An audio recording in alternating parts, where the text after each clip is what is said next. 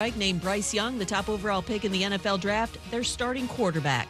Giants' busy offseason continues. Agreed on a 5-year, $117 million extension with left tackle Andrew Thomas, $67 million guaranteed. Of course, they ended the stalemate with running back Saquon Barkley yesterday. Barkley among the keys on offense for quarterback Daniel Jones' success, and Jones will be feeling the heat after signing his lucrative contract with New York, says Canty and Carlin co-host Chris Canty. If the Giants aren't a playoff team this year, it's the quarterback's fault. And I get it. There are always things that could potentially happen. There are injuries that could happen, things that could derail a season. But guess what?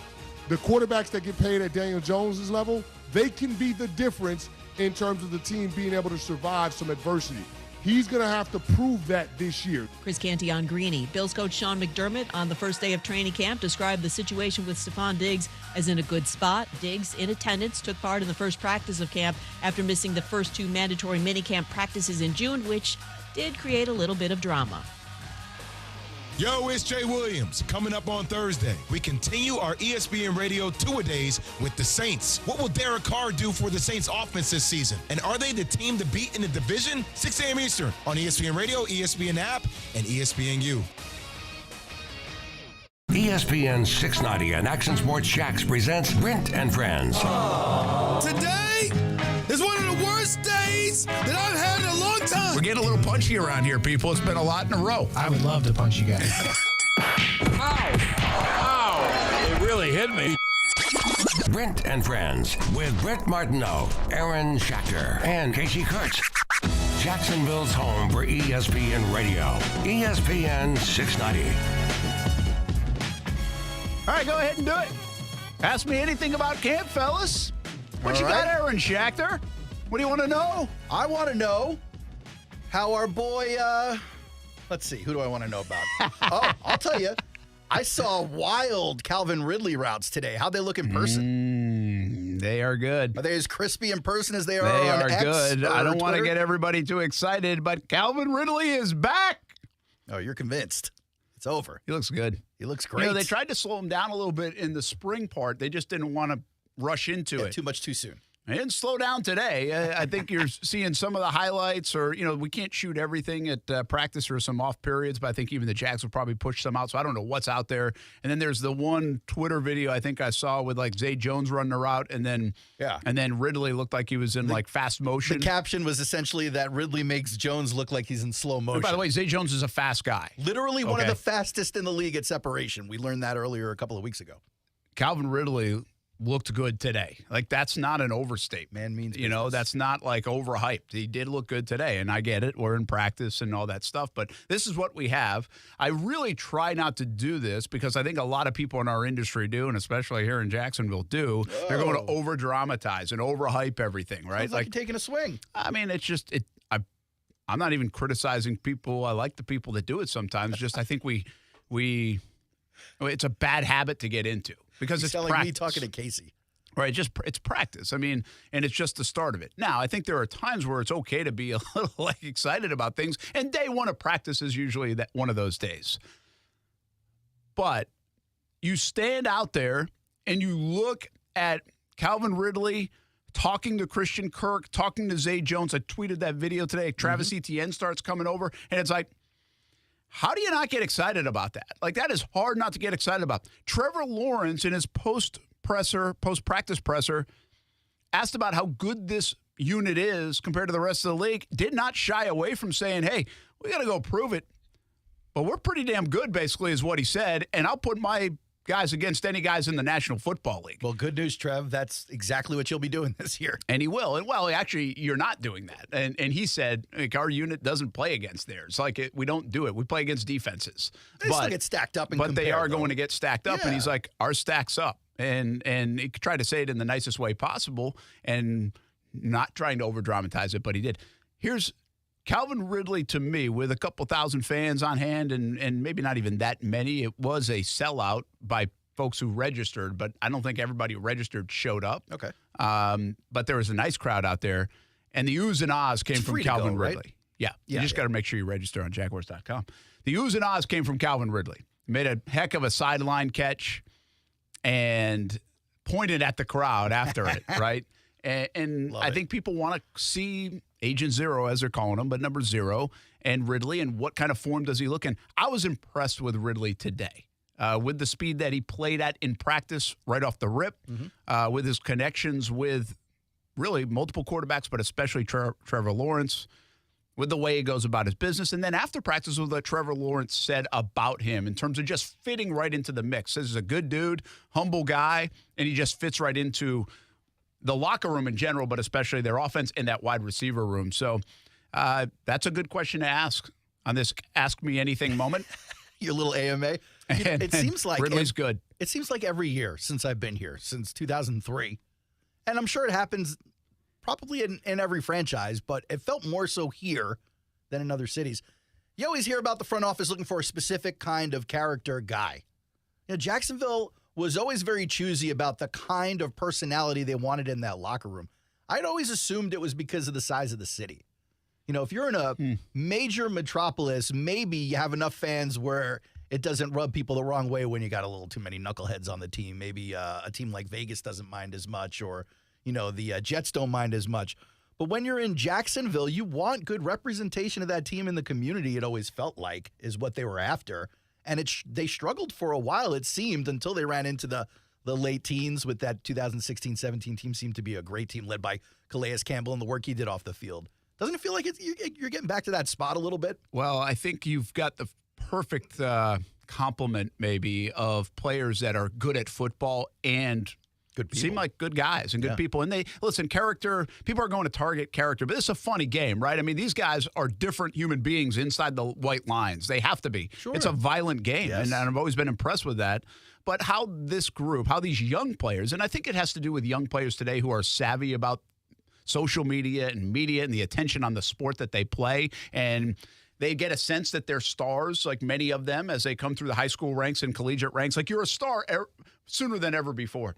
But it's interesting you bring that up, because I was noticing that as players were, maybe you just say hello to a player, or we're talking to Tyson Campbell today, or I'm watching Josh Allen meet with the media and how long they meet with the media, and Trevor Lawrence do his. Like, there is this, like, these guys are cool to do whatever you got to do. Like, and there's probably times where they're not, and they'd like to just go back in the locker room, take a shower, whatever it is. But to your point, this is a good collection of young men, it seems like, for the most part. Now, listen, you got the Chris Claybrook situation.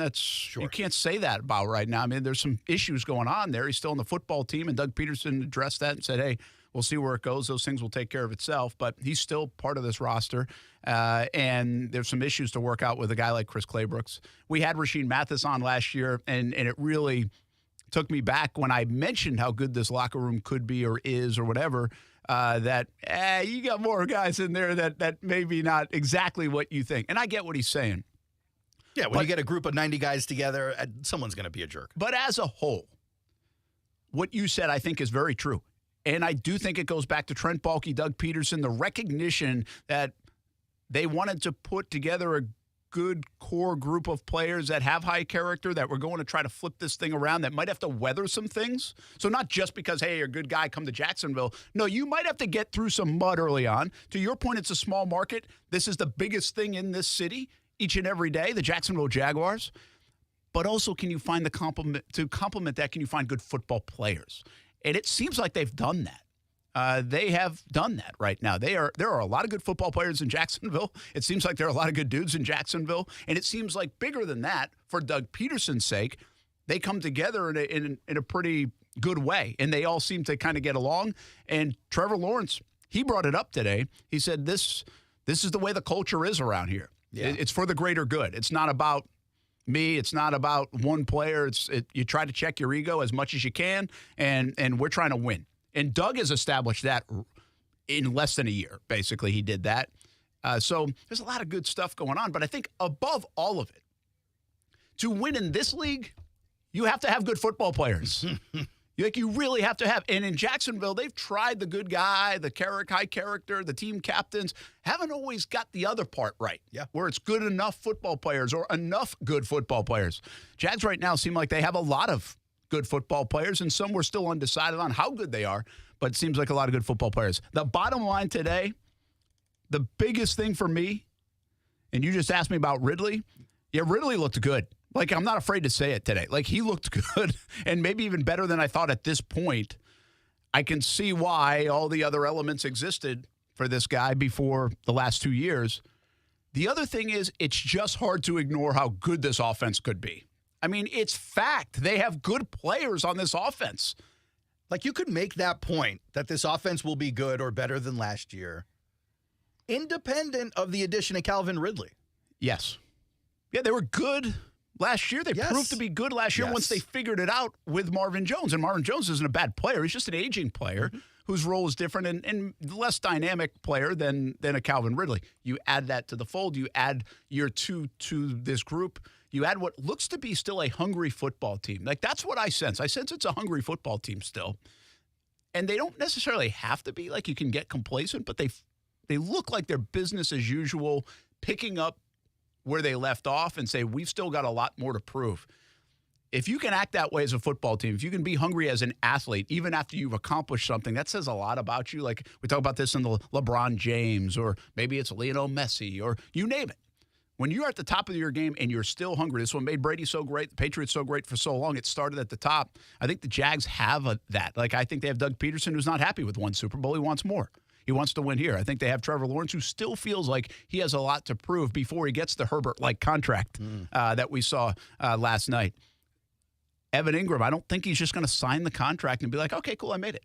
I think he still feels like he's got a ton to prove. And Calvin Ridley, offensively, might be the most hungry of them all, and he might be the most talented of them all. Yeah, I don't think you can easily disagree with any of those sentiments. I do want to talk to the PTSD fan out there. Not necessarily the Rainbows and Sunshine fan, and not you, Brent. I know you're a journalist, so you can't be a fan. But looking at Calvin Ridley today, it's easy to get excited. But don't forget here, the challenge isn't, is Calvin talented still? The challenge is, once he's on the field nonstop for days on end and hours on days, will the fatigue settle in at some point here? And that, I think, is what the team is trying to keep from happening by keeping the pace and going. Although, as you said today, they kind of opened it up a little bit for him. You know, I was a little surprised, actually, at what we saw at practice today. I mean, it wasn't like this grueling practice. It was some of the stuff that you would expect early on from the do your drill work, stretch, like you get every practice. I was a little surprised by the end of it. They were playing some football. They're going horde. Yeah, and I mean, again, not no pads on or anything like that. But no, you step in there, Brent. You take a hit. They showcase some things, and you could see some things, and part of that is you could see the route running of a guy like Calvin Ridley, right? So good, and it's crisp. And I piggyback that and ended up asking Trevor a little bit about this, like.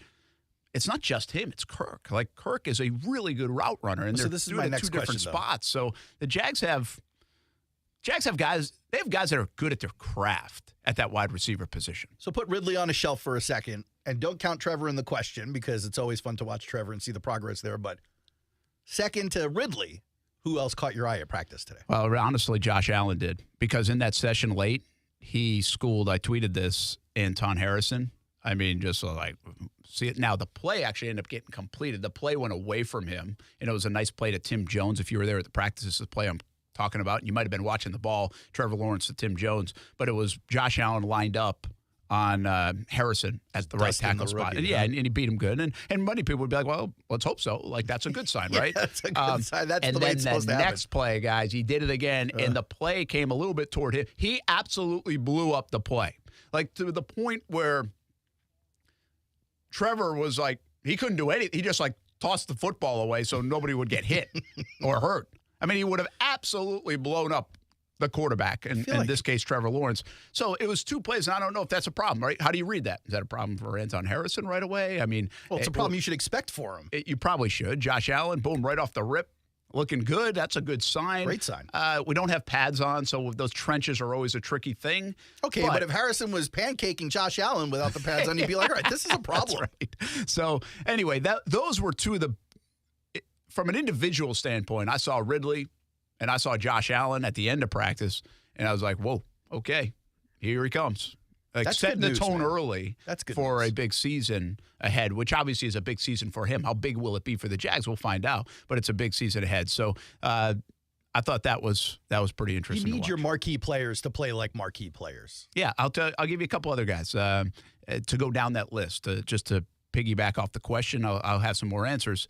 Zay Jones, I saw him early in camp. I even said to him, I was like, man, you look big, like bigger. He bulked up. Like just from a physique standpoint, I would say he looks bigger to me than last year. Now, immediately my head goes body. for a speed guy who they love his quickness and speed. You worry if he slows down with the bulking. But yeah, we've seen that before, and I don't know if it's that drastic, but it's like that guy bench pressed a little bit in the offseason. That's what I'll say. I just noticed that. I don't know how much of that. I didn't really ask him how much. I just said, hey, it looks like he did. I did ask Trayvon Walker. Walker looks what I would call more svelte. Like he looks lost lean. A little bit of the baby now he weight. actually put weight on, but he looks lean. Like I even had to tell him. I said, hey, you don't look. I'm not trying to say you looked fat last year. Got to be careful saying that to a 275-pound guy. Well, you talk about all the time. There's man strength and then there's kid strength. But I think he looks good. And he when I say something like I did this a little bit yesterday with these guys, but when I said earlier, just a couple minutes ago, Calvin Ridley might be the most hungry player on the team. He might be one of the most hungry players in the National Football League. I would assume the he guy's would be just up there. chomping to get back at it, number one, but also prove that he was on the verge of stardom and one of the best players in the league. And oh, by the way, he's only got a 1-year deal. So he wants to make more money. Yeah, this is a prove me deal. It's a big if year. you ever saw one. Just coming like off of a Josh Allen 2-year in break. that sense. Yeah. But I do think outside of Ridley, I really put Trayvon Walker as like the next hungriest player on the Jags. I think he's pissed off at the way things went last year in terms of his performance, the inconsistencies of it, just even people talking a little bit. And I don't think he gets wrapped up in. I'm just saying, I think he, as a competitor, this is a guy that he's always performed. He's performed in multiple sports. Good basketball player, too. He's always performed. And people start throwing back at you a little bit and be like, hey, I thought you were good, right? I think he took that personal at times in this offseason and got rested, too. I think that's a big part of it, but he looks good. Now we'll see if it plays. I'm not saying I saw him do anything XYZ unbelievable today, but I just saw the body and the work that these guys put in the offseason to be ready to come in here and play and hopefully play great. It reminds me a little bit, not the body part, but the hunger part of Trevor coming off his first year and even parts of last season where the guy hadn't failed before. I mean, you're talking about players that have just wowed all their life, really. And they don't know what that is. And how are you going to deal with that? Well, I think guys like Trevor dealt with that and been like, watch this.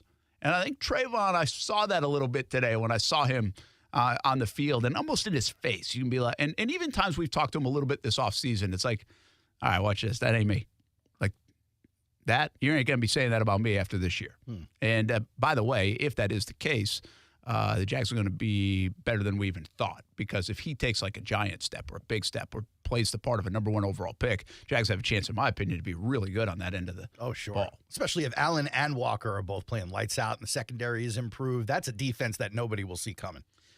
So anyway, those are some of the takeaways today. IB in the chat wants to know if Agnew made any waves at like Agnew looks good, and you almost forget about him, right? Now, we love this guy. This guy's a cool cat. He's been on our shows. And Marcel Robinson, the reason why I did see Agnew anyway, but Marcel had a really good shot of him, and he was showing it to me.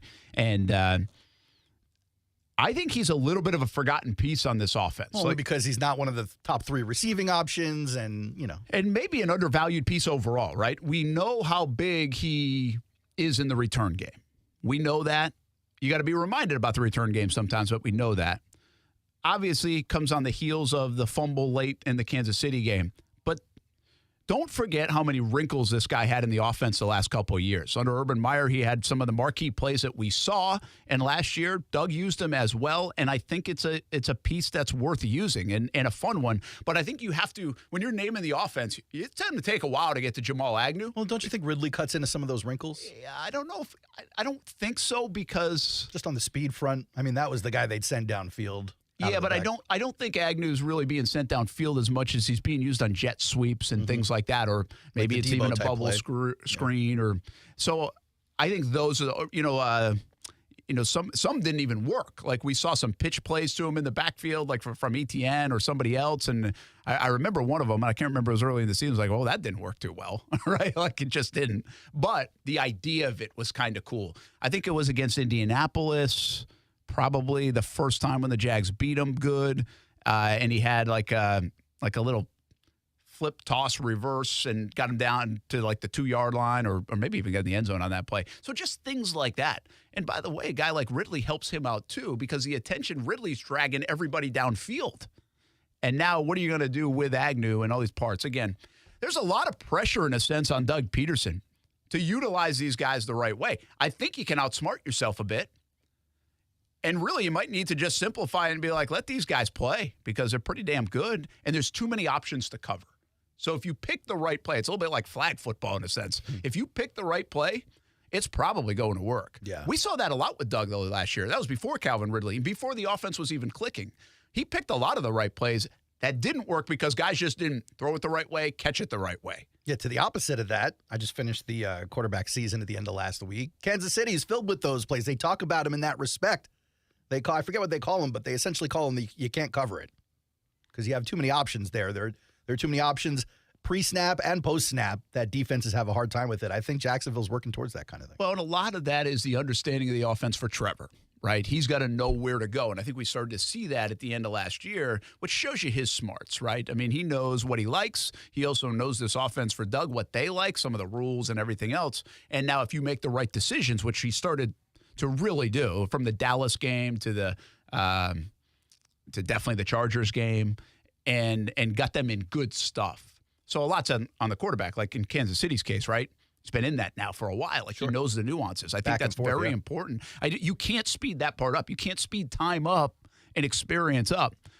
The bottom line is I think Trevor should be a lot better than he was a year ago, especially early in the season at those things and the continuity, everything else. I mean, the only guy they really have to get on the page, there are really two, is Anton Harrison on the right side and Calvin Ridley.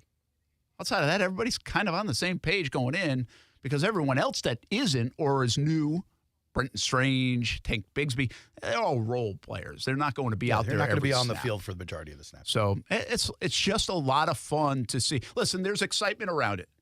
The facility's cool. Like, that's going to die down by tomorrow. Like, okay, the facility. We did an hour special on TV on it last night, and it is cool. It's great. You know what else? The facility is kind of my takeaway from looking and being at the facility the last couple of days. The Jags should have that because every other NFL team does. No, but we can't undersell the fact that this is a franchise that wouldn't get these things in the past. I know it, but they should. Like, we even might have whispered, like, maybe this should have been here like 5 years ago. You're probably right. Right? And, again, we go to Minnesota and new facilities and places like that. It is very reminiscent of a lot of those things. The utility of that facility is really strong. The ability to go from A to B quickly, to function quickly, logistics from – coaches really lay things out. The detailed coaches do a great job of that. And so I can see why they're going to really enjoy it. For the staff, there's a lot of utility and logistics that make sense. And, I mean, the fans got 20 degrees cooler today. There's no doubt it. Listen, we did too. The media was in, like, the shaded part. It makes a difference. I mean, 20 degrees cooler and 130 degrees is still 110 degrees. Yeah, but it still makes a difference. I'd rather be 110 than 130. Just watch it on TV when they bring it back to the newsroom. The only thing was out there today is the bugs. I haven't had the mosquitoes or anything else all summer. Like, not even by the house. We live around the same area. A lot. It's rough. But this morning I'm out there early to do live TV, and in the shade, those little gnats, or I don't know what the heck they're called, they're like flying all around. Swarming, yeah. I thought I had too much product in my hair or something. Not much on the face, but you dump a ton in the hair, huh? I guess so. All right. And that was it. And they were still bugging Tyson Campbell after the practice. Gotta get those bugs out of there. That's a pain. It's those little pesky things. Yeah, little gnats. Yeah, that's it. I don't even know if they're gnats. They get into like a little swarm. Sometimes I'll come home on the driveway, I'll see like a ball of like a flying gnat fight in the middle of the driveway in just one spot. My only complaint of the first day is those little bugs. Yeah. You need the sun. The sun scares them away. Does it? Oh, yeah. I didn't know that. Yeah, they hang out in the shade. Smart little guys. We'll be back. Brent and Friends on ESPN 690.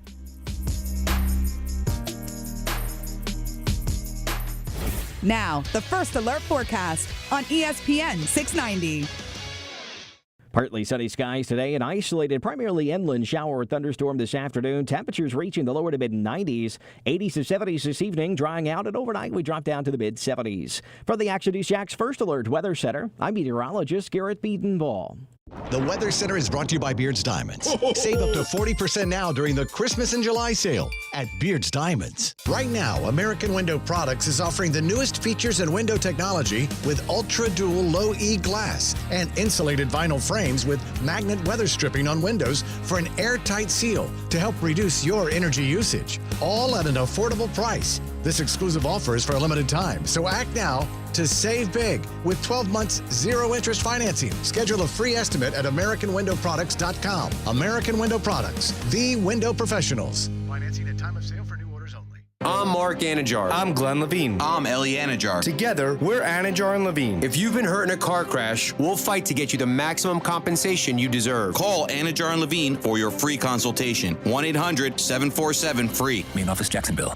We're dealing at Best Bet St. Augustine, the only card room and sports bar in St. Augustine, Florida. With nonstop action, poker games of all limits, exciting tournaments and table games, and a sports bar showing all the action, Best Bet St. Augustine has you covered. Don't miss our delicious dining options, serving breakfast, lunch, and dinner, and our always popular freshly made sushi. Best Bet St. Augustine is located at 800 Marketplace Drive off exit 311, where I-95 and State Road 207 meet. Learn more at bestbetjax.com. Hey Jacksonville, we need your help. It may be summer, but school is just around the corner. Hundreds of local homeless, at-risk, and low-income students need school supplies. One-to-One Financial, Jacksonville's hometown credit union, is collecting school supplies through July 30th, so our most vulnerable kids can start the school year right. Be a good person and help us fill 350 backpacks this summer. Bring donations to your nearest One-to-One Financial branch. Learn more and find the closest branch at one-to-one-fcu.org. And don't forget, the school supply tax holiday is the last week of July. Thanks, Jacksonville. It's back. The Big One sales event is here, and it's going on now at Arlington Toyota. Arlington's got over 400 new Toyotas available. Cars, trucks, SUVs, and family vans. And that means now's the time to go big and go home in style. Plus, with every new Toyota purchase, you get Arlington's lifetime warranty and 30-day exchange program. But don't wait. The Big One sales event won't last long, so shop today. 10939 Atlantic Boulevard and online at arlingtontoyota.com.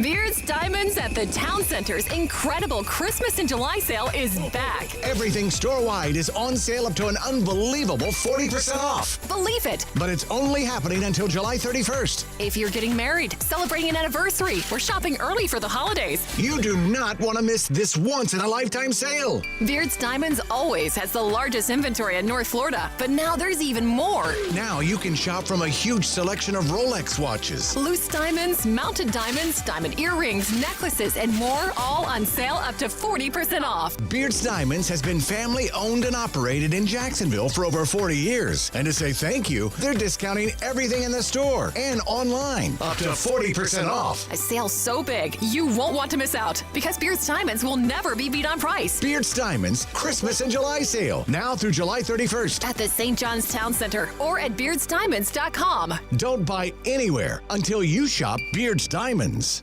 Hot, hot, hot. Can you believe this weather out there? Hi, this is Stan Nagel for Energy Seal Foam Insulation, reminding you that you're burning up. Do something about it. Spray foaming your attic with Energy Seal really works. Call 888-306-3626 for 20% summer savings. EnergySealJax.com. And we're live here outside the Perez family home, just waiting for the... And there they go, almost on time this morning. Mom is coming out the front door strong with a double-arm kid carry. Looks like Dad has the bags. Daughter is bringing up the rear.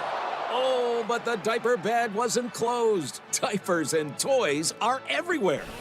Ooh, but Mom has just nailed the perfect car seat buckle for the toddler. And now the eldest daughter, who looks to be about 9 or 10, has secured herself in the booster seat. Dad zips the bag closed, and they're off. But looks like Mom doesn't realize her coffee cup is still on the roof of the car. And there it goes. Oh, that's a shame. That mug was a fam favorite. Don't sweat the small stuff. Just nail the big stuff, like making sure your kids are buckled correctly in the right seat for their age and size. Learn more at nhtsa.gov/the right seat. Visit nhtsa.gov/the right seat. Brought to you by NHTSA and the Ad Council. Hey everybody, it's Brent Martineau from Action Sports Jacks. There's a good chance you have a smart speaker, so use it with ESPN 690. Stay up to date on the Jags and all things sports by telling Alexa or Google to play ESPN 690. It's as easy as that. Make sure you listen weekdays 3 until 6 p.m. on ESPN 690.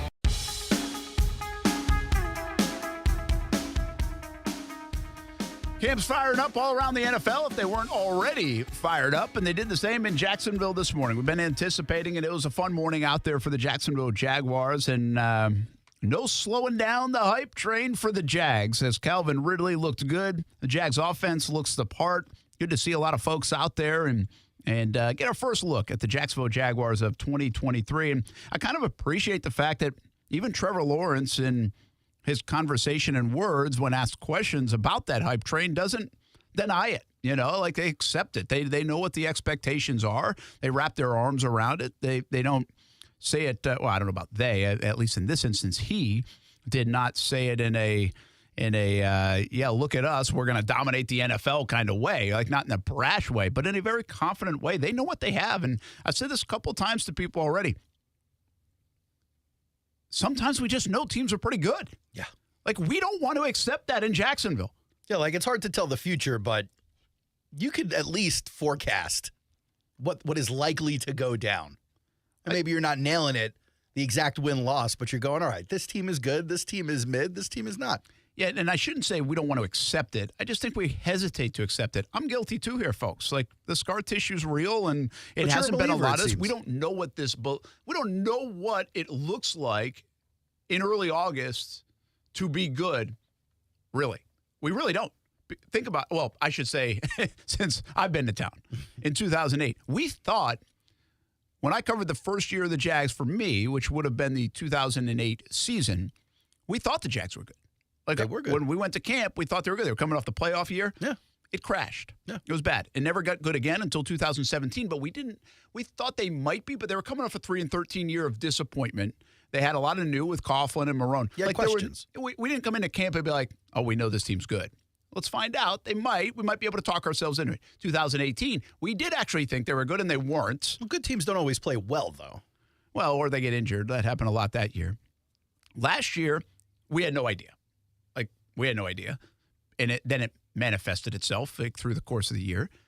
And now this is really the first time since I think I've been here, again, since 2008, that I can sit here and say on paper, or what I saw at the end of last year, to what I see the entire offseason in terms of what they have on their roster. And now looking at it like today on the football field again, and you're like, here you go, guys, this team's good. Like, I can say it with conviction. Like, I feel it. Like, I think I know it. They're good. Will they play up to their potential, their capabilities, their expectations? We're going to find out. But I think this is a good football team. I didn't say it's a great football team. I didn't say they're the best team in the league or to win this Super Bowl. But the hype around winning the division, getting back to the playoffs, being a contender, it's legitimate. That's where the expectation should be, because I think this football team is good. What's a milestone for you to turn around and be like, I think they may be great? I kind of agree with I agree with Trevor today, because I've said it before. I think they need to dictate play. I like that phrase. You'll hear me say it a bunch, and I think it's just the best way to describe it. And what that means to me is you're an offensive football team. You have a franchise quarterback that's good. You have a head coach that's won a Lombardi Trophy. You go into the Sunday game, and although people don't do this anymore, but you almost say, give me the ball because we're going to go take the lead. And we're going to play from ahead. And you might come back on us a little bit, but we're going to take the lead again. And then if we need to finish it off at the end, is what Trevor said today, then we'll finish it off at the end. I think some of this team has said, all right, we don't need to come back from 10 down, 17 down, 27 down. Like that, those are words out of their mouth. And I agree, they shouldn't have to. Now, sometimes you might need an epic comeback. The Chiefs still need that. The Bills, the good teams.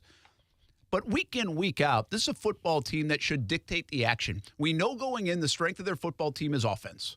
we think going into every game on Sunday, they can score a good amount of points, and they're going to be amongst on that field that day. They have a chance to be the best offense out there. So they can dictate the action, dictate the play. And think about it from two of the teams that we know very well, really on the verge of dynasty for the Kansas City Chiefs. We know going into the game that everybody talks about their offense. We know every defense, including the Jacksonville Jaguars twice last year, go into every game plan, every practice, and every Sunday game against the Chiefs trying to slow down Patrick Mahomes, stop Travis Kelce, figure out Andy Reid and what he's going to do. Go back the previous 2 decades, and you have Bill Belichick.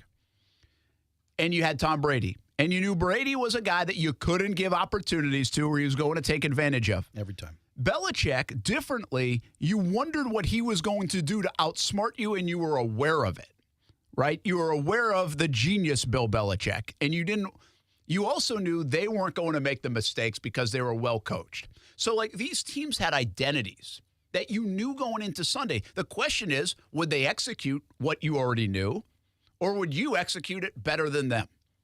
And they win every game. They don't win every game, but they do win a lot of games because of it. And I think we're to the point in Jacksonville, and we need to see this early in the season where it's like, hey, I know the offense is good, so make sure you go put some points on the scoreboard early. Like, no 3-point first halves. Yeah, you really do have to, like, start that habit, this life, this religion of scoring maybe on the first possession as much as possible. Certainly in the first quarter. That was a big struggle last year. Yeah, there was times, right, where they had 2 different seasons, but there were times where they just didn't score early on in the game, and then they did later on. I mean, we talked about how many points they scored versus 2021, so it definitely was an increase. But I think it just might look different. And then, obviously, there's some logic involved here, right? If you start faster, if you get ahead earlier, if you're right in the middle of the game, you allow your defense to go make a play that could change the game or give you a 2-score lead. And then a 2-score lead, your odds of going up, obviously, are of winning, go way, way up. So, yeah, I think this is I don't think this is brain surgery. I think it's right there. The Jags are pretty good. The Jags have to prove they're good. The Jags are an offensive team. The Jags have to score early, dictate play, and if they need to come back and win, they do it that way. Like, that's kind of it. Like, that's what it is. Now can they go do it?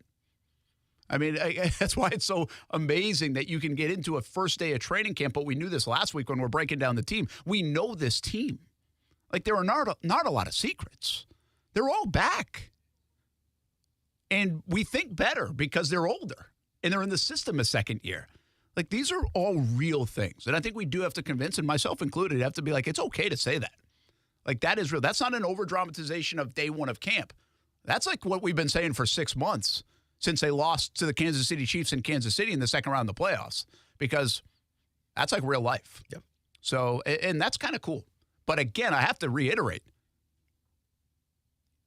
Brent's tenure in Jacksonville, haven't really been able to do that and say that. And one of the unique things that has to be pointed out about this team is the roster that is back.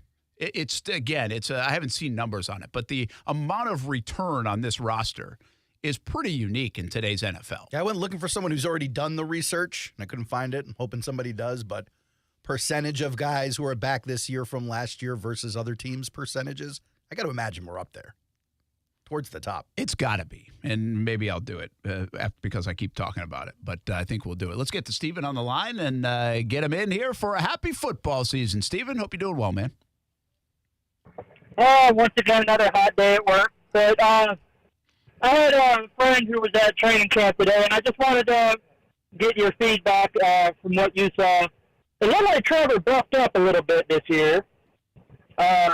I know what you're talking about with Trayvon Walker because he put on a few photos of him working out on Twitter, and he was doing it old school Rocky style with the tires and everything like that. He was going old school working out. But I just wanted to get your thoughts because he also told me that Walker Little was actually looking like a good solid left tackle for the future for us, and I just wanted to get your thoughts on some of the things you saw with other linemen and the front seven and everything like that. All right, thanks, Steven. Appreciate it. I did think Anton Harrison struggled a little bit against Josh Allen. My eyes were taken in that direction. I do want to be a little careful to get wrapped up in the trenches without pads on. Like, that's a dangerous thing. Everybody's trying to stay up. Like and not get on the ground and not twist ankles and not get so you got to be You've aware already started of seeing that. on other teams some camp injuries starting to happen. And so basically what you get is you get a lot of let's think about it in quick bursts. You get a lot of 1 to 2 second things, and then after that it's hard to judge. And that's why I noticed Josh Allen. So I was like, dang man, off the rip, boom. It didn't take long to beat him. And so I didn't notice Walker Little, Stephen, to your point. So I'm assuming that meant it was a good thing. And I trust Walker Little. I don't have a problem with Walker Little. It certainly seems like this team trusts Walker Little, and I expect him to play well. There's not an expectation that he's not going to play well for me, but I've kind of been a fan of him since he got drafted by the Jags. So this is interesting. So not that Walker would come out and lay an egg, but you feel confident he's going to be a good left tackle for the time he's in there, whether that's all season or 4 games. Yeah, I do. I don't think it's a problem. The team's on the same page. If that's the case, how do you bring Cam back? Well, because you're paying him $17 million. All right, you ship him off and do your thing. And okay, based off what I saw today, it's okay, well, Walker Little might be going back to right tackle. Well, that's the other part of it, right? It's not just about how Walker plays; it's about how Anton Harrison plays. By the way, that's super hyperbole, just messing around. But sure. But to the point, it's not just about left tackle; it's right tackle too, and about guard. Remember, Ben Barch is starting the season on physically unable to perform list. Tyler Shatley, again, I'm comfortable with Tyler Shatley. How comfortable are they with Tyler Shatley? How much after that first 4 weeks, will they put Ben Barch in if he's ready to go after being on the PUP list? Or will they slide Walker Little to guard, which is something they're going to continue to experiment with here in camp, so then they get Cam in. So the varying forms of this offensive line, there's going to be 2 different renditions of this at the very least, and there may be way more than 2. One is going to be what you expect to start in game 1 on September 10th. The other one's going to be who you expect to start the second game in London when a 4-game suspension is up and a guy like Barch potentially comes off the physically unable to perform list. Those are 2 different things. This could be an interesting carousel on the offensive line. And again, I know what people want to do here, and I just can't predict it. We can't predict it. Well, what if X is playing really well? Yeah, the boys are cooking. I don't know. If the boys are cooking, why are you going in the kitchen messing things up? That is probably going to be a more valid question if the boys are cooking, right? Got to be a pretty good meal on the plate. You have to start with logic, and the logic says $17 million a year, whatever it is, close to it for Cam Robinson. It's hard to put that guy on the bench. Well, I am Dino more says apt you to should trade him.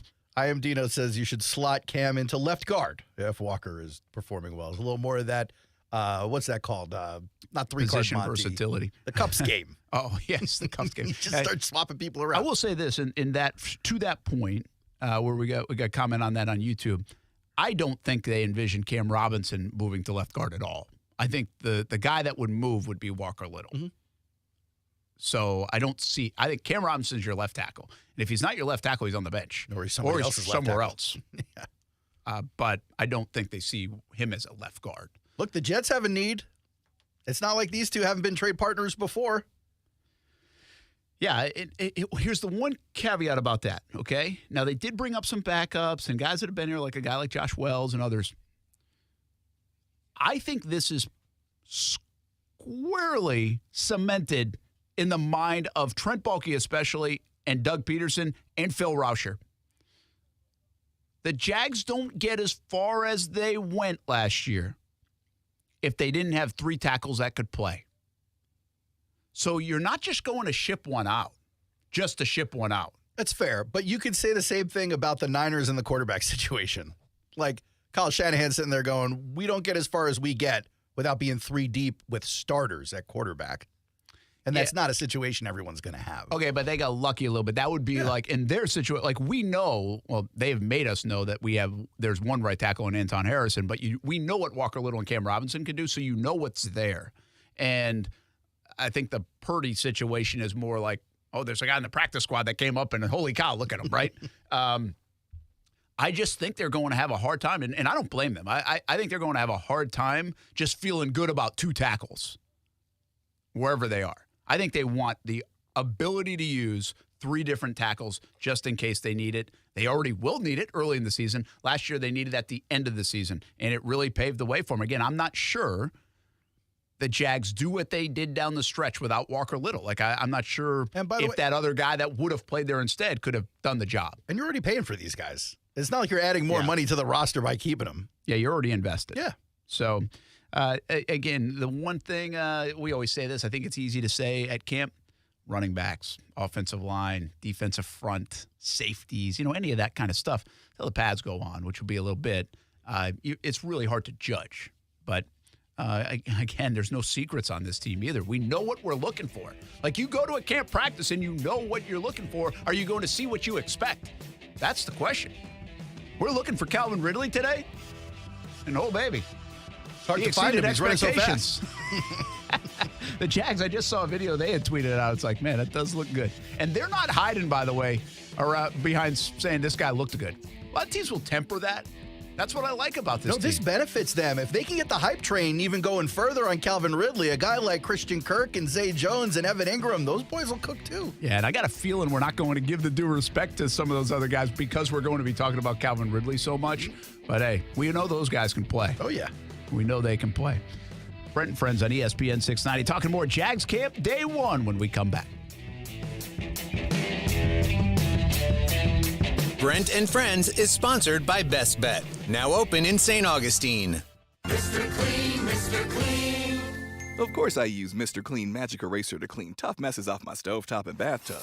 But then I discovered I can also use it to easily clean my patio furniture and even my shoes. I'm hooked. And when wipes won't cut it, I use Magic Eraser Sheets. They're thin and flexible erasers, perfect for everyday messes, like gunk on my counters and sinks. They really are magical. The reviews are in. Mr. Clean Magic Eraser and Sheets make cleaning look easy. Ray Magliozzi here for eBay Motors. Okay, easy now. You're teaching your kid how to parallel park. Ouch! Turns out he likes to do it by feel. Don't worry, eBay Motors has bumpers, taillights, trunk lids, license plate holders, 122 million parts. Pull up just a little bit. And headlights. They've got lots of headlights. Get the right parts at the right prices. eBay Motors. Let's ride. We're in the middle of summer. Be ready for anything, on the road or off the road, at Nimnick Buick GMC. No one will ever pay over MSRP at Nimnick Buick GMC, the place where my family has purchased 6 vehicles since we've been in Jacksonville. Go to Phillips Highway or NimnickBuickGMC.com. Are you looking for a used car under $18,000? Maybe one for the kids? Nimnick has a great selection, over 300 used cars, trucks, and SUVs to choose from. The #1 Buick GMC dealer in Jacksonville. Nimnick Buick GMC. GMC, we are professional grade. As the seasons change, one thing remains the same. Jacksonville and all of Northeast Florida are fueled by Celsius Essential Energy Drinks. If you spot ESPN 690 anywhere in the community, come hang with us and grab an ice-cold Celsius. Discover how good your water can be with the new Connecticut softener and drinking water system. Connecticut's twin tank non-electric softeners are the most efficient softeners available, and their drinking water systems remove up to 99% of contaminants. This month, you can get 50% off a Connecticut K5 drinking water system with a purchase of a Connecticut Premier Series softener. If you're not filtering your water, you are the filter. Don't be the filter. The experts at CGC Water Treatment and Plumbing will test your water for free and provide solutions that are right for you and your family. Imagine having clean, clear, purified water at your home. No more plastic bottles, no more waste, just great tasting, purified water that you can trust. Call 904-552-1242 or visit cgcwater.com. 904-552-1242 or cgcwater.com. Financing options available with approved credit. CGC Water Treatment and Plumbing are proud partners of the Jacksonville Jaguars, and I'm a proud customer of CGC Water Treatment and Plumbing, an authorized independent Connecticut dealer. Florida license number CFC 1428211. When you enter a place of business, you're owed a legal duty that the place of business is safe for you to shop in because they're making a profit from you. That's the law. Yet many times a normal day ends with injuries because that business breached that duty because they knew or should have known of the dangerous condition that caused your injury. It happens every day in many ways. Slip and falls where cleaning and maintenance were ignored. Falling boxes and items stacked too high. And so many other unexpected occurrences and dangers only known to that business owner. I'm John Morgan of Morgan & Morgan. If you suffered an injury at a place of business, let our team investigate and report back to you. The duty to protect customers from harm is the law. and our duty is to protect you after that harm. Visit forthepeople.com for more information, or on your cell phone, dial #law. That's all. Morgan & Morgan, America's largest injury law firm. forthepeople.com. Denise is a Pilates instructor and a small business owner. And a mom, too. And at Community First, we get that. We get you.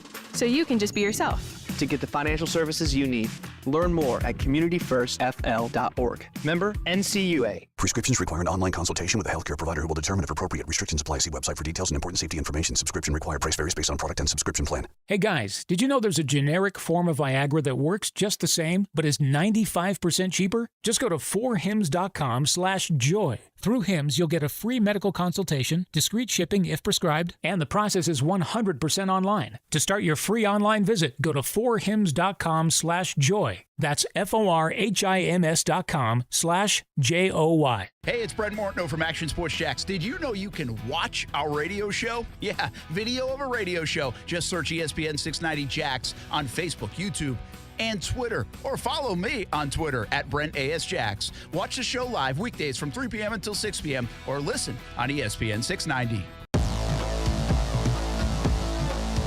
I never in my life thought I would get to the point where we're doing a sports show and talking about Barbie. Oh, it's all the rage, But you just Brent. mentioned it, and I was like, it is the rage. Like, did I miss this? All of a sudden, like, I heard a bunch of it this weekend. Obviously, it came out. It came out this weekend.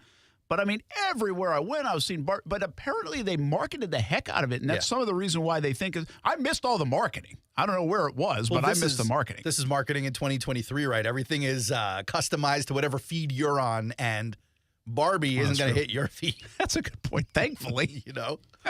But, yeah, they had this wild 3D billboard, essentially, out in, I think it was out in front of the Burj Khalifa. Yeah, I think that's where I saw that. Yeah, and that thing looked wild. Almost it looked creepy. like very futuristic and creepy, but it's crazy some of the stunts that get done to promote these movies. But it came out there and lit it up, man. Last weekend, 162 million. Barbie movie does not look exciting to me. I don't know. It's not for me. Fine. But when you make 162 million, that's not just a movie for little kids or little girls. Well, and see, okay, I have no idea. I'm not going to see it. Like, why would I see this if I had like a teenage girl? Yeah, sure. Okay. You get roped in there by somebody. Okay. But what I heard about it is, or it's PG-13. Yes. Now, why did I envision like all these little girls bringing Barbie dolls to the movie theater? Well, they can't even watch it. They can. Well, they can, but no, and they do, and that's the thing. So I'm going through this because I got small kids now. Your kids are a little older, so you might be a little past it. But when we were kids, and when your kids were little kids, when we were kids and your kids were little kids movies were rated G and PG. That's it. You can't find a rated G movie anymore. Oh, you can't? You can't. Why? Because of all the innuendos? And fighting, I think. Oh, okay. So now all it is PG. Yeah, like a movie's boring if you can't give me an innuendo or two, right? Well, you need scripting for the adults. Even the old Disney movies with Aladdin and everything else had a little bit of that in there, we think, right? right? Jokes in there, yeah. Now, the kids' movies instead of G are PG, and the older kids, the 7, 8, 9, their movies are now PG-13. And then you'll slip in a bad word in there. Maybe not a full-on curse, but like bad words. Okay, so we've graduated. Yeah. Interesting. But also, that's how you get some of the older teens to go to your movie. You go, it's PG-13. It's not a children's movie, even though it is a children's. All right, so let's quickly shift off Barbie. Okay. And go to the other big one. Should I see this? Because the only thing, again, Oppenheimer. Yeah. I have no idea. Don't have any idea what it's about. Really? I've just heard people keep talking about it. And the only other thing I've heard about is it's long. Isn't it super long? It is a long movie, although there have been longer movies released this year. It's not like an hour and a half. It's 2 hours plus. I don't think it's 3. I think it's 2.5. Okay. I think that's maybe what I saw. But Oppenheimer is the story of Robert Oppenheimer, who was in charge of the Manhattan Project, who developed the atomic bomb. And then all these people who worked on this thing are like so regretful for creating this thing that may one day end the world. And I think a lot of the parallels are being drawn today between the Manhattan Project and AI. You have a lot of experts on AI coming out going, guys, we're going too fast here. No one's building brakes on the car. Like this is a problem. Yeah. And I think that's leading to a little bit of the heat, but Last weekend, $82.5 million to Now, Barbie's Barbie kicked its ass, 162. Now, I will say this. I don't know how you are Barbie about... beat the atomic bomb. I don't know how you are about Oscar-worthy, Oscar buzz and stuff like that, but... Usually the Oscar movies I've never heard of. I could have imagined, right. But the lead actor in this movie, I believe it's Cillian Murphy. Okay. I forget how to say his name, but he's the lead actor in Peaky Blinders, which is one of my favorite shows out of the BBC. It's on Netflix.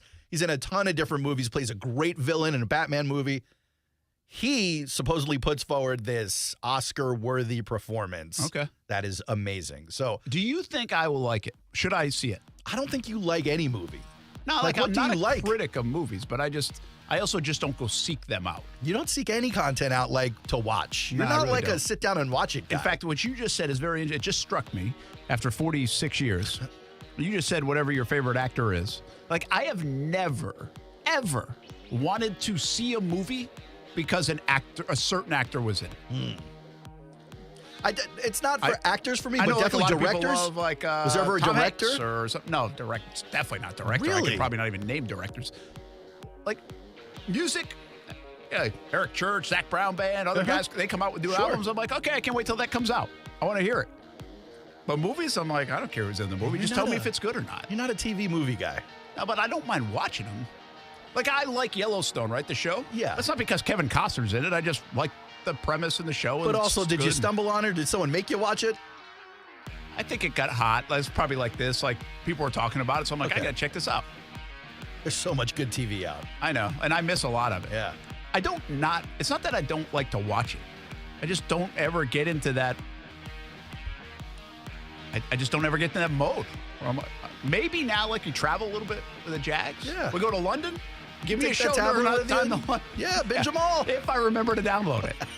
Because then I'll get to the plane, I'll be like, oh, shoot, What I a forgot to boring download it. flight if you forget to download anything for a 12-hour, whatever that flight is. Oof. Back to football. We go, no more Barbie, I promise. 4 o'clock hour coming up. Brent and Friends on ESPN 690. We're dealing at Best Bet St. Augustine, the only card room and sports bar in St. Augustine, Florida. With nonstop action, poker games of all limits, exciting tournaments and table games, and a sports bar showing all the action, Best Bet St. Augustine has you covered. Don't miss our delicious dining options, serving breakfast, lunch, and dinner, and our always popular freshly made sushi. Best Bet St. Augustine is located at 800 Marketplace Drive off exit 311, where I-95 and State Road 207 meet. Learn more at bestbetjacks.com. Smoothie King is a family thing for my family. I love the Lean One vanilla and strawberry. My wife Steph gets the Lean One chocolate. My daughter Kaylee, the Caribbean way. And Ty goes all out for the Hulk. You have choices at Smoothie King. Smoothies for everyone, and now smoothie bowls too. And this summer, plunge into extreme watermelon smoothies, now available at Smoothie King for a limited time. Enjoy extreme watermelon, or for something more tart, dive into the new extreme watermelon lemonade. Extreme watermelon smoothies, back for a limited time, only at Smoothie King. Rule the day at a Smoothie King in Jacksonville.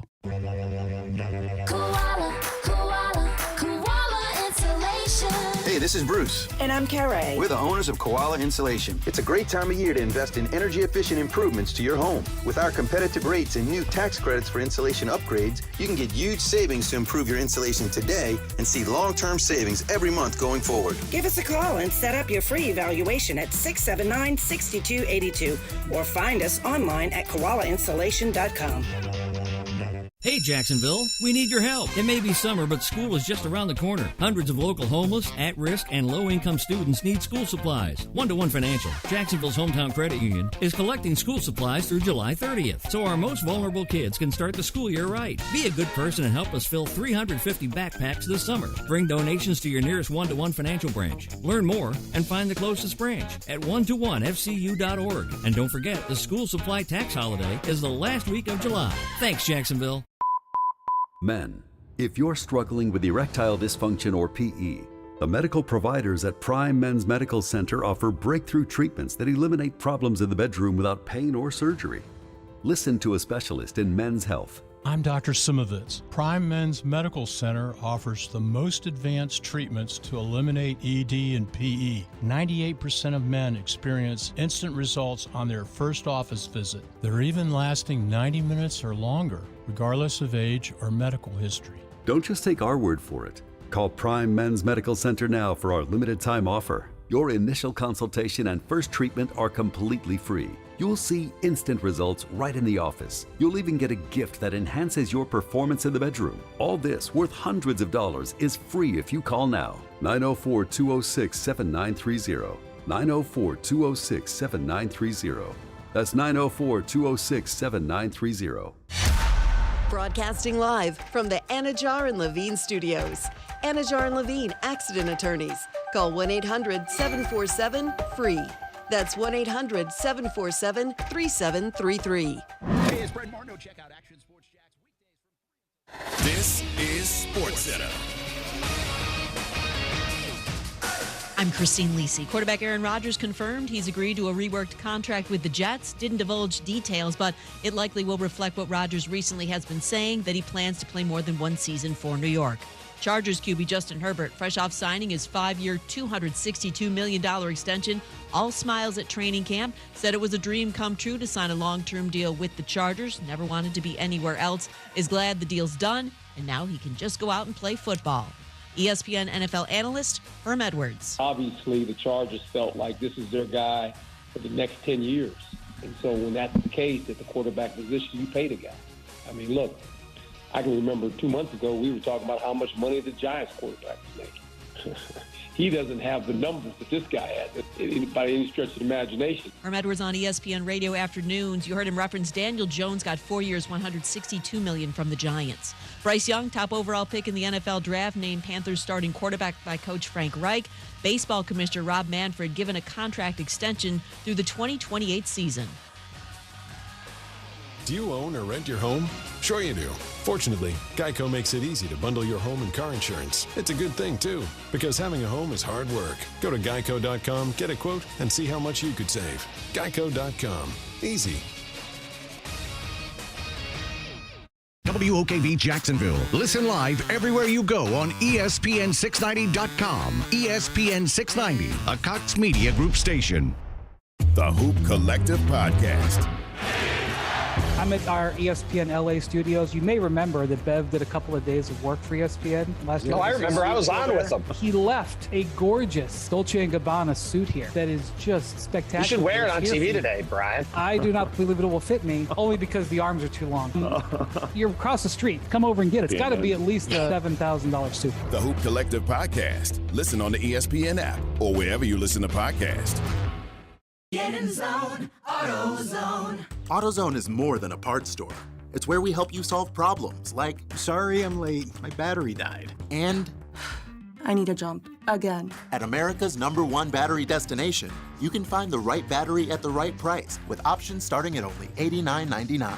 And we offer free battery testing and charging whenever you need it. Get the parts and help you need to get the job done right at AutoZone. Get in zone, AutoZone. Restrictions apply. ESPN 690 and Action Sports Jax presents Brent and Friends. Today is one of the worst days that I've had in a long time. We're getting a little punchy around here, people. It's been a lot in a row. I would love to punch you guys.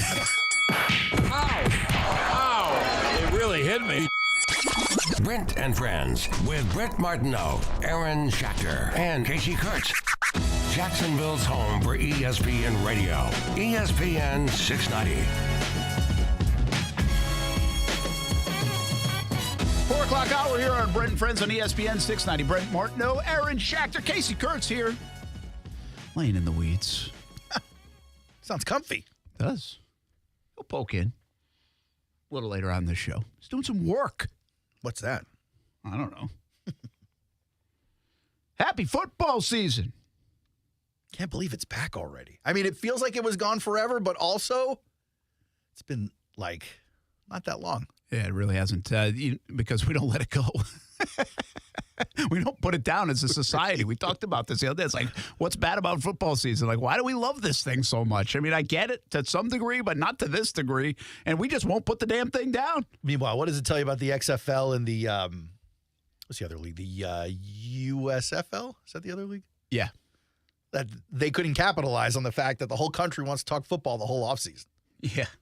That's a good point. They do have some USFL guys, I believe, that are into the NFL camp. Sure, so like the guys who are playing are work. getting it done, but like you would hope those leagues would get marketed in a way that that's a good satiates point. Everybody. It is a good. It is like you want. I get why people try it. Yeah. Right. Because you're like, Everybody wants to talk football. Sure. Wants to see football. Like, we sat there and talked about Aaron Rodgers for weeks. College football brand is not necessarily like the greatest brand of football. People still see it, want it. Yeah.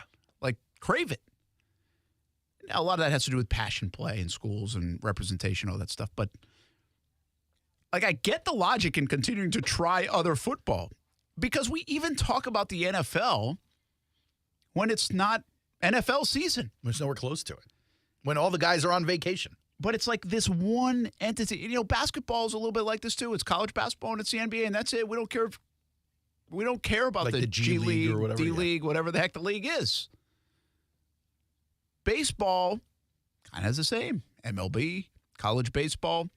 I will say minor leagues matter a lot more to cities around this country. You know, minor league's interesting because it's just not an everyday topic. Like the jumbo shrimp are an unbelievable thing for around here. We're home for jumbo shrimp baseball.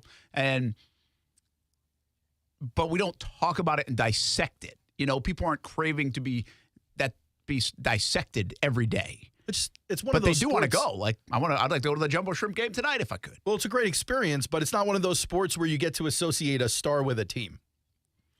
Yeah, that's a good point. Yeah, the better they are, the quicker they're out. Although, is it tonight? Max Fried's in town, isn't he? I think he is. No, he got sick. Oh. Is that the story? Yeah, he got scratched. He's sick. Got sick? It's July. Nobody gets sick in July. Who gets sick in July? Huh. Do people get sick in July? I don't know if they get sick. My allergies definitely plumped up the other day, though. I've heard of summer colds, but I've never heard of July summer colds. I'm dog sitting a hypoallergenic dog. Oof. And I'm getting allergies from the thing. Well, if you need some baseball tonight, obviously you do have the shrimp, no Fried. But and you do have a Coastal Collegiate Baseball League championship game tonight over at the University of North Florida. Okay. We'll be over there. And so there is some baseball. Speaking of baseball, I saw you posting on Facebook. You're back on the couch again a little bit. Yeah, back on the couch. Yeah, got to get through the emotions of this stuff that's about to transpire. But my banking account appreciates it. That's funny. So let's talk some football. What do you say? What else is happening around the league? Yesterday we talked a lot about Aaron Rodgers. It's like every throw they make, they put it on there. Well, I'll tell you what's happening around the league. Justin Herbert signed a 5-year, $262 million extension. He signed the big boy deal. This goes along with the conversation we had yesterday. Money is just numb to me. I don't even know what $262 million is. And that's not me personally. I'm just saying in my ears. Sure. We're just hearing these numbers so often. It's at the point where if someone signs a $30 million deal, they go, oh, that sucks. Yeah. Sorry. Got ripped off. Will we see a $30 million deal or less for a quarterback again? That's not a backup. Probably not. I think we saw one with Jacoby Brissett this offseason. So obviously he was going to get paid. This gets done. And we're just talking in the break. The interesting part of this is obviously how it relates to Trevor Lawrence. Yeah. What do you have, $52.5 million a year for this one? That's Herbert. Herbert, $52.5 million AAV.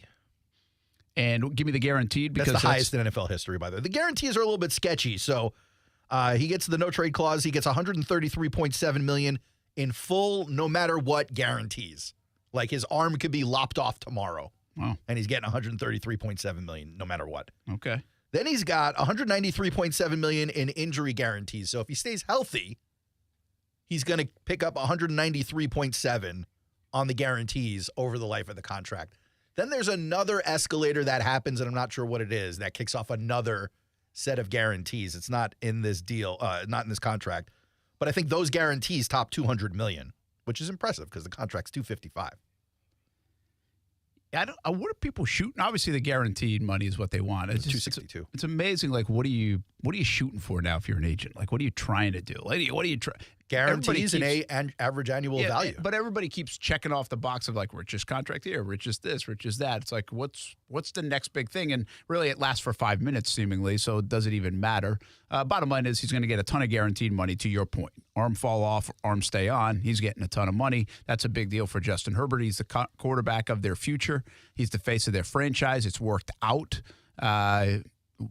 Would his path have gone if Tyrod Taylor doesn't get wrongly gets his lung punctured by the team doctor? Yes, needled in the ribs or whatever. How does Tyrod Taylor not sue the Chargers for $80 billion? I thought he did. Didn't he sue somebody? He had to have. I don't know how that because it definitely cost him a contract. And it just feels like the way Herbert, like I wonder how Herbert's arrival to the NFL would have been if Tyrod Taylor holds him off for a while because they had a good football team, remember? But how long could he possibly hold I don't know. A season? It felt so unexpected. It was, yeah. Right? So he just all of a sudden it's like, boom. And again, there were some thoughts about a guy like Herbert who had played a lot in college and had gone back to college and could have came out the year before and didn't. And I mean, I guess if you're good, you're good. He was going to be good. But I remember the year before when people thought he was going to come out, he was thought of like in a top 3 quarterback draft pick. And then he comes out, and it almost seemed like he slid a little bit. He did. I think he went down, didn't he, like 7 or something like that? Yeah, I thought 9, but maybe somewhere 9. around there. Yeah. Is there some thought? I think even the Jags could have drafted him. Probably. They're probably picking higher than 9. In 3 seasons, he's 25-24. He's got that playoff loss. Wonder where that happened. He's passed for 14. Finally made the playoffs, so. 14,000 yards, 1,489. That's more than Andrew Luck, by the way, for most through a quarterback's first 3 NFL seasons. That's an impressive His milestone. numbers are sick. He's completed 1,300 career passes, also the most in league history through first 3 seasons. 64 total QBR. It's 4th in the NFL since his rookie season in 2020. That's impressive. 94 career touchdowns, 3 consecutive seasons with at least 25 passing touchdowns. That puts him in a class with just Peyton Manning. So next up is Joe Burrow. He's next. Yeah. It's been very quiet. Yeah, it's super quiet. Usually that means something's probably getting Probably, right? Someone did Which I like ask that. I appreciate the the quiet GM nature in of it. Cincinnati about this the other day, and he was like, I'm not going to He didn't talk about it. Yeah, Mike Brown, yeah. It I usually think it means was the they're owner. working on I think it was the owner, yeah. So I like that, by the way. It usually does mean something's getting done, and you don't have to play this thing out in the media. I wouldn't. So like weeks ago, Burrow said or implied that it was going to be a team-friendly deal, that he knew he couldn't sit here asking for $60 million if he was also going to ask for some of the best players in the league. But you still don't know what that's going to look like. And I don't know. This is why I asked, right? What do you have to see as a player and agent to be like, okay, we feel good about it? Oh, it's over $50 million a year. You're going to feel good about it. It's $250 million contract. It's $125 million guaranteed, whatever it is. Like, you're going to feel good about all those things. Like, you're getting paid handsomely. You're well taken care of for a long, long time. So compensation is not bad. So what has to happen to now for Joe Burrow? Does he just have to get to 53 to feel good?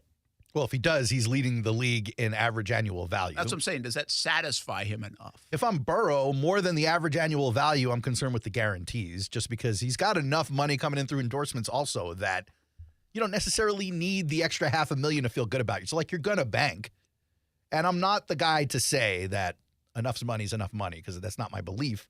But if you really want to do a team-friendly deal a la Pat Mahomes, then you're going to have – I mean, Mahomes, I think, is the 8th highest quarterback paid now, deserving of the number 1 spot. Isn't it basically slotted, I guess, is what I'm getting at?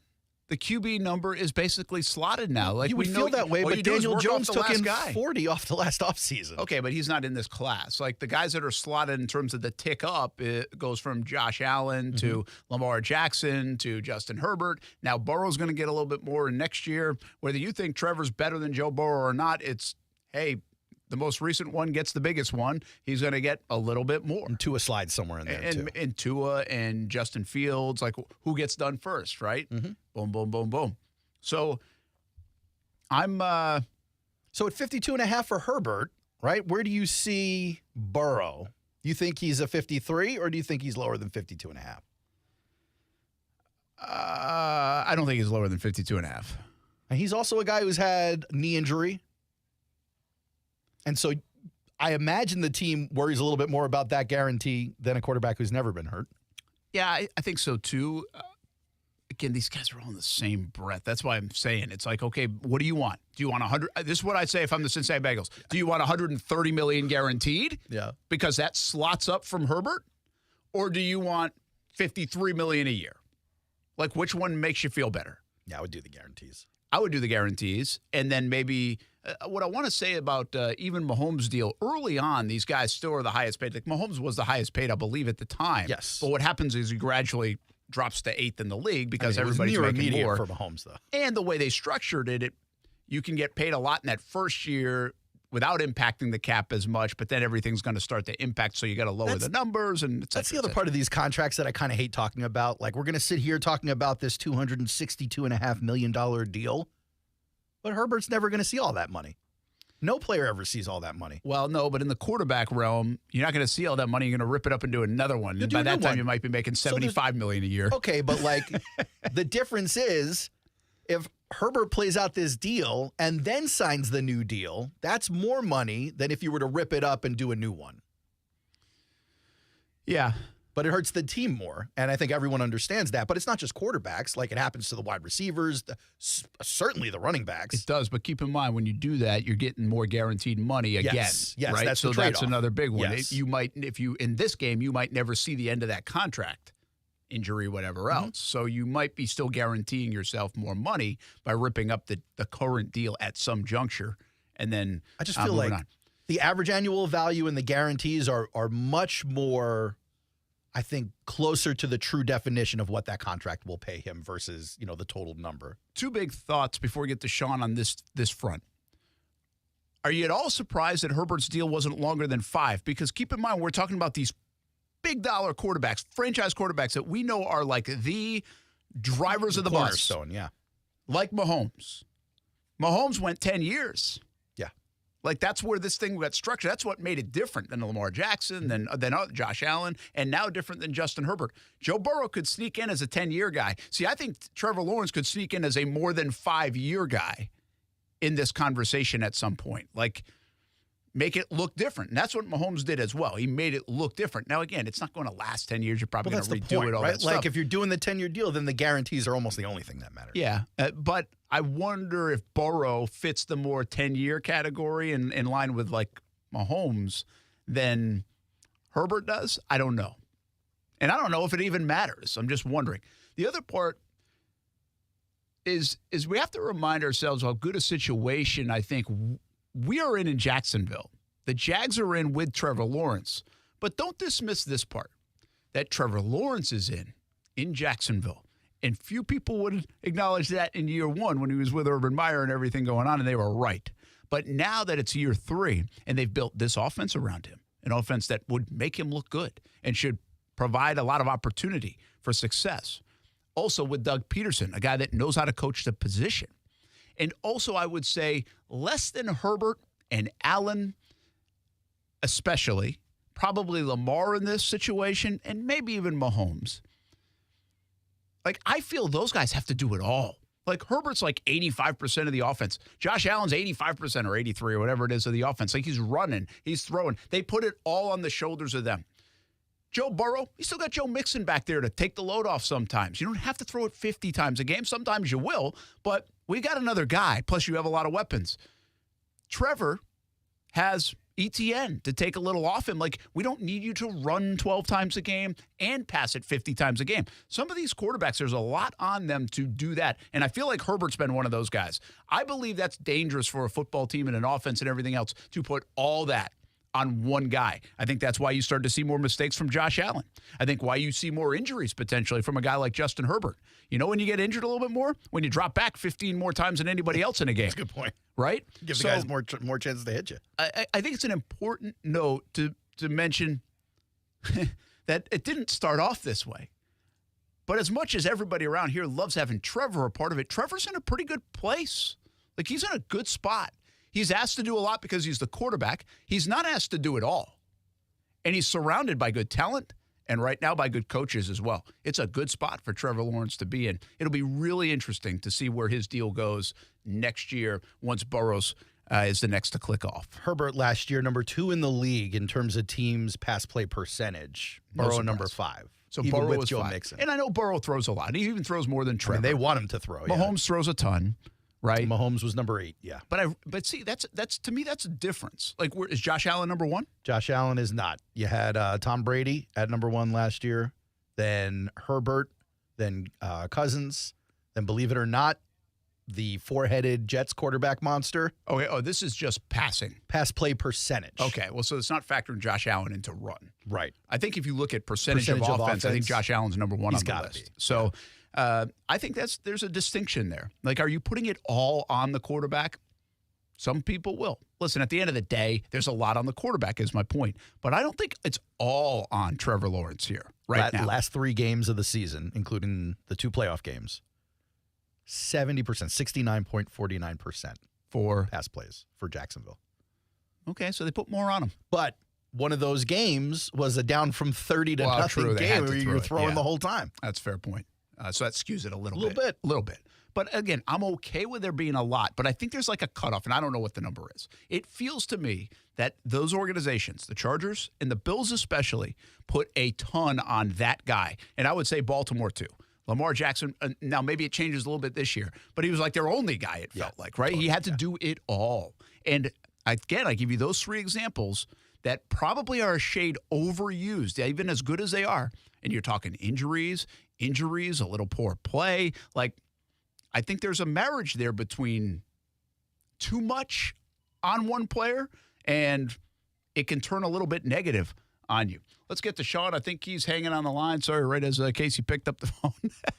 As we're talking Jags and these big contracts, Sean, Trevor Lawrence is going to be due for a big one. You still got time to get in and be his agent. Listen. He does not want me as his agent. Well, look, don't bow out. I don't think I would. You got 9 I fingers don't think on I the get table. him justice at all. But I will say to answer you, I had a question. I want to answer your first one a little bit. I think the San Diego, the LA Chargers. I feel like they safeguarded themselves with the 5-year contract with Herbert, just in case things don't work out with the coach, with the quarterback, with the whole team. Actually, it's like we're showing you this contract, we're giving you this contract, but it's a safeguard. That's why we're only giving you 5 years versus what the other quarterbacks for the franchise QBs are getting.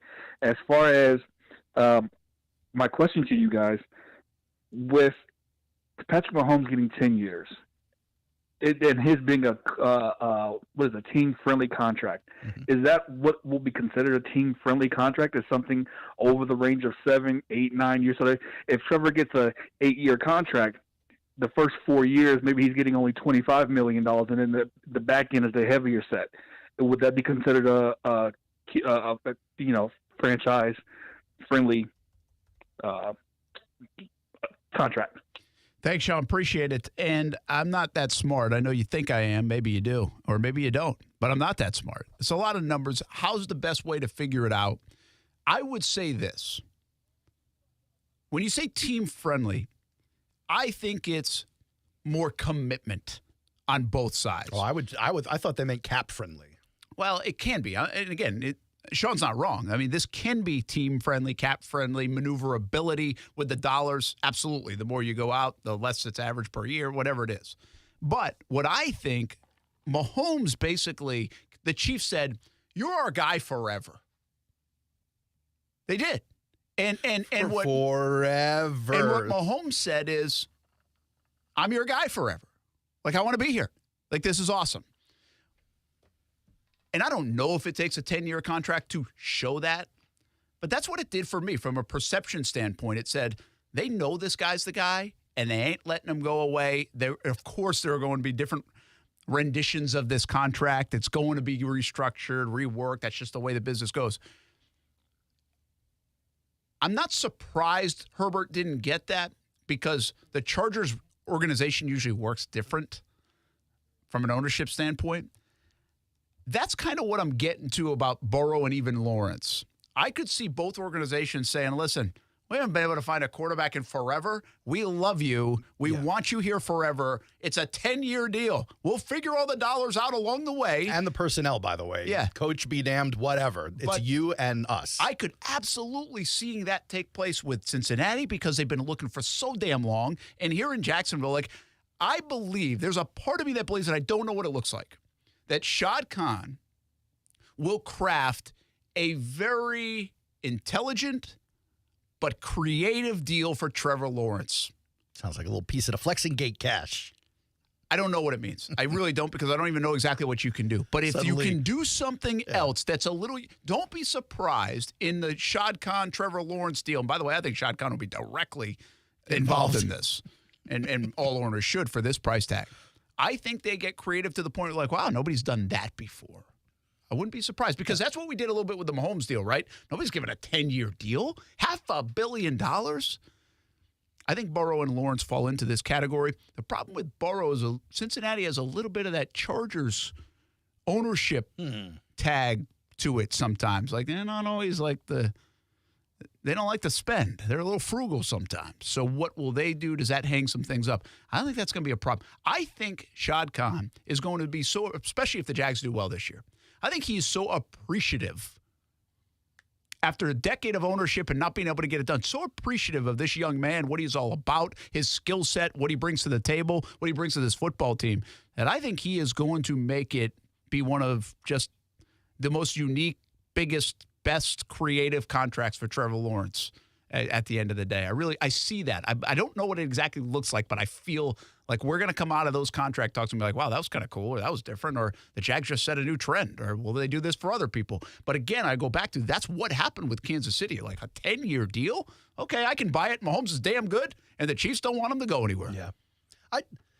When you talk about Herbert and the Chargers and the uncertainty at the head coach position, I think we've talked about it a little bit on this show specifically. I don't know that the contract indicates to me the ability for them to move on if it doesn't work out, especially when they brought in Kellen Moore to be the offensive coordinator and supposedly the head coach in waiting, should Brandon Staley hiccup a little bit this season, especially with all the tools he's got. But it's not a bad point. You certainly have the maneuverability at that point. It's just how often, and maybe it's happened more in the last 3 years than we've ever seen it, but you just don't see guys at Herbert's level hit free agency or get traded. It almost never happens, regardless of how bad your team stinks. Yeah, and Kasey brought up the point, if one of these guys would test it, they'd get even more. They'd reset the market even more, probably. Like, everyone would pay. Unless we got a little collusion going. Well, it would have to be franchise tag for that to happen, Brent. We're way late, but let's get to Grant. He's jumping in on Brent and Friends on ESPN 690 about the quarterbacks, and they won at training camp. What's happening, Grant? Hey, Brent. How's it going? Two things to answer your question. As far as it being slotted, I don't think so, and here's why. I think if it were slotted, I don't think we would have seen what we saw with Deshaun Watson getting his contract in Cleveland. I know nobody likes to talk about it for obvious reasons, but if you look at that contract, he still surpasses any of these quarterback deals that have been done this offseason in total guaranteed dollars at signing. And I think that's just a case of a different team's ownership saying, hey, we've got the money. This is what we're going to do. We want to go get our guy. Well, the second thing. I was going to say your thought was right, because what we've heard from the owner since then was that that contract will not happen again in the league. Yeah, and I want you to say your second thing, Grant, but I agree. Like, that is such an outlier based on the last 4 deals that have been done. Like, the last 4 or 5, whatever it is. Go back to Jackson, Josh Allen, now Herbert, and there's probably one more in there I'm missing that doesn't include Deshaun Watson. And it's like, don't they all seem like it's $50 million? It's $51 million. It's $52 million. Jalen Hurts, yeah, $52.5 million. And I guess that's what I mean by slot. I know they're not, but it just feels like there are parameters. Let's use that term. It's probably better. There are parameters that basically say, okay, this is what it looks like. And I tell you what it doesn't look like is $230 million guaranteed, because nobody's doing that again. Everybody's mad at the Browns for making that happen, especially with that guy. All right, bring up point number 2. For sure. And I think the other thing is, like, we can talk about the average per year because that's the number everyone will go by. But you have to figure out between each agent and player, like, what part of the deal do they want to reset the market at? For Herbert, he got in year 1 of his new deal, he gets $100 million. Guaranteed. The Cashed out. previous was $80 million. So that's a big jump. And I think with Burrow, the interesting thing for me to watch is Cincinnati isn't necessarily known for large guarantees outside of year 1.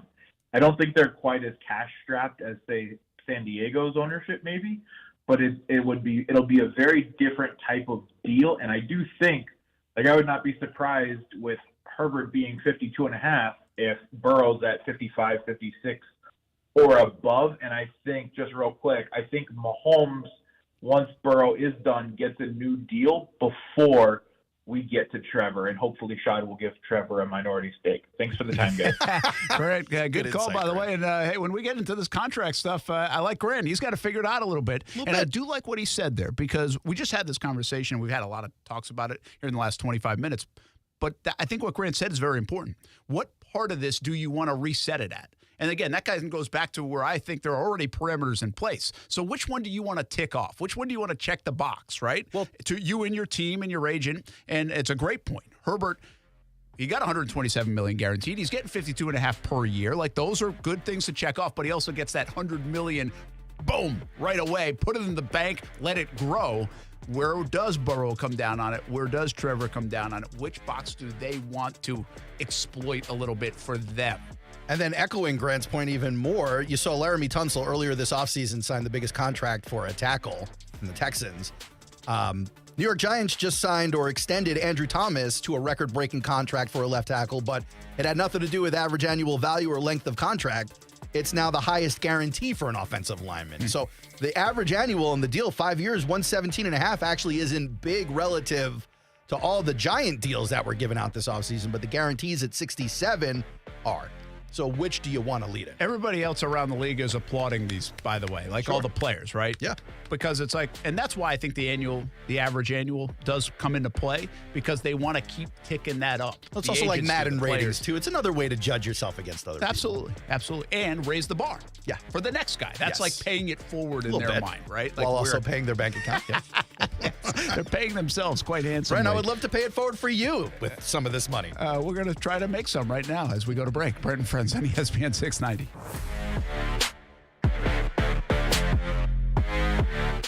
Now, the First Alert forecast on ESPN 690. Partly sunny skies today, an isolated, primarily inland shower or thunderstorm this afternoon. Temperatures reaching the lower to mid-90s. 80s to 70s this evening, drying out, and overnight we drop down to the mid-70s. For the Action News Jax First Alert Weather Center, I'm meteorologist Garrett Beatonball. The Weather Center is brought to you by Beard's Diamonds. Save up to 40% now during the Christmas and July sale at Beard's Diamonds. Smoothie King is a family thing for my family. I love the Lean One vanilla and strawberry. My wife Steph gets the Lean One chocolate. My daughter Kaylee, the Caribbean way. And Ty goes all out for the Hulk. You have choices at Smoothie King. Smoothies for everyone, and now smoothie bowls too. And this summer, plunge into extreme watermelon smoothies, now available at Smoothie King for a limited time. Enjoy extreme watermelon, or for something more tart, dive into the new extreme watermelon lemonade. Extreme watermelon smoothies back for a limited time only at Smoothie King. Rule the day at a Smoothie King in Jacksonville. We're dealing at Best Bet St. Augustine, the only card room and sports bar in St. Augustine, Florida. With nonstop action, poker games of all limits, exciting tournaments and table games, and a sports bar showing all the action, Best Bet St. Augustine has you covered. Don't miss our delicious dining options, serving breakfast, lunch, and dinner, and our always popular freshly made sushi. Best Bet St. Augustine is located at 800 Marketplace Drive off exit 311, where I-95 and State Road 207 meet. Learn more at bestbetjax.com. When students struggle because they are hungry or fall behind because they lack school supplies, a caring adult can make all the difference. especially someone from the community, Someone who knows the students. and the obstacles they might be facing. At Communities in Schools, our site coordinators surround students with a community of support. To ensure that they have everything they need to engage in learning. We go all in for kids, all day, every day. To learn more, visit communitiesinschools.org. Discover how good your water can be with the new Connecticut softener and drinking water system. Connecticut's twin tank non-electric softeners are the most efficient softeners available, and their drinking water systems remove up to 99% of contaminants. This month, you can get 50% off a Connecticut K5 drinking water system with a purchase of a Connecticut Premier Series softener. If you're not filtering your water, you are the filter.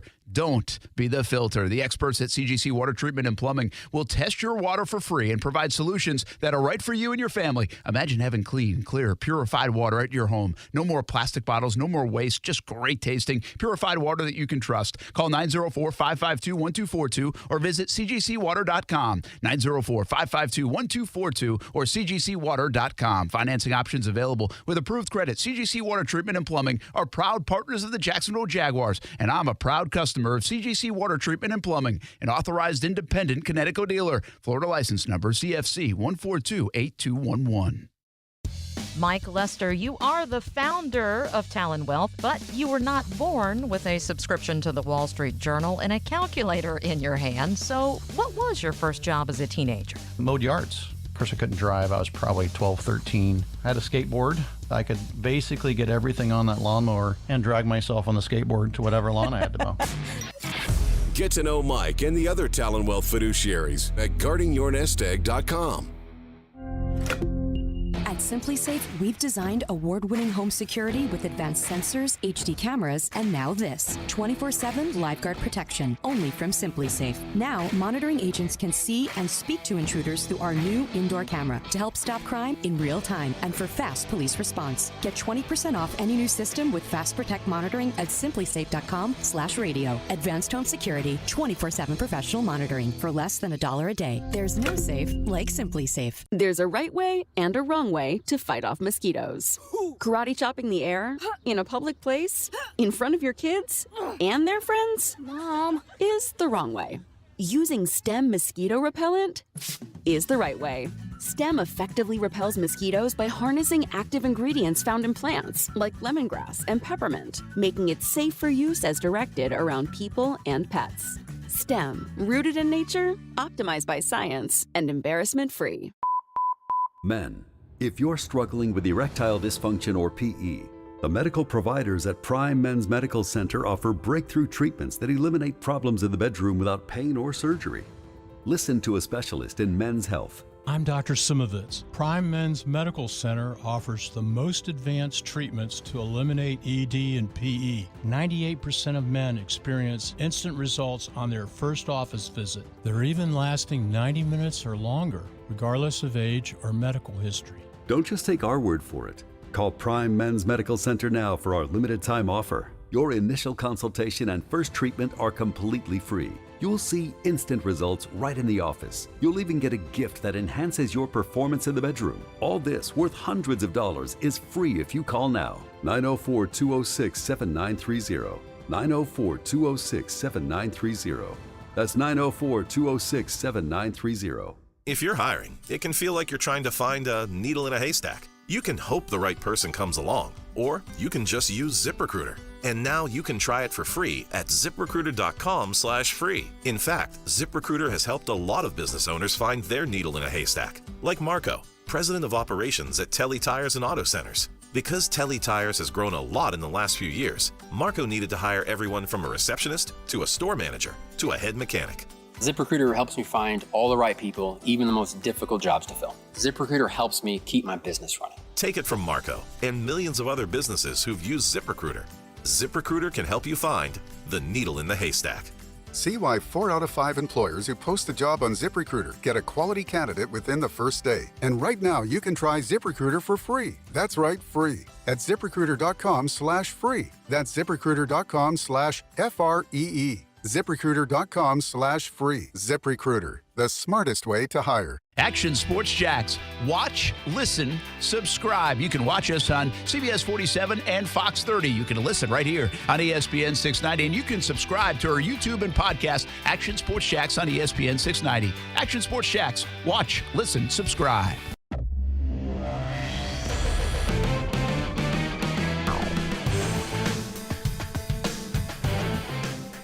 You know, you get older when things hurt and you have no idea why they hurt. Like if you go like hit your hip on the table, yeah, like you know why it hurts, right?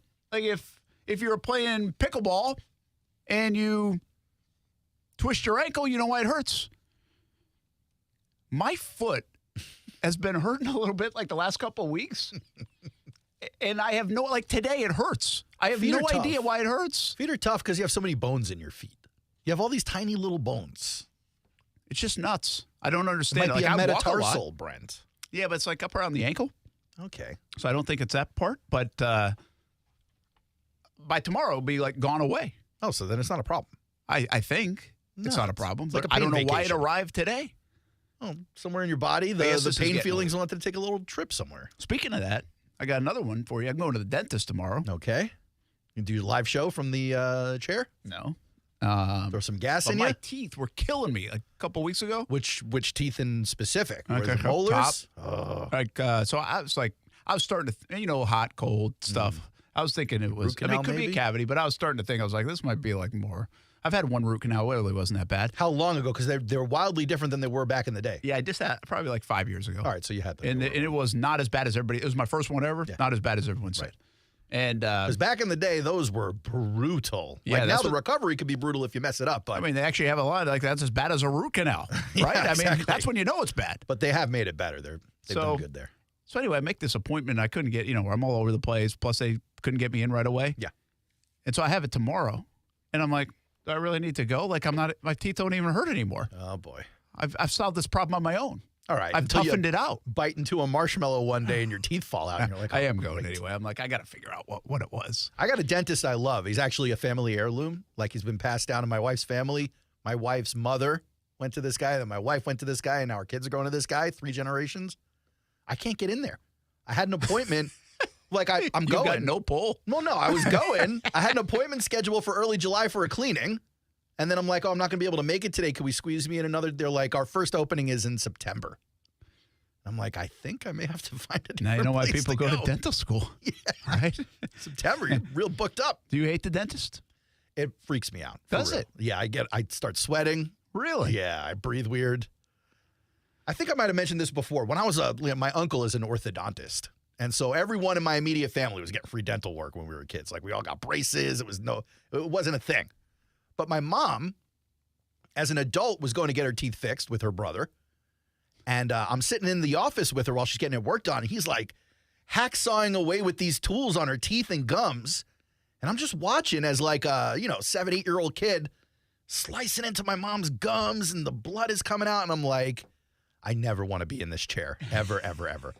So to this day, they'll be doing light work. They'll be cleaning my teeth, just spraying water in my mouth or something. I'm just sitting there, sweat coming down from my temple.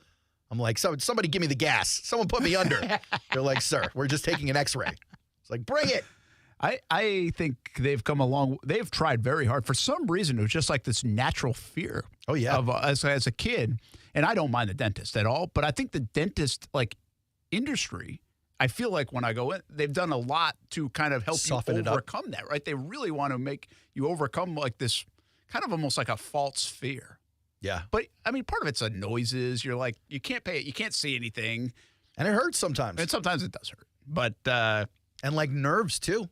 And it'll screw you up your face. Look, I had dental surgery years ago, 7, 8 years ago, where you hit a nerve by accident, right? And then the middle of my lip was numb for about 4 months. 4 months? 4 months. It was like 2 weeks later. I'm like, this thing is still numb. He's like, it happens. It'll go back to normal. I'm like, I talk for a living, right? Sitting here drooling every time I try to talk. But it did. It went back to normal. It's going to be one of the most uncomfortable things, too, when you get numb. And you can't feel, you get just everything drooling or falling all over your face, whatever. But it's also kind of awesome at the same time. Why is it awesome? Just like because it feels like you're like a 3-year-old kid. Like, it didn't matter what you eat or where it went. Yeah. Somebody else is cleaning up after you. By the way, you almost got record numbers on the show just a moment ago. For? Because I'll share a little tweet. And I just wanted to ask everybody, like, are you afraid of the dentist? Oh. All right. They all came through. Huh? No. So you're going to like this. Okay. So I said, I don't mind the dentist. Do you? Mm-hmm. Well, you know what came up at first because I mistyped? I don't mind DeSantis. Do you? No. You are so far away from that question in real life. You want nothing to do with that question. We don't talk any of that. But that's how it almost went out there. And a lot of times I do not double check the tweet. Yeah, no, you don't. I'm typing and texting for you. And this could have been a bad moment. Yes. It could have been a bad moment. To your people, it was a mistake. Stay away from that topic. You want that topic? Go WOKV 104.5 on the FM dial. But that was accidental. Yeah. It would have been funny because that thing would have exploded. I've been like, why are all these people here talking about the dentist? So if you get a root canal tomorrow, are you going to come on the show? I would love to talk to you with Is that how it works? Like, that's not how it works. Like, they're going to go check me out, but it's not going to, like, schedule me a root canal tomorrow. They don't even know what's wrong. Well, I don't know I guess it does. Certain things don't happen at the dentist office. You have to go to like the dental surgeon, but I think root canals in the dentist office. I don't think I'm getting anything done tomorrow. I think I'm going to get checked out and see what I need to get done. Yeah. So they can bill me again.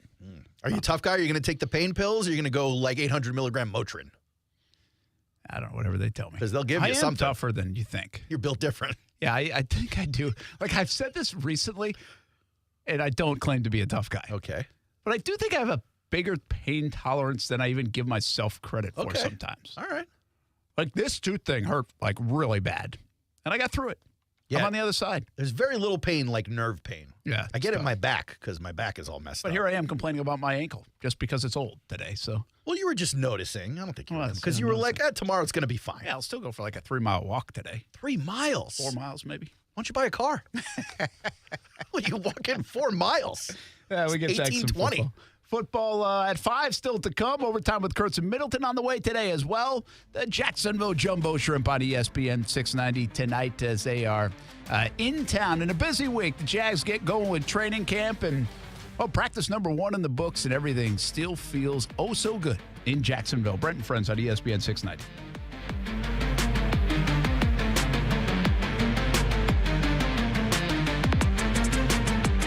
Discover how good your water can be with the new Connecticut softener and drinking water system. Connecticut's twin tank non-electric softeners are the most efficient softeners available, and their drinking water systems remove up to 99% of contaminants. This month, you can get 50% off a Connecticut K5 drinking water system with a purchase of a Connecticut Premier Series softener. If you're not filtering your water, you are the filter.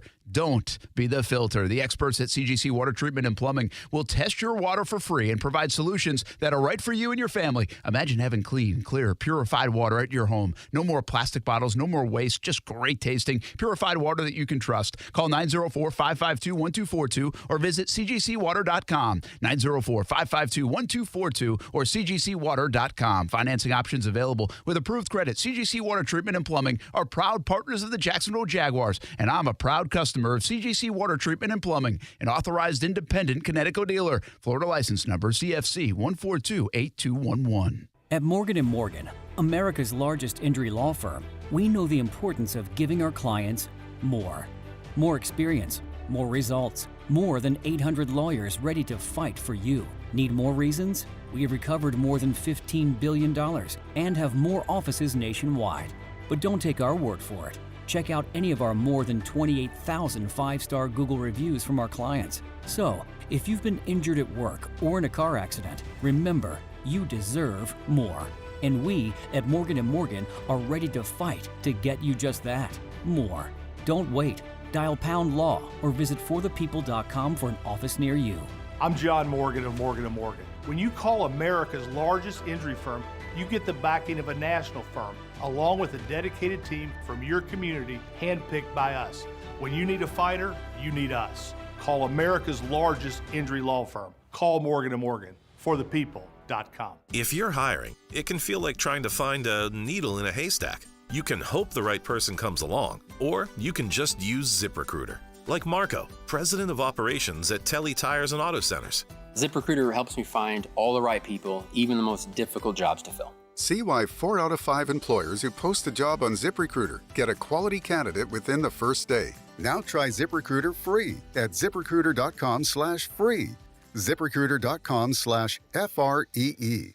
Will they find a home? Sponsored by Geico. Sarah wants a yard. My own little paradise. Brad, however, hates yard work. The only thing I hate more than cutting the grass is paying someone to cut the grass. Compromise is tough, but these two won't have to compromise when they bundle home and car insurance with Geico. It's easy, and they could save even more. In the end, Sarah and Brad found a great home with a yard. A very, very small yard. Time to get it done. And I'm done. Bundling without compromise at Geico.com. Delivery's at the door. Can someone please unlock? It's been an eventful afternoon with a spike in bookings at Claudia's event space. We'd love to host Mermaid Fest. She was already planning on having more event planners on hand. 500?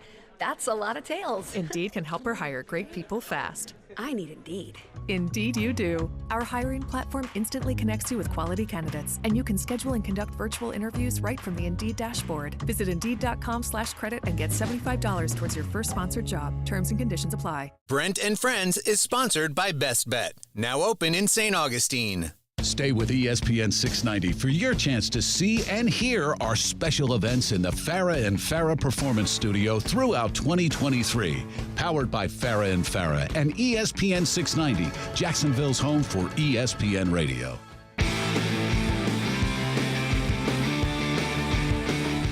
Football 5 around the corner. We're talking football all the time, as we normally do here on Brent and Friends on ESPN 690, but we do it a lot more when football season starts, and that is the case. It's underway. It's crazy to think it's July 25th, I think it is. 6th? 5th? 6th. 26th. Still a long way away from the regular season. How long? It's like a month. Oh, regular season, yeah. But we're a like month and a half, so solid like 2 6 weeks from games. Yeah, so we get 2 weeks of practice, break up the monotony. When you get inside the stadium on August 5th, there'll be a little scrimmage or really glorified practice there. And then the next week to Dallas, and then the next week practicing with Detroit. So it starts to ramp up, and then one home game before taking a couple weeks before the actual regular season opener in Indianapolis, and then the home opener on September 17th against the Kansas City Chiefs, which should be a lot of fun. The next day, by the way, September 18th at the Golf Club at Southampton, the Dream 18, Action Sports Shacks Dream18.com if you want to participate in this year's golf tournament 2023. It'll be on September 18th at the Golf Club at Southampton. You can register Action Sports Shacks Dream18.com. But that's kind of the calendar now that we've started, Aaron. Speaking of home opener, did you see one of these last huddles that the Jags did? It came out that they were kind of scared to turn off the lights during the player intros because they were afraid the lights wouldn't turn back on. Like, there's all of these fixes that need to get done at the stadium that they've either been avoiding or just can't do right now until they shut it down. That would have been wild. That would have been pretty wild. Obviously, it happened. I was at the Super Bowl, by the way, when the lights went off. Yeah. Which was wild and scary. And was it scary? Yeah, I get why it would be. Yeah. It was a little bit because you don't know what's going to happen. And I'm not that guy. I don't get like freaked out by that stuff. It's like, well, it is what it is. You're trapped with 80,000 people and the lights go out. It's a little bit crazy. And where you sit for like Super Bowls, the auxiliary seating is way up. So you're like in that 400 second, like you're at the top of the Superdome. Oh man! And so it's like, I mean, pitch black in there. It's not like you're getting down. You're just hanging tight. You're not just like walking out. It's almost like being stuck on a roller coaster. Yeah, you're not like, exactly. You're not like walking out the exit door, right? Yeah. If you're field level, or jumping down a tunnel if you're like on the 100 level, you're in section. You're just at the mercy of whatever's going to happen. Yeah. So that was a little freaky for a minute there, but the Jags stadium stuff. We had Mark Lamping on the show yesterday on our 1 hour show about training camp and the new facility. And again, I like that Mark and the Jags were very transparent about this. This new facility that they just built, $120 million, and they opened it up last week, and they're really starting to use it right now. It was just like the first step, right? The Four Seasons stuff became official, even though we kind of knew that was in the works. That's like official, going to happen in 2026. But the facility part was important to get everybody out of the building, the football ops kind of people out of the building. So whenever they decide to renovate, if everything goes through and they do decide to renovate, that it can happen. Yeah, they got a spot for it. So this was kind of like in their minds, this is the first step. And obviously the push continues. And Lamping was very good last night telling us that they took all the information from the huddles and some of the things that they could rework or readdress or put in or take out and have submitted whatever that next step is, I think, to the city council and writing. So this is a process, but the process continues to move along. And the way I view it is, I think this has to happen. I think it's going to happen, depending on how much mud you have to get through to get there. I think it still is going to happen. And so that's the significance to me of this new facility. Listen, we're not going to see this facility that much. I mean, we in the media might, but I'm talking about you, the fan, get a couple practices out there and things like that. But I think it's a snowball of, okay, Shipyard's coming.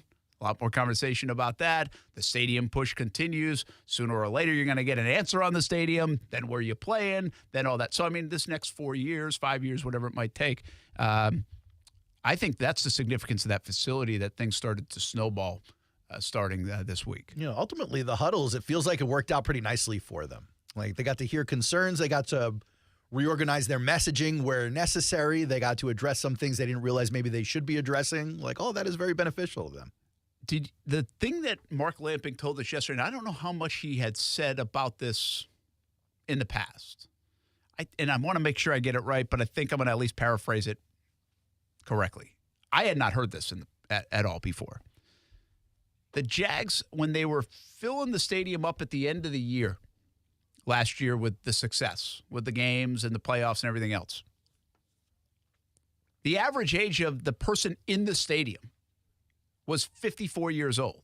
Seems high, huh? And I want to say it was I think he was referenced to last year, not 2017-18.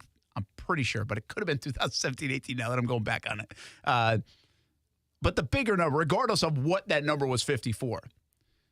The season tickets, the new tickets that they sold, the new tickets, which they had a large amount of this spring and in the offseason. The average age of the new ticket buyer, 32. Wow. Got all the new people signing on. And so when he said that, I was like, wow, that's what we've been waiting for in Jacksonville. We've been waiting for everybody to grow up. And I don't mean that from like a maturity standpoint. No, totally. I mean it from a biologic standpoint. The last time this team was favored to win the AFC South, you're talking about those people being in their early 20s, if not younger. And that's part of being a young franchise, right? I mean, it's a franchise that, was born in the mid-'90s, and the people that were buying tickets, getting excited about it, had kids, and those kids are growing up now old enough to buy tickets and some of that. So that's just part of the equation. But I thought that was fascinating. 54 sounds so older than I would think as an average. Because now you're talking about people on both sides of the average. Okay, well, I will say this about that. At that point, when you're in the playoffs and everything else, everything's jacked up a little bit, so the pricing maybe is a little higher. I hear you. So maybe that skews it. And also businesses are getting involved and all that. But the fact that even without the 54 number, the 32 number really says a lot. It does. And what it says is there's a lot of excitement about this football team. Like, those are diehard fans. Those are kids playing fantasy football for the last 15 years, and now they can buy tickets, and here they are. They're coming to buy tickets. There's a reason to be proud. Really cool. That part was pretty cool. Football at 5 coming up. We'll continue to talk about the Jags, some of the takeaways and the big things that happen. Football at 5 on the way. Brent and Friends on ESPN 690.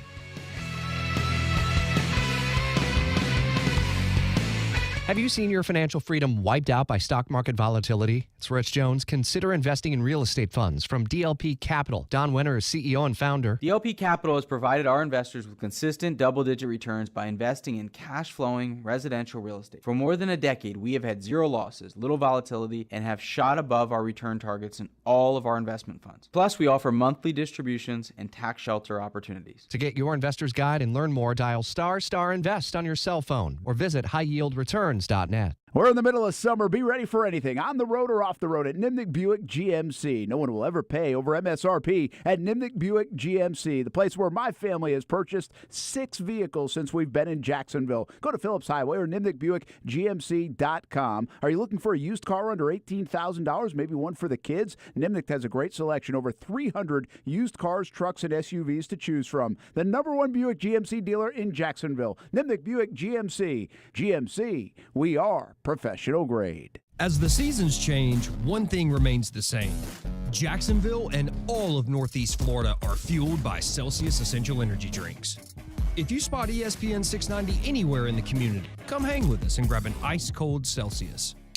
We're dealing at Best Bet St. Augustine, the only card room and sports bar in St. Augustine, Florida. With nonstop action, poker games of all limits, exciting tournaments and table games, and a sports bar showing all the action, Best Bet St. Augustine has you covered. Don't miss our delicious dining options, serving breakfast, lunch, and dinner, and our always popular freshly made sushi. Best Bet St. Augustine is located at 800 Marketplace Drive off exit 311, where I-95 and State Road 207 meet. Learn more at bestbetjacks.com. Hi, this is Stan Nagel for Energy Seal Foam Insulation. Do you have a metal building that you're burning up in? Call us today and let us fix it. Call Energy Seal to have spray foam insulation applied to your metal building. 888-306-3626. EnergySealToday.com. 888-306-3626. Secret offers. Guaranteed returns. Over-the-top promises that you too can make fast money. These are all red flags that you should be wary of when looking at investment opportunities. Visit Florida's Office of Financial Regulation website 24/7 to learn what questions to ask before you invest. Remember, if it sounds too good to be true, it probably is. Visit slofr.gov to learn more. This message is sponsored by the Florida Office of Financial Regulation, the Florida Association of Broadcasters, and this radio station. You've been diagnosed with type 2 diabetes. You have to carefully monitor your health for the rest of your life. And you have an increased risk of developing cardiovascular disease. Cut, take 2, action. You've been diagnosed with a new purpose, to fight for the amazing life you made for yourself. To look that risk of heart disease square in the face and say, no, not me. You've been given a new opportunity to live. Get started at NoDiabetesByHeart.org. Meet Mike Lester. The downsides to a 401k are limited investment options. What we'll find, and nothing against anybody who's doing it. Listen, if I wasn't an investment advisor, I might even be doing the same thing. But lots of target date funds. We don't like the target date funds because they only take into consideration the date. They don't take into consideration anything else. So target date funds are sort of an easy way to invest, but I think they give investors in retirement plans a false sense of security. Find out more at guardingyournestegg.com. Broadcasting live from the Anajar and Levine studios. Anajar and Levine Accident Attorneys. Call 1-800-747-FREE. That's 1-800-747-3733. What's up? It's Kasey. Check out the podcast Action Sports Jacks on ESPN 690, wherever you get your podcast. Sports Center. I'm Christine Lisi. Although he didn't give any details, Jets quarterback Aaron Rodgers did confirm he and the team agreed to a reworked contract. The deal likely reflects what Rodgers has said in recent days, that he plans to play more than just one season for New York.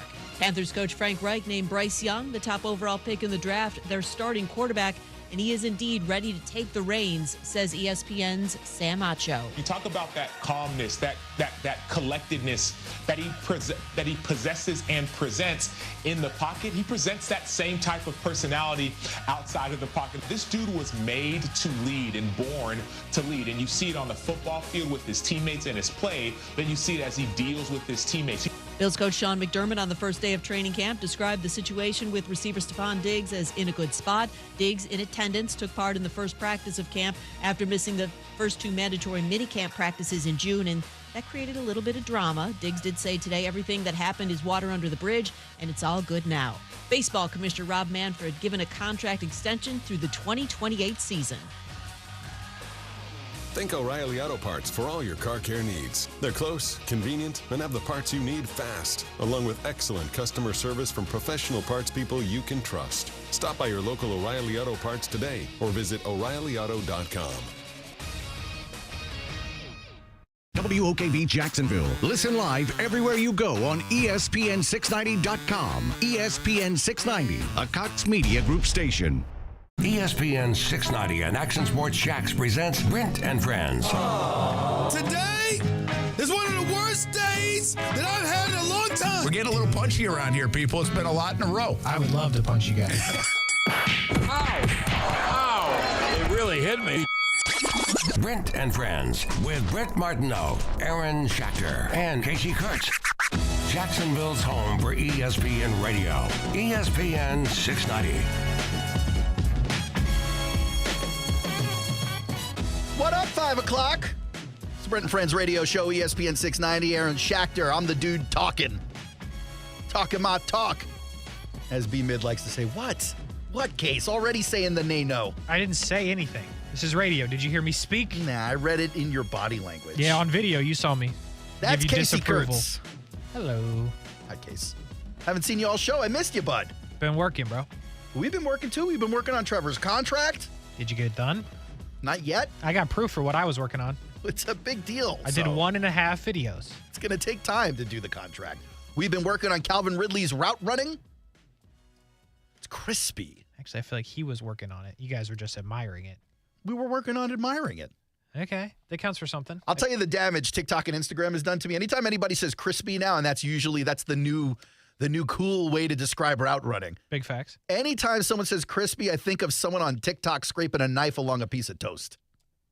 You ever see these cooking videos? No, I'm not on that part of TikTok. Yeah, the foodie TikTok. They'll make something toasty like a fancy grilled cheese or something, but they'll take a real sharp knife and they'll across the top to show how crispy it is. It's like an ASMR thing. You know what part of TikTok I am on, which is somewhat similar, is the guy that will roll glass bottles down the stairs But and what about see how long until they break. Oh, I love it. But are you on the videos where the lady watches them with you? Yes. That lady with the accent who I love? I stumbled, I found her first reacting, and I was like, what is this? And then I got into the glass bottle. So now I get served both of them, and I watch them all every time. That's so funny. You watch the glass bottle guy. I won't watch those videos unless the lady is commenting on them. Now, I kind of like them now because it's weird because now I know. If anybody has seen these on TikToks, you see the trend. The beer bottle will not make it past the first step. Almost always, but there was a few. There's a couple. Like their standard beer bottles. Basically what's happening here, folks, is it's a TikTok video or you find on Instagram Reels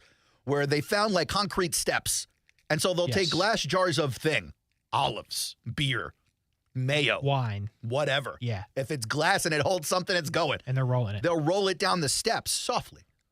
Yeah, not chucking it, just a nice, easy, here we go. Yeah, blink, blink, and blink, they let blink. gravity do its thing. Right, and then you got to watch it in anticipation, wondering if it's going to break before it hits the bottom. Yes. And sometimes it does, and it's wonderfully satisfying, and sometimes it doesn't, and that's satisfying too.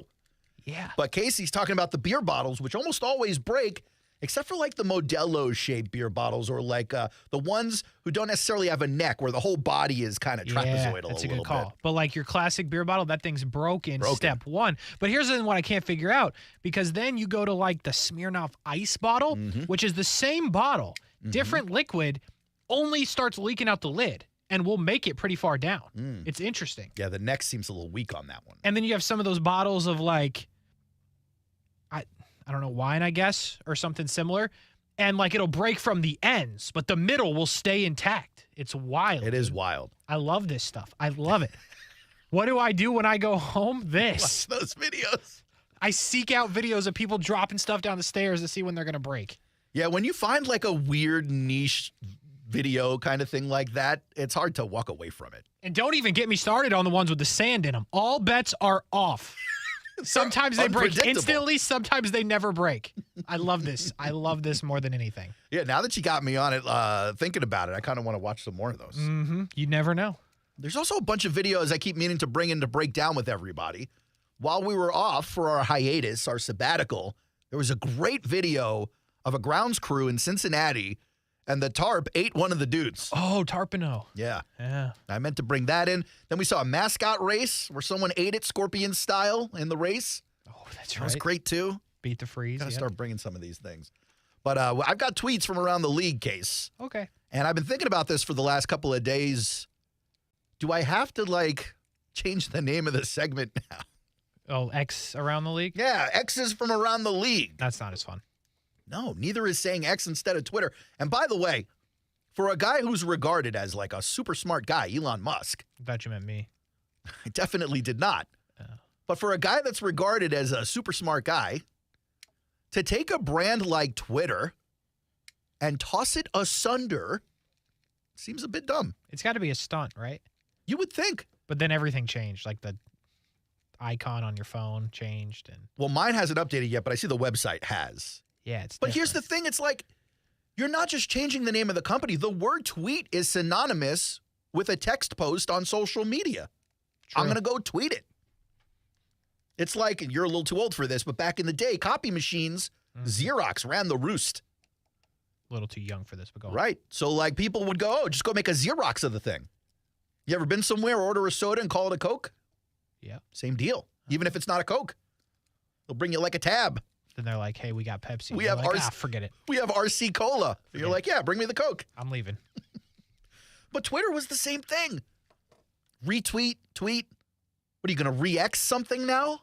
Sounds dumb. It does sound dumb. It doesn't flow. Why is Maybe he it will doing in it? 5 years because he's built differently. Part of me thinks he's doing it on purpose. He's trying to tear it down on purpose. Maybe. It is losing a lot of money. I don't even think it's legally allowed for him to just shut it down. I'll still be there, though, all the time. I'll tell you what's been a big bomberooski. That and the glass breaking videos. That's where I'm at. What's been not a disaster, but a disappointment. Threads. I forgot about that. Yeah. Day one, it was the rage. Everyone signed up, 100 million users. Day two, what happened? Where does everybody go? What annoys me about Threads is now if you're on the gram, it'll show this little stupid, this is your Threads. Yeah. Like if you want it linked here. But no, we don't. Go away, Threads. You don't like it. But if What do Threads you not like about it? Because it's not the platform. I doubt you've been there. I just don't want it. Yeah, it's got to be about the brand of the platform, something that you don't like or the way they pushed it on. I just don't want it. Don't put it in my Instagram bio because I don't want it there. I didn't put it there. Yeah. Go away. Now, granted, I may be heading there if X is bad. Or Now, like if it goes away. why doesn't Threads just buy Twitter? Like the name? If he really changed it to X, couldn't Threads just buy the Twitter? Absolutely. That's what they should do. As long as they no longer own the patent. I think they have to like vacate the patent or it would have to be purchased by Meta. And like, Well, they could afford it. But do you think Musk would sell it? I don't think he would. To jab at Zuckerberg? Nah, I don't think he would. That's fair. They're still trying to figure out how they're going to fight each other. I don't think he would. Cage match. But it is. It's like a wild lesson in what not to do with a super brand. Yeah, if you It's ever get crazy. to that point. Crazy to me. It'd be like if we rebranded from ESPN 690 to SPNE 690. And that's not even the craziest thing, by the way, Twitter turning to X that I'm about to show you. Oh, okay. Because this X from Barstool is highlighting some of the crazy that's happening right now. You know, the NFL is releasing their list of 100 players. I heard this. And they're doing it like 10 by 10 by 10. Shocker. I think they're into the 70s today, aren't they? Or some Yeah, I saw Mark Andrews get named today. But prior to that, and I wasn't here to point it out yesterday, obviously you guys had something better to do. We know from Monday, Trevor Lawrence made an appearance on that NFL Top 100 list. So, like, kudos, because the Jaguars on the Top 100 list. But also, if you're there day one, it's kind of a lack of respect. Guy like Trev, everyone thinks is ascending to the ranks of the elite. But the real disrespect happened on day two. Case, look at this tweet. Barstool basically saying it for all of us. Their tweet basically, their ex basically says, wait, what? And it's a picture of Trev with his 96th rank and a picture of Justin Fields, Kasey, with an 86th rank.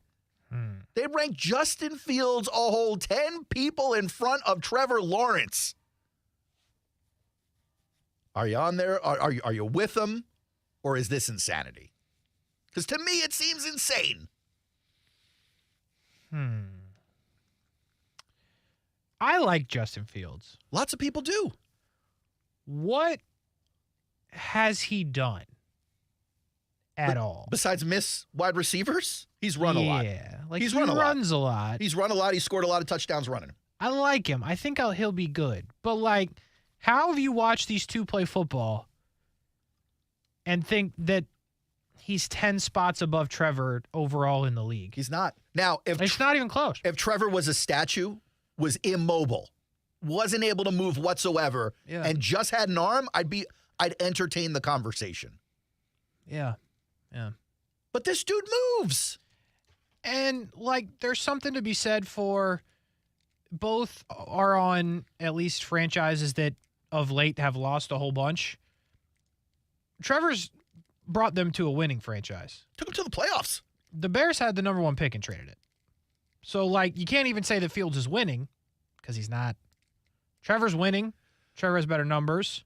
Now, in Fields' defense, after Trev's first year, they had the number one pick as well. Now, this is Fields' second year. Now, third year this season. They're both in their second year. That's fair. But, like, the Jags also had the first pick after Trev had the ball for a year. Sure, but, like, if I'm building an argument for Justin Fields, I can't even put winning on it. No. So I have worse stats except for on the ground. 2-8, 3-12. I got 5. What did you say? 2-8, 3-12. That was year one. He was 2-8 as a starter. So 5 wins in his career. 3-12 as a starter year two. Yeah. Missed 2 of those games. Yeah, I got nothing for you, man. That's just outrageously Now here's the bad. difference. Fields got MVP votes last year. He got 9 of them. Why? From who? I mean, the season, as far as the metrics go, at least are a little bit, they're impressive. Like, he didn't throw for a ton, 2,200 yards. He didn't necessarily have anyone to throw to, but He's a quarterback. 17 touchdowns. Not something to sneeze at. 11 picks. It's high if you're only throwing 17 touchdowns, but 17 and 11, we've seen worse. That sounds like Daniel Jones to me. Yeah. Better runner. Clearly. No argument there. And, like, the rushing numbers are insane. It's over 1,000 yards for a quarterback. Yeah. Like, and I'm there, but, nah, this just ain't it. At a bare minimum, they should be flipped. Because I think Fields should be on this list, not at 86. Not if Trevor's at 96. If you count Fields' 8 rushing touchdowns, you're talking about 23 and 11. It's a better-looking number. It's not what Trev did. Still had more. Yeah. Especially if you count rushing. Yeah, I don't get this, man. I really don't. I like Justin Fields. It's wild. No, lots of people do. But this is not deserved to me. And I think this is like a hot take from the NFL, which, you're not going to get too hot a take from the league. So dumb. But if I'm Trev, I'm making a billboard out of this, and I'm putting it up outside the stadium so I can see it every day on the way to work. It's just wild to me. I agree. All right. Devin Witherspoon, high draft pick in this last draft, went to the Seattle Seahawks, cornerback. We were drooling all over him before the combine, hoping, wishing, praying that this man would slide. Of course, it was never going to happen. Apparently, bro, he is the last guy to not sign a rookie deal so far. Seattle Seahawks, Devin Witherspoon, the number 5 overall pick in April's draft, according to Adam Schefter, is not expected on the field for the start of training camp. Both sides been unable to reach a contract agreement. Oh, he is the final guy. 259 draft picks. 258 of them have signed. The 17th pick in the 6th round. He got his business done. Devin Witherspoon. I don't get this. This has to be about guarantees, no? Because the money is fairly like it's put in place for him. Yeah, like you're in that position. I don't like what else is there to negotiate? Yeah, I don't understand this. And like, didn't this happen a couple years ago with Zach Wilson? He was late. It took time, but he wasn't the last guy. No, I think he was the last quarterback of that group. Maybe. But like, there's no option. You have no leverage. Like, there's nowhere for you to go. You could demand a trade. Wouldn't be the first time a pick without was traded. signing a contract. Can they trade you? Yeah, you would have to agree to sign to get traded. But like, are you doing? Who's trading for you at that point? And You've by done the way, nothing in the league. If the argument, well, no, there are people who would trade for him for sure. But if the argument is over guaranteed money, is that worth demanding a trade over? And is that a red flag to other teams? This whole thing is well, I don't want to over dramatize it, but like, go ahead, over dramatize. I mean, it's kind of ridiculous. Like, if I'm looking at this, I'm like, this is just stupid. This is just stupidity that didn't need to happen. Seems wild. Just get on with it. But you have no leverage. Like, that's the thing. Like, if Saquon, I thought Saquon had leverage. Nobody really agreed with me. I thought Saquon had leverage by not showing up at all the whole season, and the Giants were going to stink. That is leverage, by the way. He did have leverage. He chose not to take it. Fair. But like, and I'm all for if you've got leverage, use it somehow, some way. Big fan of that. This guy has no leverage. He's got a little bit, but it's not enough to work. Not a ton. It's not enough to work. I understand they picked him 5th, but like, it's a pick that wasn't even theirs. They got lucky and Russ sucked. And they're pretty good without him. So like, yeah, do they want him? Sure, but like, it's just a weird play from a guy who's never played it down in the league. All right, but like, you've had enough conversations with your draft pick, especially when you're picking 5th. True. Where the guy's coming in for you. Everyone's going to be happy. And if you remember, there was lots of debate on that 5th pick of who it was going to be. Mm-hmm. And they were talking a few names that could have really helped.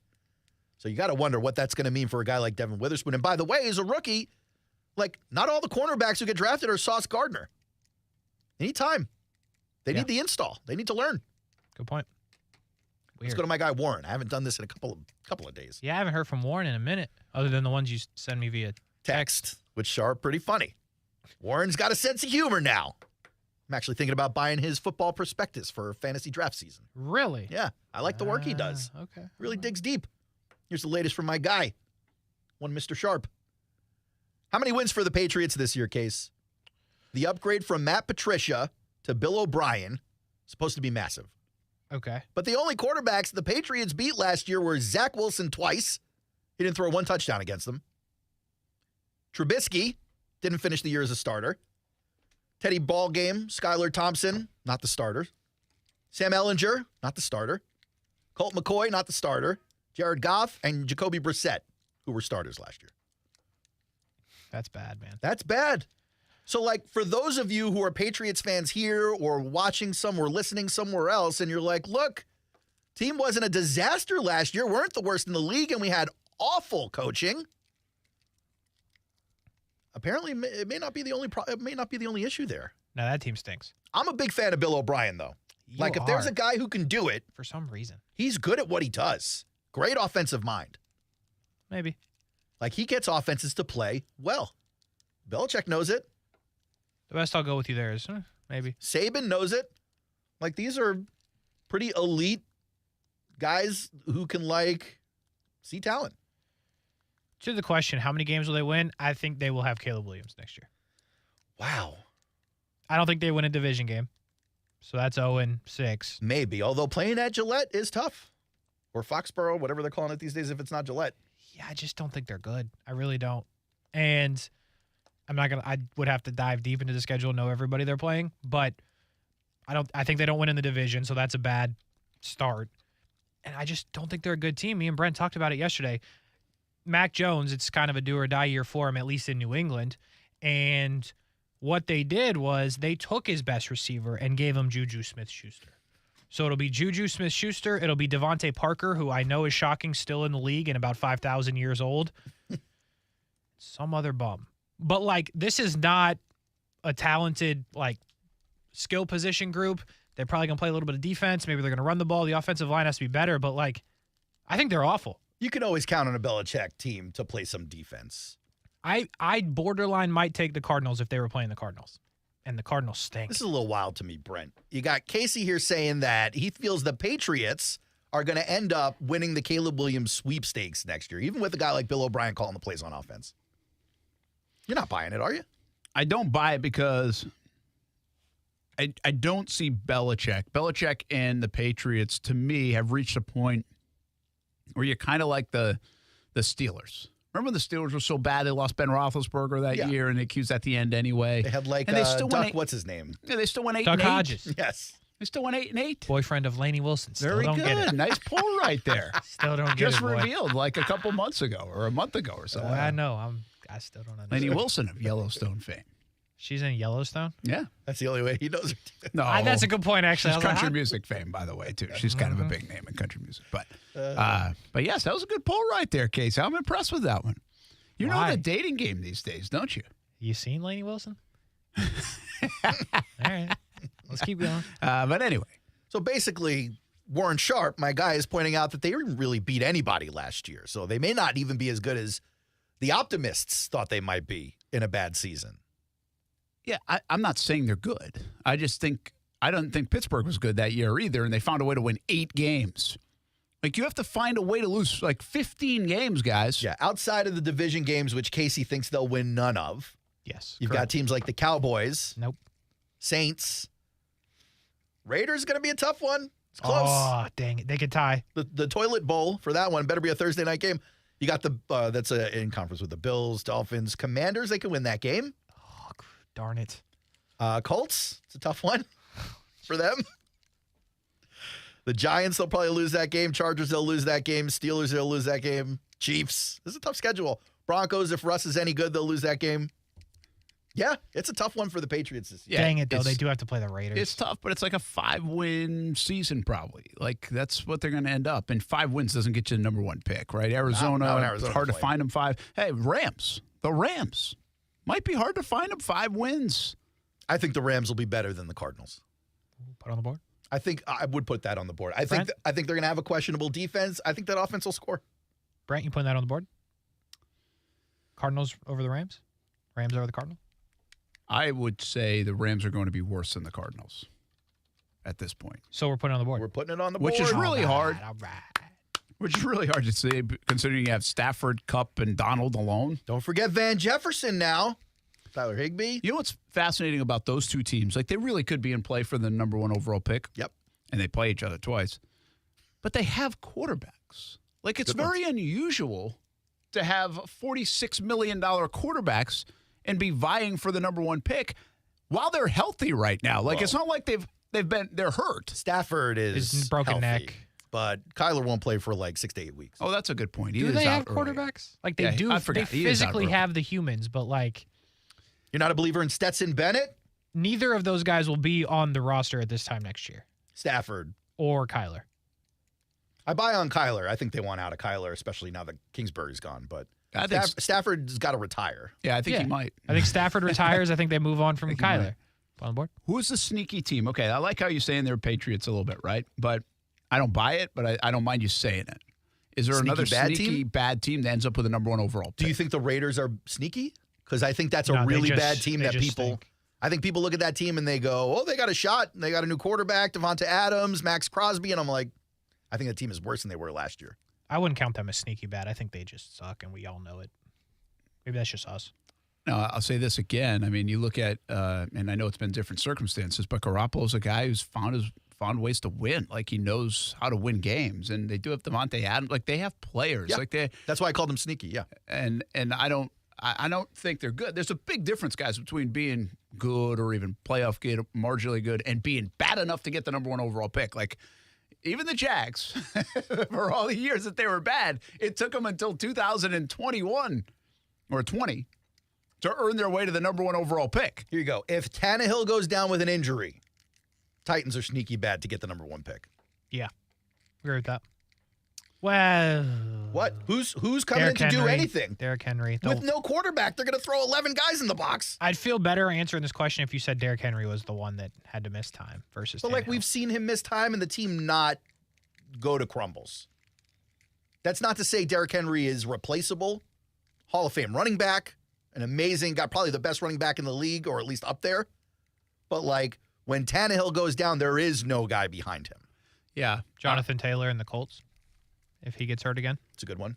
Certainly ruined him last year. The problem with them is they're trying so hard to win. Like, I would even say Carolina. Who knows? Like, is Carolina going to be any good? Yeah, but they already got their guy, and they're trying to win. How about Washington? Yeah. Not sneaky bad to me, though. Well, like, if Sam Howell can't play, just they're in regular trouble. Bad to me.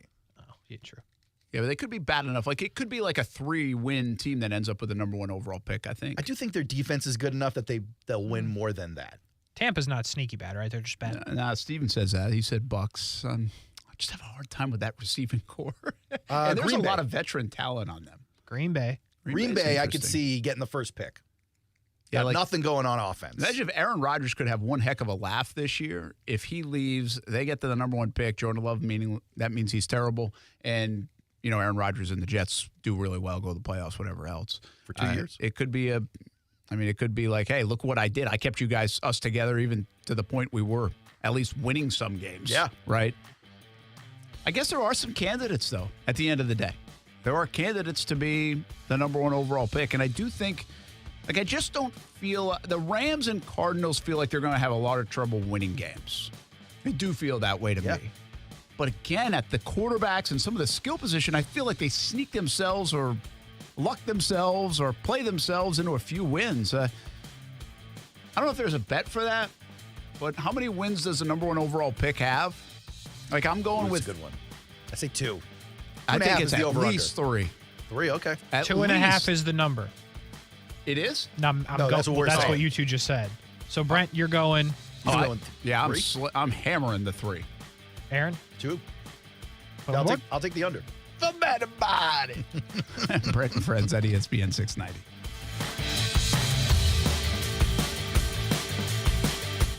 Now, the First Alert forecast on ESPN 690.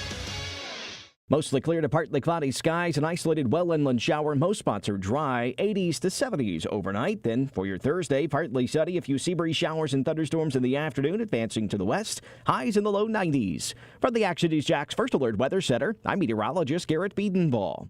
The Weather Center is brought to you by Beard's Diamonds. Save up to 40% now during the Christmas and July sale at Beard's Diamonds. As the seasons change, one thing remains the same.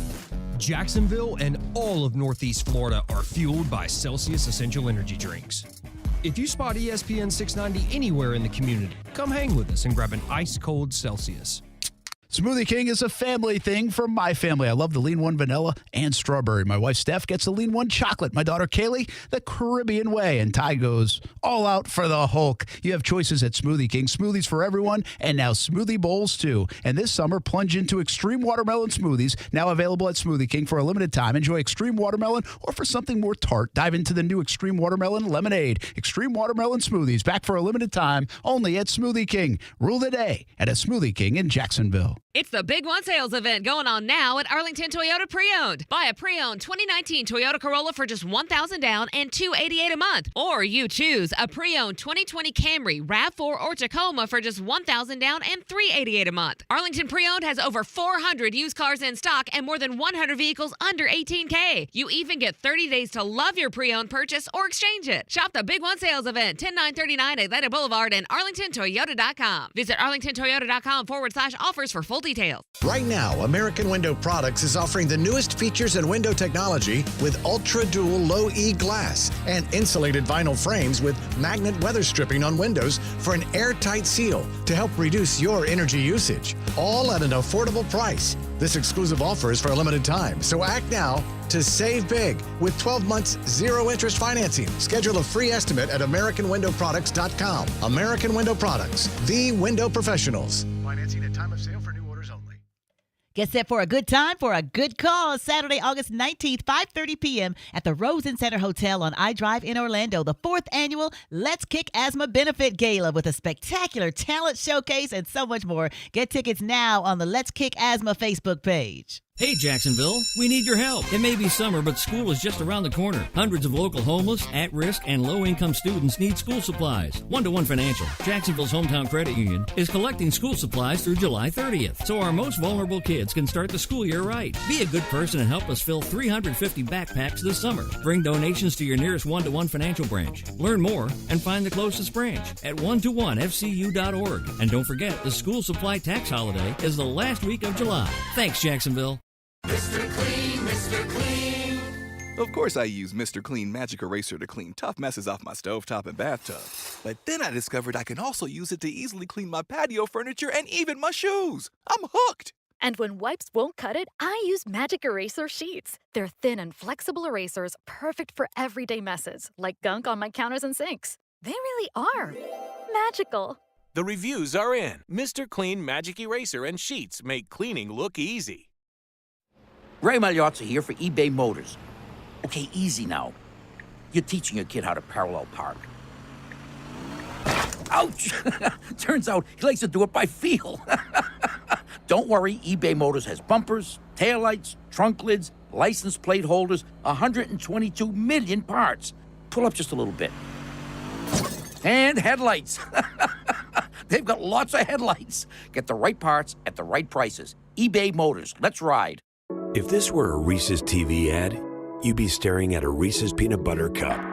And sure, my voice is peanut buttery smooth, but still, you need to see the peanut butter cups, right? No? I can really just say Reese's and you'll go get some? Okay, Reese's. Reese's. Reese's. Really working, actually. Reese's. Reese's. I'm on to something. Reese's. Reese's. Reese's. Meet Joe A, Joe B, and Joe C. What's up? 3 everyday Joes perfecting their banking with Chase. Joe A is locking his lost debit card with the Chase mobile app. Joe B is cruising toward his new ride with AutoSave. And Joe C's Chase banker is helping him budget to go back to school. Tools that help protect. Support for what's next. One bank that puts you in control. Visit chase.com/checking. Chase. Make more of what's yours. Chase mobile app is available for select mobile devices. Messaging and data rates may apply. J.P. Morgan Chase Bank, N.A. member FDIC. Hey everybody, it's Brent Martineau from Action Sports Jacks. There's a good chance you have a smart speaker, so use it with ESPN 690. Stay up to date on the Jags and all things sports by telling Alexa or Google to play ESPN 690. It's as easy as that. Make sure you listen weekdays 3 until 6 p.m. on ESPN 690.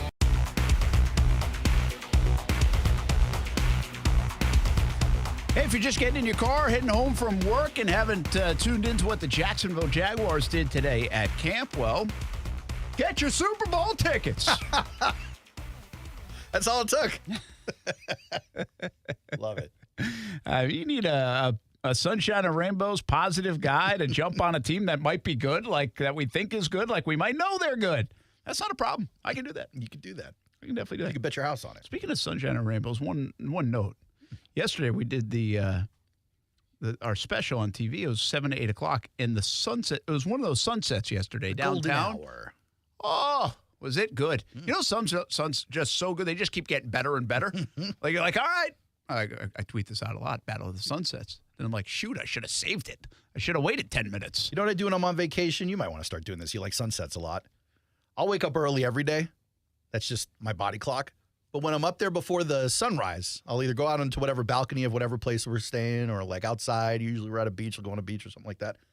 And then every 5 or 10 minutes, I'll take another picture as the sunrise happens. And then I'll make like a GIF out of it. And that'll be like the sunrise GIF. Now, that sounds like a lot of work.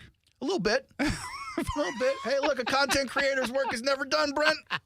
I like it. So what did we see at camp today? And if you missed a little bit earlier in the show, you can always go check it out on the Action Sports Jacks on ESPN 690 podcast. Subscribe to our YouTube channel, Action Sports Jacks. We've got the whole show from last night on TV up on that YouTube channel of Action Sports Jacks and much more that we will do, including our first edition tonight of First and 10 Training Camp, 11:15 on CBS 47 and Fox 30. So I'll have you covered from camp. But we got you covered right here on Brent and Friends on ESPN 690 as well. And the first question, it was an Ask Me Anything kind of moment today. Yep. And Aaron asked about Calvin Ridley. I'm seeing some good stuff on social media, and for good reason. Like, he looked good. He jumped out at you. And, of course, we're already looking at him, right? I mean, this is kind of the new face, the fresh look in Jacksonville, number 0 for the first one to turn to that number in the NFL. And he's a talented dude before he doesn't play for the last couple of years. If you were excited about Calvin Ridley and you'd wanted me to squash that excitement, this isn't the time to listen. I feel like I'm the only one who would ask you to do something like that. Because he really exceeded my expectations early in camp. I thought this was going to be a continuation of, all right, coming along. Man, he looks like he never missed anything. And that's what we're hoping for. That's what we're hoping for in Jacksonville. That's our curiosity, right? You've kind of set that expectation, Aaron, a lot here over the offseason. It's like, can we expect him to just, boom, be the guy? Like he never left. Well, after today, I think if you were in Atlanta for a bit and then you came down to this practice in Jacksonville, you'd been like, yep, that's the guy. and I'm trying not to go crazy over dramatizing, but he looked that good. Like, he really looks that good. The other big thing for me, Aaron, is just when you have the position groups will often do drills together, obviously, and break up, and then some will be hanging out and talking. And there was one moment today during camp where Zay Jones, Christian Kirk, and Calvin Ridley are right there. Evan Ingram's working with the tight end, so he's off on a different group. And Travis Etienne walks over and just kind of, these guys having a conversation. So these 4 players. And you know everybody else on offense, from Trevor to Evan Ingram. But you look at those 4 players, you're like, this is like real life. Christian Kirk over 1,000 yards. Zay Jones' career year last year. Calvin Ridley was on his way to being one of the top receivers in the game, if not the best in his opinion. He thinks he is. And Travis Etienne, one of the most underrated guys in the league last year at over 1,500 yards. That's part of their offense. It's not all of it. It's part of it, all in one, like, 3-foot radius. Little click. I mean, it's that's real. And what magnifies this is this team has struggled so mightily on the offensive side for a decade and a half.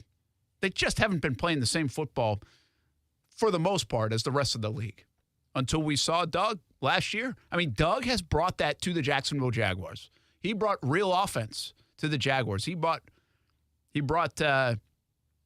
like an offense you can believe in, an offense that you can buy into, an offense that you want to watch, and excitement. Because guess what? The game of football, like any other sport, offense provides the excitement. Oh, yeah. And entertainment. And this is going to be an entertaining offense. Like, this offense is good. You got to always say the if healthy, I don't know what the hell defenses are doing. I really don't. If they can block for Trevor, I don't know what defenses are doing. And if you ask the players, they'll say a similar thing. The offense looks like it's going to be really good. The question is, how good? I mean, outside of a team like the Eagles, which it seems has all pros at every defensive position, and then some, like, name me a team that could cover those 4 guys. It doesn't exist. It doesn't exist. You can have teams with great safeties and corners and still not have enough to cover all these guys. And especially if you're scheming things up, right, to work in a specific way against a certain look, and that's what they do. And Doug's pretty good at it. He proved that last year. You got to wonder if a heavily successful offensive year from Trev and crew means the swan song for a guy like Press Taylor.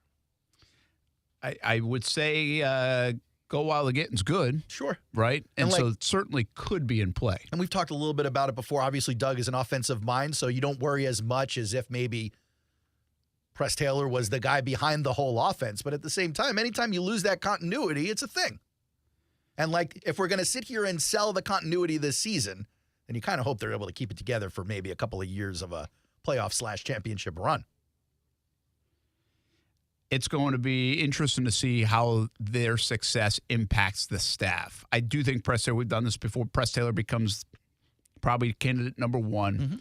But also I say that, and it's important in the maturation process of a player like Trevor Lawrence. But like the Chiefs just lost Bieniemy. Is that the right time to lose Bieniemy? Like Mahomes has got this, right? There's Josh Allen. He lost Dable. He's got this now, right? And obviously Dorsey does a pretty good job anyway coming in. If Press Taylor goes after this year, are we to the point where Trevor and Doug, don't worry, they got this? Most likely, right? Most likely. I was watching Quarterback on Netflix. It makes me an expert in Pat Mahomes. And you could tell during the highlights, it's, Bieniemy is around Pat Mahomes. They're looking at the tablet together, but when it comes time to discuss strategy on the field during the game, you never saw a scene where Pat and Eric Bieniemy are sitting there having the debate on the sideline. Yeah. It's Andy Reid coming over with the tablet going, are you good to do this? Yeah. What do you think about this? And I hesitate to, I don't want to dismiss. I think Press Taylor is an important part of it, part of the equation, but I agree with your assessment of that too. It's like, I mean, at Doug right now, I mean, in his own mind, he's going to share the credit and everything else, but I'm sure he can be like, yeah, I got this. I think I'm good. I can. And there are a lot of qualified people to continue to work with this offense and everybody else. And by the way, that's a good thing for Press Taylor. Like, I do think he's been a valuable part of this so far. I think he'll continue to be. And then when the time comes, I think he'll have earned it. And I think that guy's going to be pretty good in the NFL from a coaching standpoint. So take all this excitement or everything you saw today that left you with a good feeling about this football team. I got one more before you ask me this. I got to get to Josh Allen. Okay. Because, again, offense, Ridley, Josh Allen. Josh Allen, for a few plays at the end of practice specifically, was dominant. And again, we're not in pads, all this stuff, but if you ask what catches your eye, if you're not out there, that's what you're leaning on us to catch what's catching our eye. And Josh Allen kind of whooped Anton Harrison, the rookie, and then did it again and blew up the whole play on offense. Just like the first time the play didn't come his way, and so it was a completion, Trevor, to Tim Jones, actually, on a nice little route and pass and catch. The next one, it was coming his way, and he absolutely obliterated the play, like single-handedly. So, nice start for Josh Allen, and maybe a picked up where he left off kind of start for Josh Allen, because we've been the entire offseason talking about the numbers that he's produced, even some of the hidden numbers. So what were you going to ask? I was going to ask, if you take all this excitement that came out of practice today, let's say they keep that energy level up. Let's say by the time we get through the preseason, you haven't really had a dip in how you feel about this team, how they've performed on the field, the coming to work and getting the business done. Does it affect what you think the win total will be this year? Is there room to move that up in a realistic way, in a non-fan way, where you go, maybe I thought it was a 10 or 11 win team, but I might be mistaken? Yeah, that's a fair question, and I don't know if this is the day to get excited, first of all. This is a good day to get excited about football and everything else. This is about some expectations and hope and all that stuff around here that has hit a new level. You always have it at the beginning, but some of those things kind of came to fruition today out there, even in a light practice where, you can argue if they're playing real football. I wouldn't say like I moved my expectation needle in that regard. I think the thing that actually moves the expectation win total is something we really can't identify until the first month of the year. It's not, I have expectations the offense is going to score a bunch. I think they're going to move the football. They're good. The offense is good. Are they dominant good? I think they can be dominant good. I mean, that has to be proven too, but I think we talked about it. 2.5 more points out of this offense than last year. Can I buy that? I will buy that. And if I buy that, that's a top 5 offense in the NFL. Yeah. It could be a record-breaking Jaguars franchise record-breaking offense this year. Like, that is not far-fetched. Again, these are not like, make this bold prediction. Those aren't even bold predictions with what you have on paper. It's just an evolution, yeah. But the win total, to your question, changes on the defensive side. And it changes with players like Trayvon Walker, Devin Lloyd, Tyson Campbell, even taking another step, Andre Cisco becoming a star. Like, these are things that could happen, but we really don't know if they're going to happen. Like, that has to be earned proven.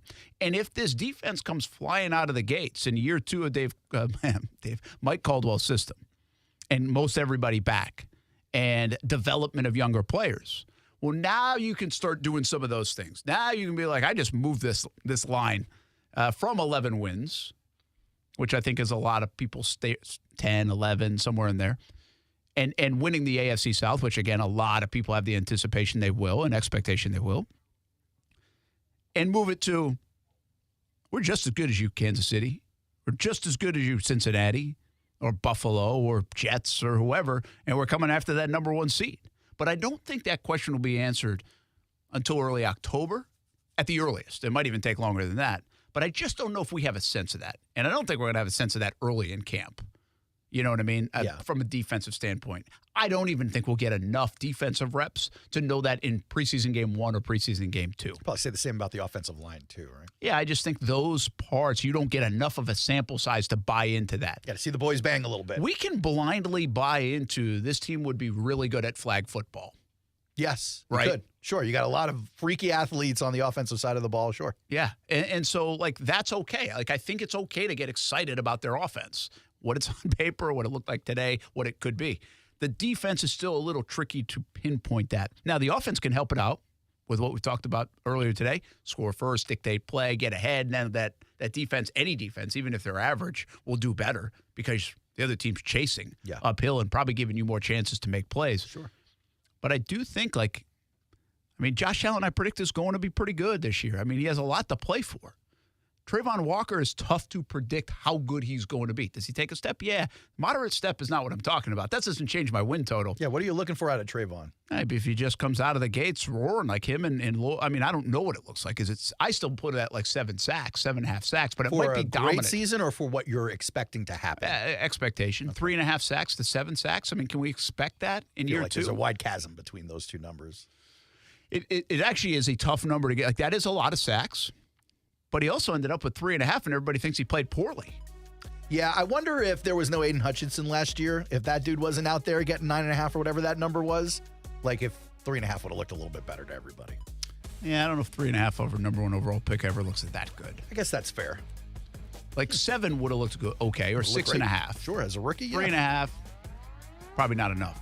So that's where my line moves, is really based on the defense. And, of course, we're just not there yet. We will see. The Jags win total, the predictions, the expectations, a lot of it comes from, sure, what they have coming back, what they have on paper, but also the fact that they're playing the AFC South. Can't sugarcoat that. We don't expect much from the rest of the division. Against rookie quarterbacks and senior citizen quarterback. Which also means you could maybe get that defense to be even better than maybe they even are against young quarterbacks in the division. I like that, okay. Brent and friends on ESPN 690 put a bow on the show. Overtime with Kurtz and Middleton on deck. We have the Jacksonville Jumbo Shrimp on ESPN 690 tonight as well. Brent and Friends is sponsored by Best Bet, now open in St. Augustine. Rich Jones here. Investing can be more about just filling a bank account. It's about having a secure retirement, protecting your family. Let DLP Capital help you to protect your why. Here's CEO and founder Don Wenner. I started DLP Capital with an expectation that I could provide my family, my investors, my team members, and the families of my investors with awesome returns, limited volatility, and no losses, all while providing desperately needed affordable housing to the American workforce. To get your investor's guide and learn more, dial *invest on your cell phone or visit highyieldreturns.net. Victim of a slip and fall? It takes one phone call to take back control of your life. Anajar and Levine will fight to get you the compensation you deserve. Call me, Mark Anajar, for a free consultation. 1-800-747-FREE. That's 1-800-747-3733. Main office, Jacksonville. As the seasons change, one thing remains the same.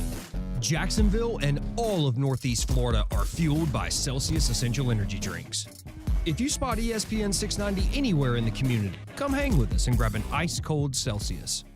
It's back. The Big One sales event is here, and it's going on now at Arlington Toyota. Arlington's got over 400 new Toyotas available. Cars, trucks, SUVs, and family vans. And that means now's the time to go big and go home in style. Plus, with every new Toyota purchase, you get Arlington's lifetime warranty and 30-day exchange program. But don't wait. The Big One sales event won't last long, so shop today. 10939 Atlantic Boulevard and online at arlingtontoyota.com. SmoothieKing.com. Smoothie King is a family thing for my family. I love the Lean One vanilla and strawberry. My wife Steph gets the Lean One chocolate. My daughter Kaylee, the Caribbean way. And Ty goes all out for the Hulk. You have choices at Smoothie King. Smoothies for everyone, and now smoothie bowls too. And this summer, plunge into extreme watermelon smoothies, now available at Smoothie King for a limited time. Enjoy extreme watermelon, or for something more tart, dive into the new extreme watermelon lemonade. Extreme watermelon smoothies back for a limited time only at Smoothie King. Rule the day at a Smoothie King in Jacksonville.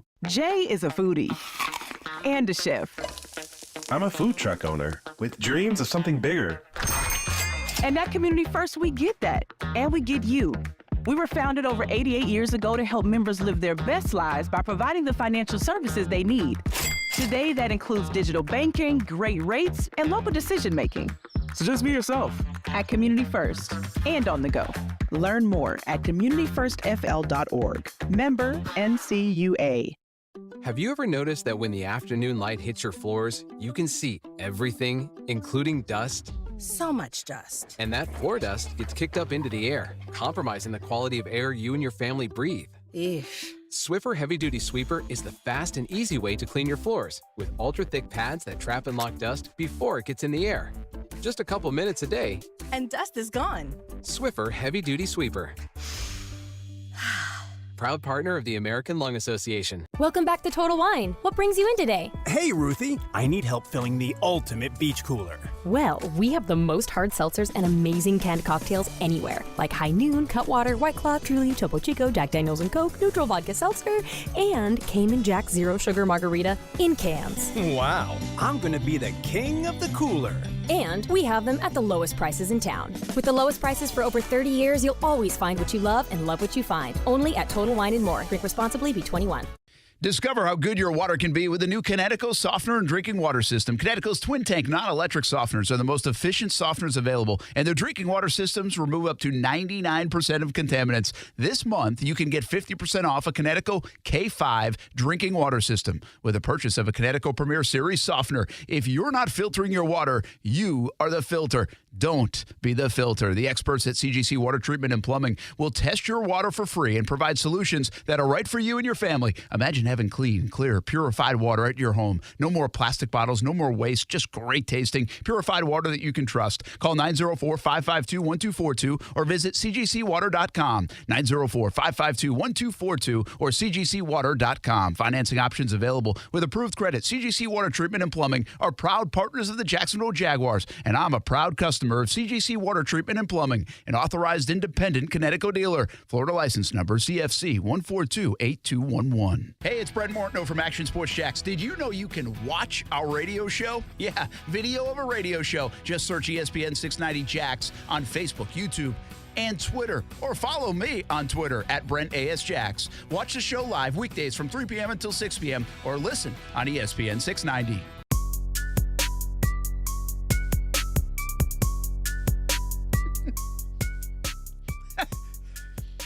Kasey, we're talking about like old guy stuff in here, I think.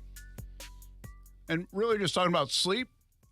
And I will literally bump music coming back. You're about to put the bike on. And he's like, hey, you should get that checked out. It could lead to a heart attack. Oh, I don't want you to drop dead, Brent. Do the meal ticket. Hey, thanks for giving me a lot of energy going into the last segment here.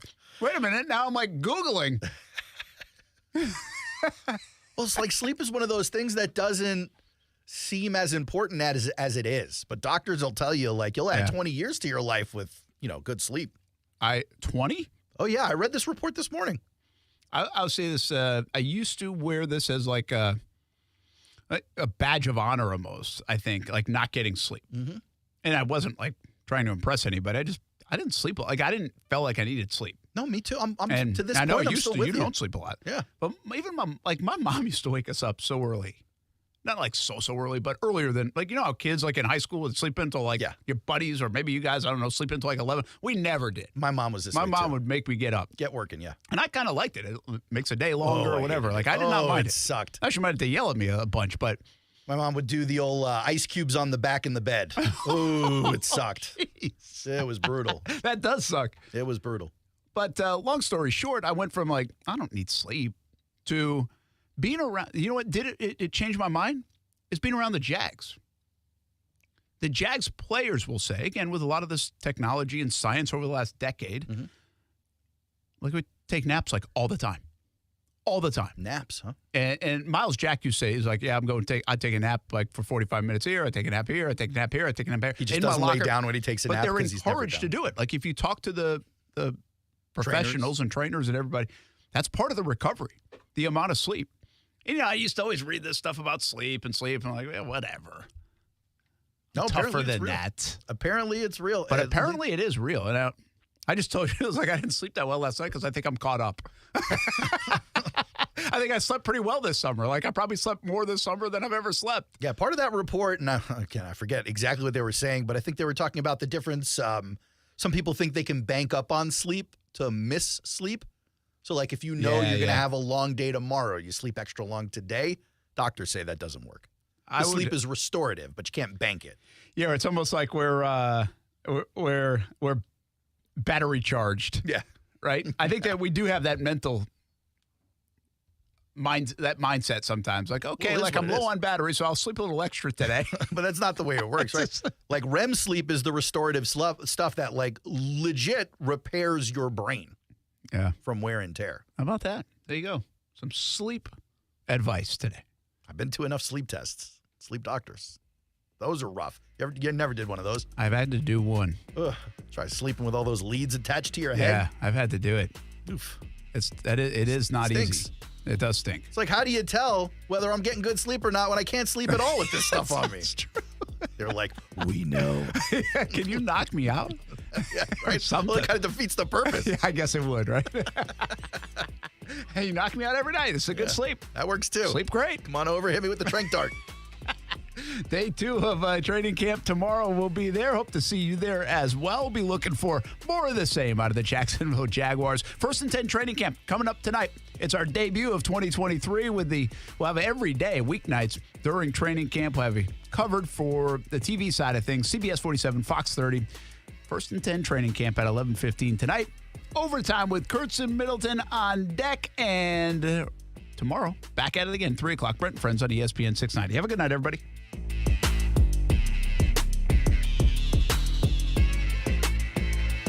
Texting enrolls you into recurring automated text messages. Consent not required to purchase. Message and data rates may apply. Hey, Dan, how you doing? Haven't seen you around the gym. Yeah, I've really fallen off. Since I turned 40, I just don't get the results I used to get. Could be lower testosterone. I went through it a while back. I got Nugenix Total T, and it's made a huge difference for me. I've seen that on TV. Is it for real? Oh, yeah. The patented key ingredient is something called Testofen, which helps boost free and total testosterone levels to help you trim up and stay lean. And it's made a difference for you? Man, I feel like I'm in my 20s again. At work, in the gym, and in the bedroom. Are they still giving out complimentary bottles for people to try it for themselves? Yeah, you just need to send them a text. Text ALL to 321-321 right now for your complimentary bottle of Nugenix Total T. Plus, text now and we'll include a bottle of Nugenix Thermo, our most powerful fat incinerator ever, to help you get back into shape fast. Absolutely free. Text ALL to 321-321. That's ALL to 321-321. Products and statements have not been evaluated by the FDA. These products are not intended to diagnose, treat, cure, or prevent any disease or illness. We're in the middle of summer. Be ready for anything, on the road or off the road, at Nimnick Buick GMC. No one will ever pay over MSRP at Nimnick Buick GMC, the place where my family has purchased 6 vehicles since we've been in Jacksonville. Go to Phillips Highway or NimnickBuickGMC.com. Are you looking for a used car under $18,000? Maybe one for the kids?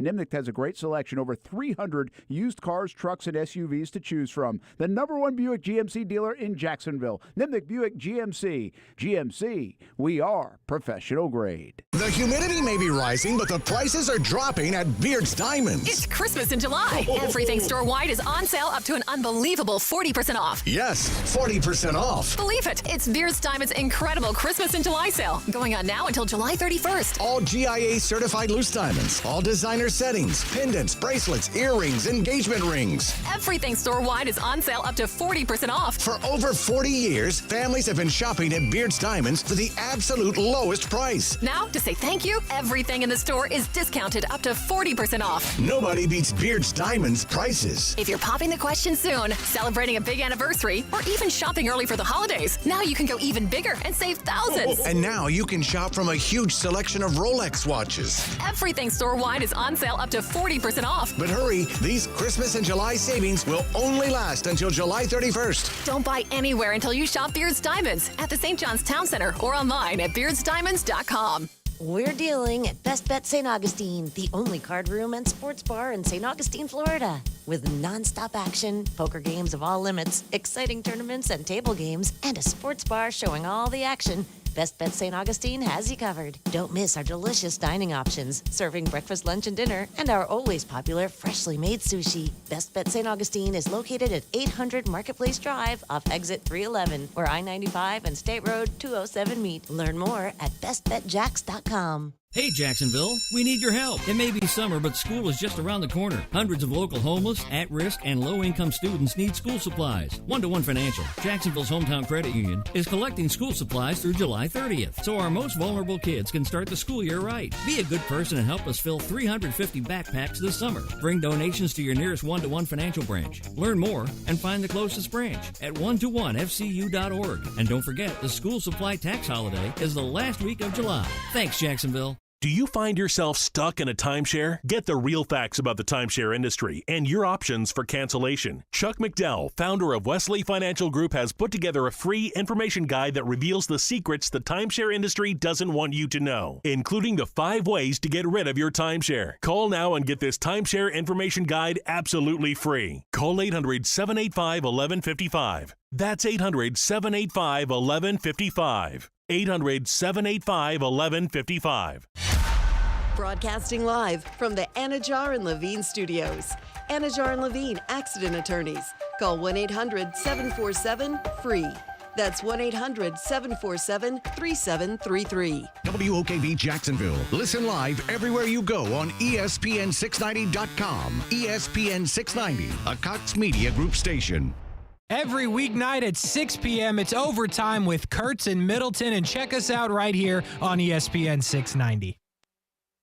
This is SportsCenter. I'm Christine Lisi. Quarterback Aaron Rodgers agreed to a 2-year, fully guaranteed $75 million contract in his restructure with the Jets. He'd been owed $110 million, so this represents a $35 million pay cut. It does reflect what Rodgers recently has been saying, that he plans to play more than one season for New York. Chargers QB Justin Herbert, fresh off signing his 5-year, $262 million extension. All smiles at training camp, said it was a dream come true to sign a long-term deal with the Chargers. Never wanted to be anywhere else. Is glad the contract's done. Now he can just go out and play football. ESPN NFL analyst Herm Edwards. Obviously, the Chargers felt like this is their guy for the next 10 years.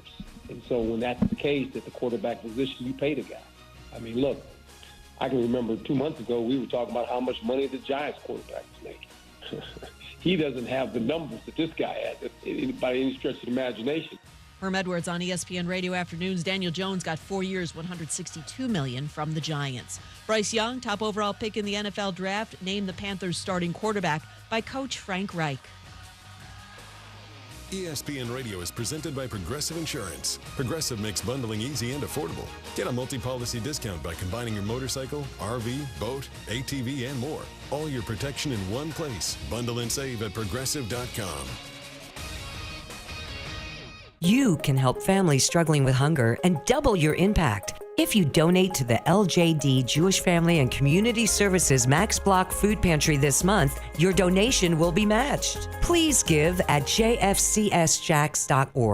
As residential golf cart use increases, make sure you and your child know the safety basics to help avoid crashes and injuries. Whether you're driving a golf cart on the course or off, staying safe should always be a priority. Learn more at go.baptistjacks.com/golf cart.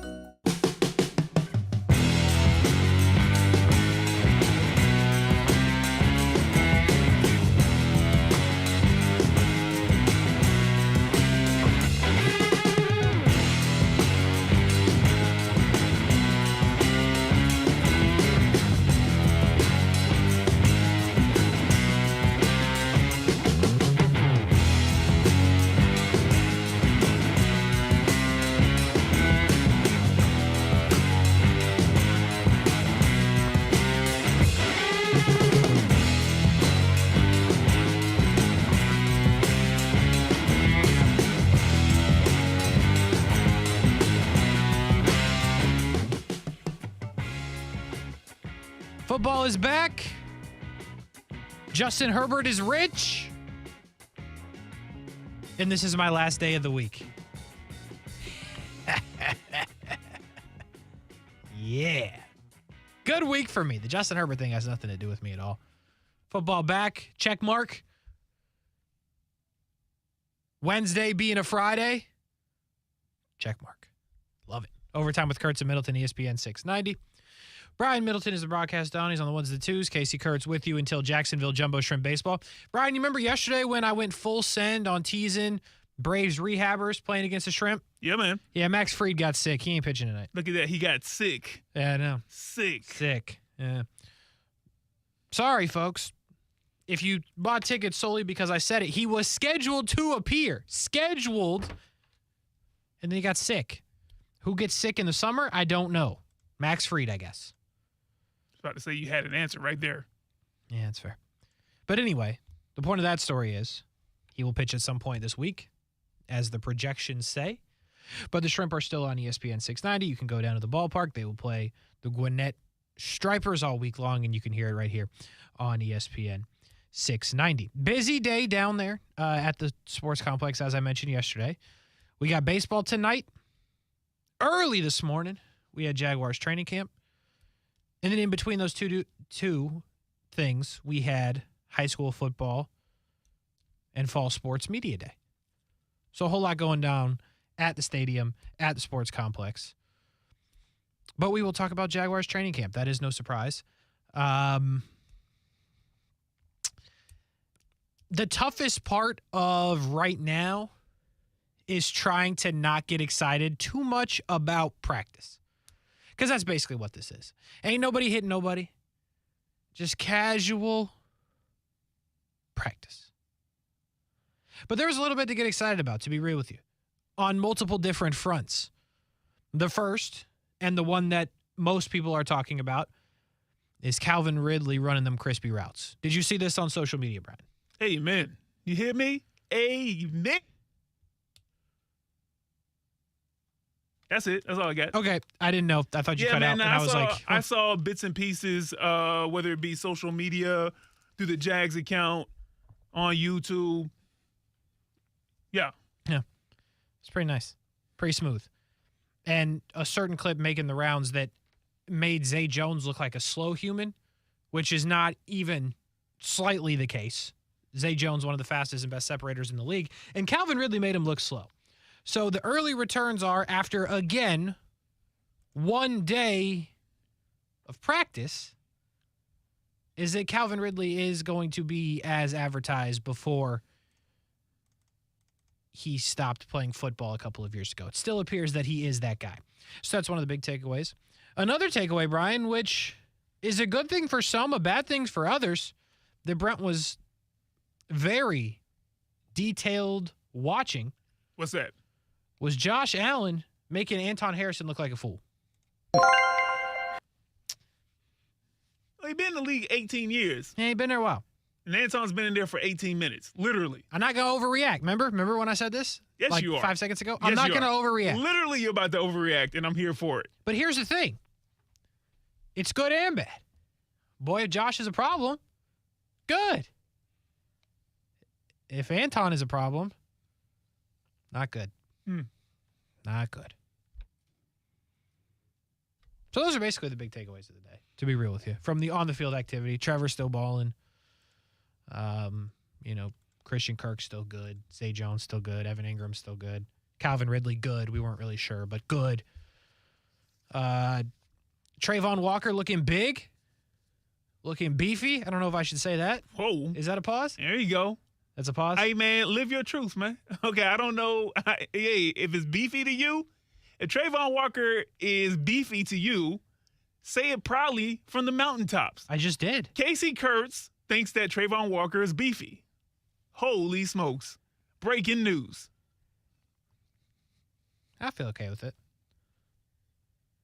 See, Poppy. See, Poppy.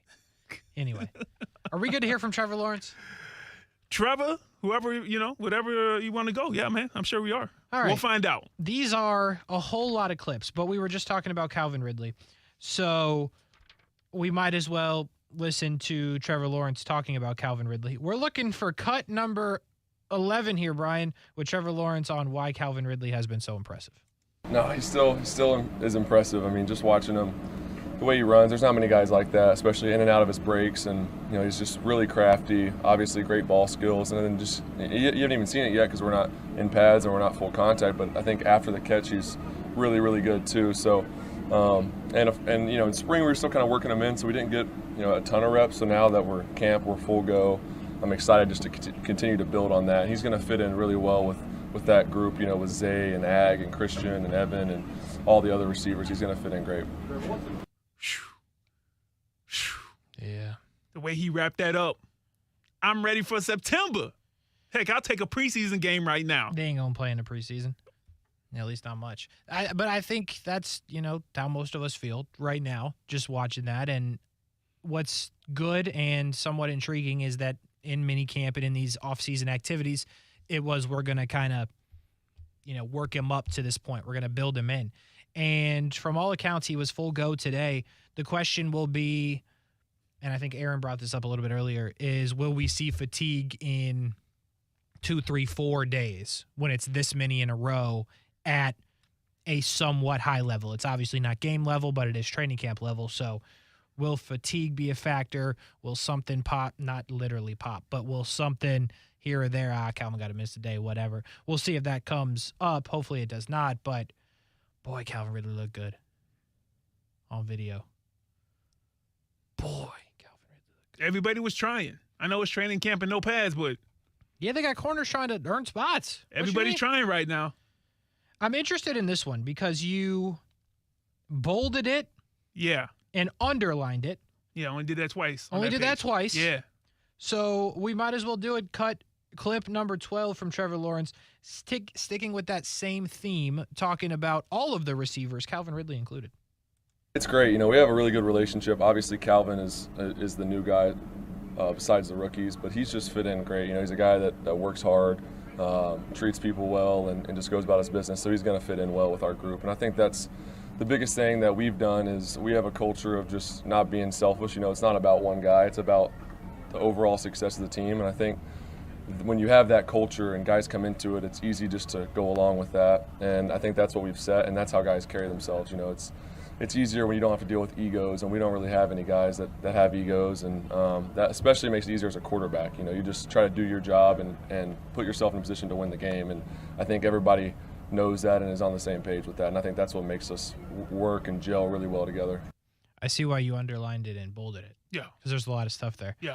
I'll take the first part. And it's the thing that stands out to me the most is it is easier to fit into a culture when it's already built. And the Jags for the last, pick your number of years outside of 2017, which kind of turned into a thing but didn't last long enough to really be a culture, they had no culture. It seemed like every year they had to try and set some sort of culture by bringing guys in or bringing in some sort of a new coaching staff, whether it be an offensive coordinator, a defensive coordinator, bringing in highly drafted young players that were supposed to help set this culture. And they couldn't do it for a very, very, very long time. And they bring in Urban Meyer and they bring in Trevor Lawrence looking to set a culture, and it still didn't work. And they needed Doug Peterson. And Doug Peterson comes in, sets a culture, and now, for the first time in forever, they have something that people, one, want to walk into and play for, and two, works. There's no question, does this work? No, it worked. It just worked last year. It's different. Doug be giving them days off and ice cream. Not everybody's doing that, but it worked. And Trevor saying that he's exactly right.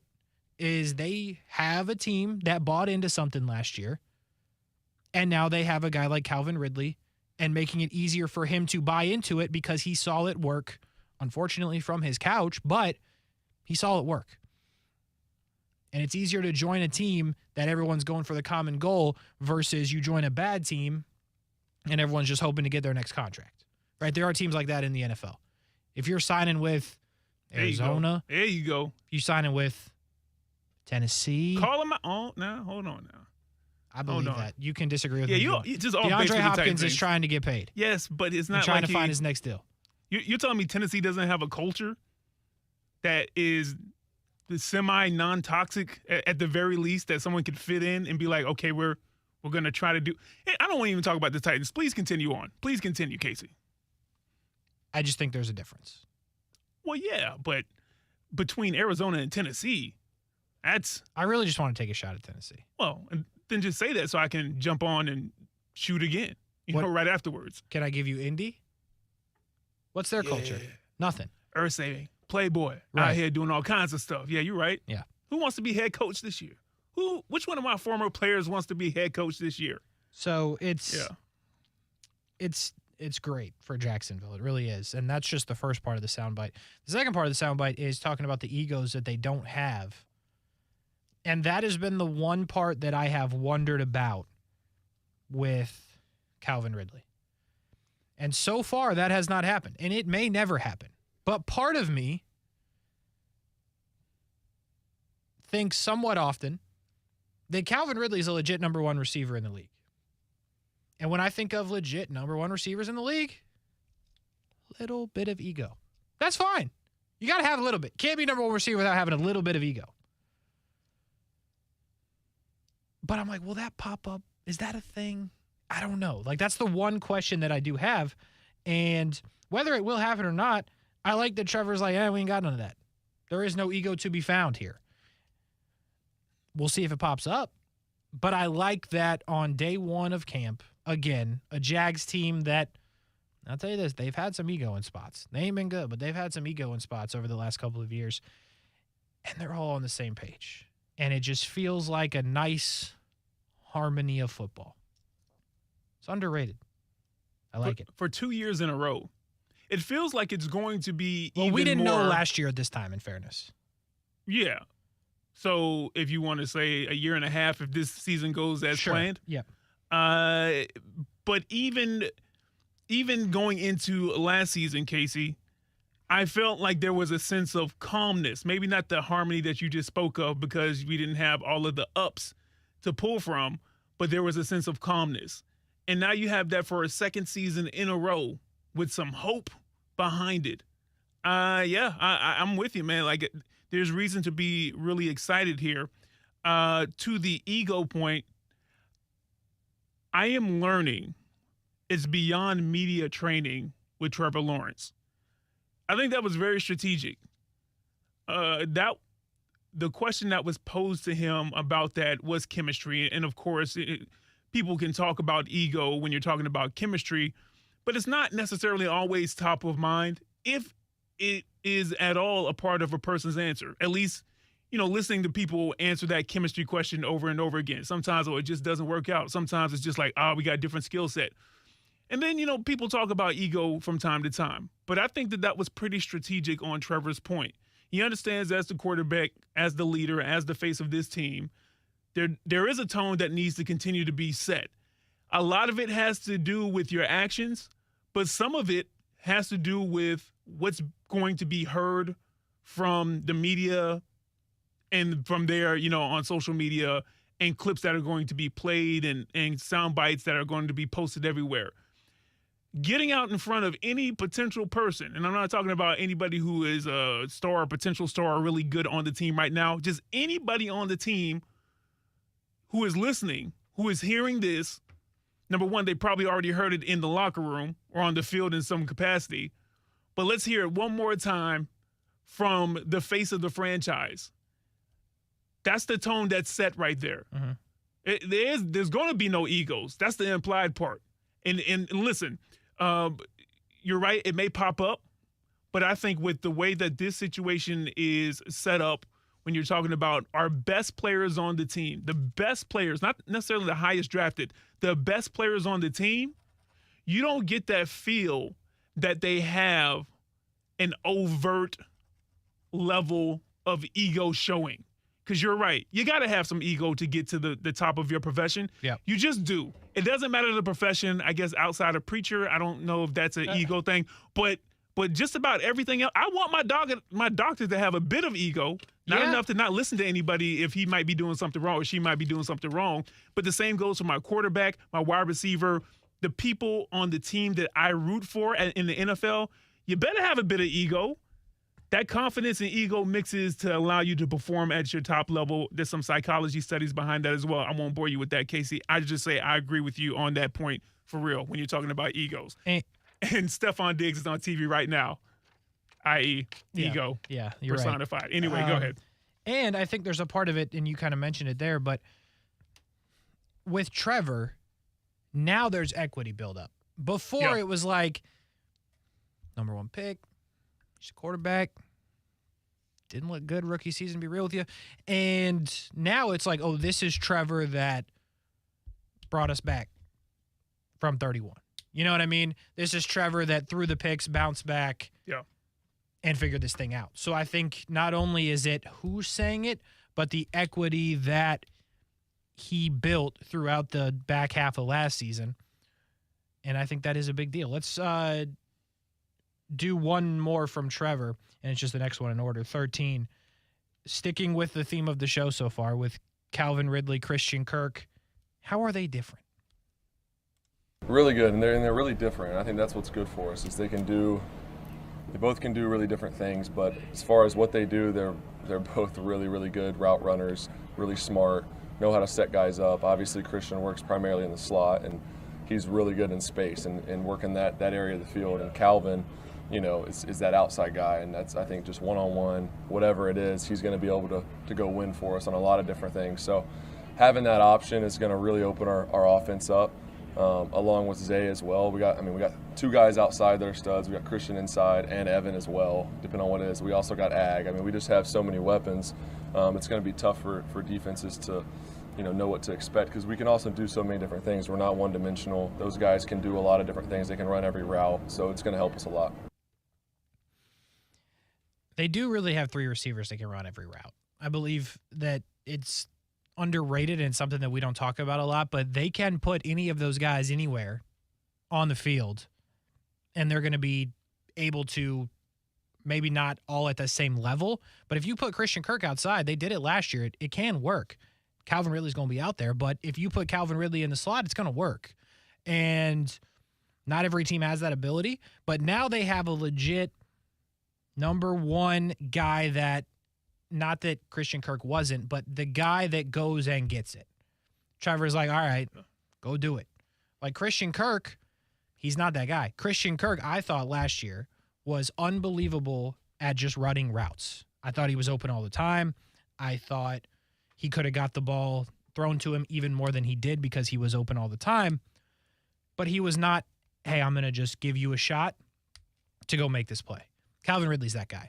Calvin Ridley's the guy that can run past you. He can come back, make you look foolish, but he can also go over you and make a play. And since that one really good year from Allen Robinson, they ain't had that. They have not had that. So it just unlocks yet another thing. And you heard him say it. Like, they've got so many options, and we ain't even talking about running the football at this point. They got all these guys to throw it to. He mentions Evan Ingram. He mentioned Jamal Agnew multiple times, which I think is interesting. But you got to figure out how to defend all of that on any given play. And then ETN might be the one that gets the ball. I quit in the middle of September when it's 98 degrees down here and it's humid at 135, and I'm on the defensive side, and they got 8 different options.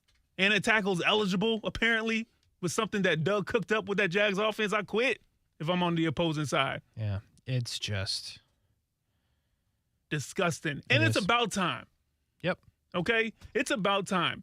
Because even Kasey back in 2017, Leonard Fournette, the boat, the GOAT, what we really pegged a lot of our stuff on was on the defense. Yep. The last time we had an offense like this, I'm not a Jags historian. I'm learning more and more. Never. The answer is never. It might be the 1900s. Might be. I heard that they had a couple of good people on there, going into the early 2000s. But like this? This is better because the quarterback's better. No shot at Brunell. Brunell was good. Trevor's great. At least we think Trevor's great. You know what I was hoping somebody would ask, even if Trevor didn't answer, for a little bit of levity, even though it's not like a a super serious moment coming into training camp. Everybody's on a high note.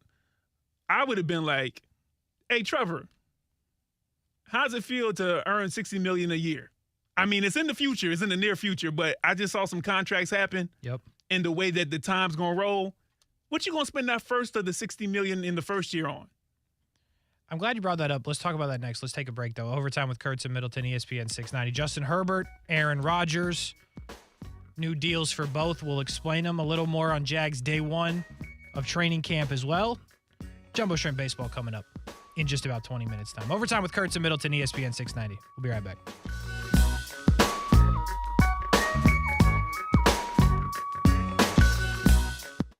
Now, the First Alert forecast on ESPN 690.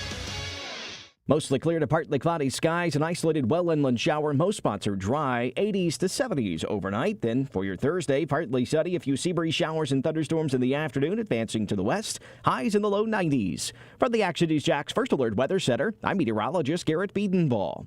The Weather Center is brought to you by Beard's Diamonds. Save up to 40% now during the Christmas and July sale at Beard's Diamonds. Dave and Ammon here with Zero Res. Things are heating up outside, and that means air conditioners are working harder than ever. Ammon, is this a good time for people to get their air ducts cleaned? This is a great time for people to consider cleaning their air ducts. People are spending long hours inside their homes to escape the oppressive summer heat. Spending more time inside your home means that you're breathing more of your home's stale, recirculated air. That's why this is a great time to consider different solutions to improve your home's air quality. The first step will be to clean your air ducts, and then upon arrival we can assess any other measures that could be taken to improve your air quality, including solutions such as air purification systems and the cleaning of clogged and dirty components inside your HVAC unit. Sounds good. What kind of specials are you running this month? This month, we will offer our customers $50 off their air duct cleaning and an additional $50 off any other air duct related service if they mention WOKV. Wow, what a great deal. Zero Res. Spelled forward or backwards, it's the right way to clean. Men, if you're struggling with erectile dysfunction or PE, the medical providers at Prime Men's Medical Center offer breakthrough treatments that eliminate problems in the bedroom without pain or surgery. Listen to a specialist in men's health. I'm Dr. Simovitz. Prime Men's Medical Center offers the most advanced treatments to eliminate ED and PE. 98% of men experience instant results on their first office visit. They're even lasting 90 minutes or longer, regardless of age or medical history. Don't just take our word for it. Call Prime Men's Medical Center now for our limited time offer. Your initial consultation and first treatment are completely free. You'll see instant results right in the office. You'll even get a gift that enhances your performance in the bedroom. All this, worth hundreds of dollars, is free if you call now. 904-206-7930. 904-206-7930. That's 904-206-7930. I'm Action News Jax anchor Tanika Hughes. Knowing what's happening in your neighborhood keeps you informed and up to date. Live in downtown. Reporting in Jacksonville. Live from the south side. We make it easy for you to stay connected to local news, breaking news, and weather right from your Roku device. I'm John Bachman. We have breaking news to tell you about on I-95. I'm First Alert Chief Meteorologist Mike Burrish. Stay indoors. This is a very dangerous storm. Wherever it happens, whenever it happens. Download Action News Jax now. Streaming now on Roku. Here's something you've never heard before. Stop. This is Simply Safe.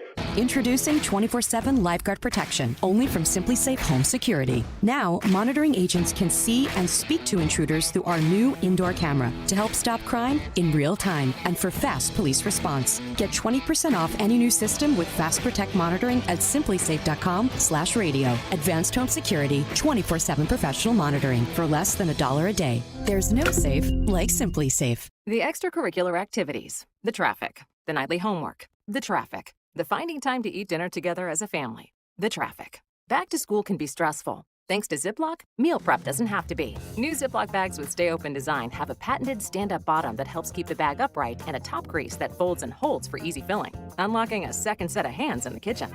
If only it unlocked a second set of lanes.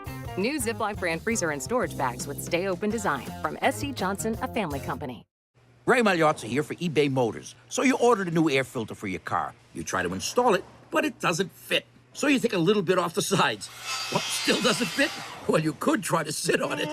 Or get it right the first time with eBay Guaranteed Fit. When you see the check, you know that part's gonna fit. Air filters, brakes, headlights, over 122 million parts. Get the right parts at the right prices. eBay Motors, let's ride. Eligible items only. Exclusions apply.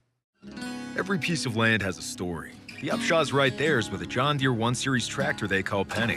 When your project comes up, you have to just jump in and figure out what is it going to take. From front loader to backhoe, the Upshaws have the tools to DIY all day long. Run with us on a 1 Series tractor and start telling your story. Get $1,000 off a 1025R tractor and 0% APR fixed rate for 60 months. For additional cost information, please call toll-free 855-633-2315. Action Sports Jax. Watch, listen, subscribe. You can watch us on CBS 47 and Fox 30. You can listen right here on ESPN 690. And you can subscribe to our YouTube and podcast, Action Sports Jax on ESPN 690. Action Sports Jax. Watch, listen, subscribe.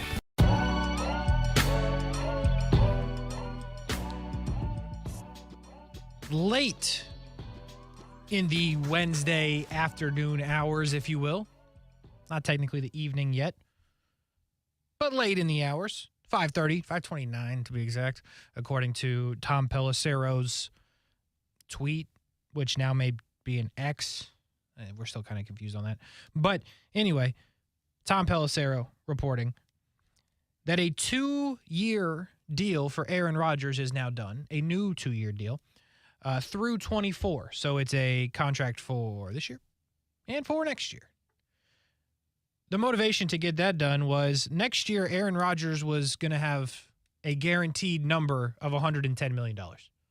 Damn. Yeah, that's on the Packers. So the Jets said, no, 110. Can't do that. So now instead of To do what? looking at $110 million next year to play quarterback, now it's a 2-year, $75 million deal. So 110?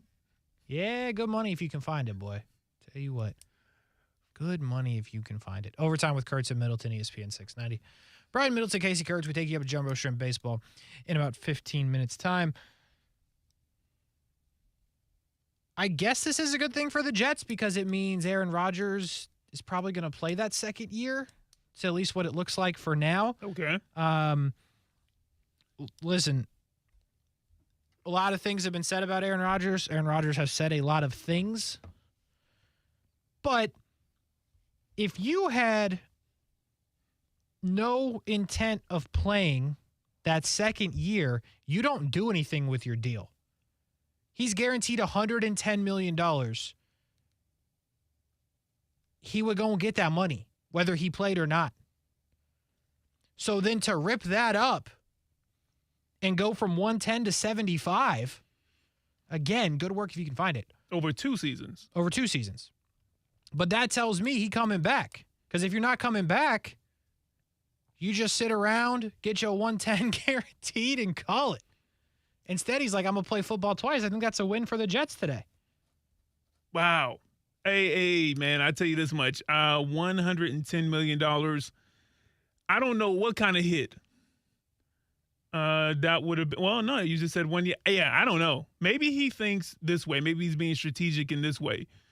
Number one, I got more than enough money, but maybe we don't get it done this year. Like in the deepest recesses of his mind, he's like, we need a year to gel. I do got a lot of young guys, though they're talented. I mean, that's not a crazy thought. Let me give it 2 years. I'm still getting that's like $37.5 million a year, give or take a season. Yep. Again, still good money. Yeah, it ain't 110, but it's still good money if you can find it over 2 years. And you get to throw to some guys that you've thrown to in the past, and then you got Garrett Wilson, and Breece Hall will have another year under him, and who knows what they can do with that other year? Because just hear me out. What if Devontae Adams gets mad that they suck in Vegas? You're going to see he's going to request a trade, and he's going to want to go to the Jets. No. That's all I'm saying on that front. All right, that's a little loud. But what if Devontae Adams is going to the Jets? All I'm saying is the Raiders are in the Caleb Williams sweepstakes. I don't care what you say or not.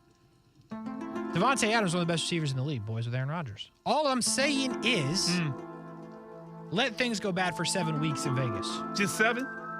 Not even halfway. 7 weeks, huh? Give me 4 bad weeks in Vegas. Devontae Adams will be like, I need to get up on out of here. And you're going to see that list come out, that teams I want to go to list is going to be the Jets, and then, like, the Bengals. Well, you watch. And then the Bengals. You watch now. Just in case. Just in case. The first three options don't get done. Yeah. You watch. Hey, man. Somehow, some way. Lazard, it was nice having you. Come over. I'll give you Lazard and some picks. But you out of there. That's wild. But let's pull this just in case. Because what are the chances that the Raiders have 4 bad weeks out of the first 7? High. High probability. High. Very high. But it goes back to the point that I was going to make, and it's when Brady left New England, I think we all kind of thought they had a real chance to win. But not the first year. Now, they did, but that's Brady. But I think most people believed, and I could be wrong, I believe this, with what Tampa had and who Tom was, I thought in 3 years, if he gave it that, they were going to win one, at least. And they did, but they ended up winning the first one. Yeah. Rodgers ain't Brady. No offense. Still great. Still a Hall of Famer. Rodgers ain't Brady. So maybe it will take the 2 years. And I'll say this. If you told me that he was going to get 3 years, I think they'd win one. I'd feel confident. Which he might still do.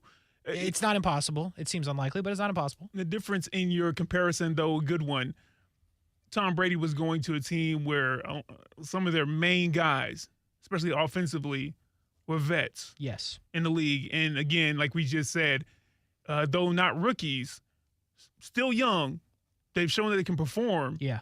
But, maybe one more season, maybe the season going into the playoffs and, being a team with expectations and being on a roll becomes a bit too much. Or, they just luck of the draw. They catch the Jaguars. They go on the road to the Jaguars divisional round, and it's a buzzsaw. We run them up and down the field, 62-7 style. And he's like, hey, I got a team here. This is a good growing experience here in Duval, okay?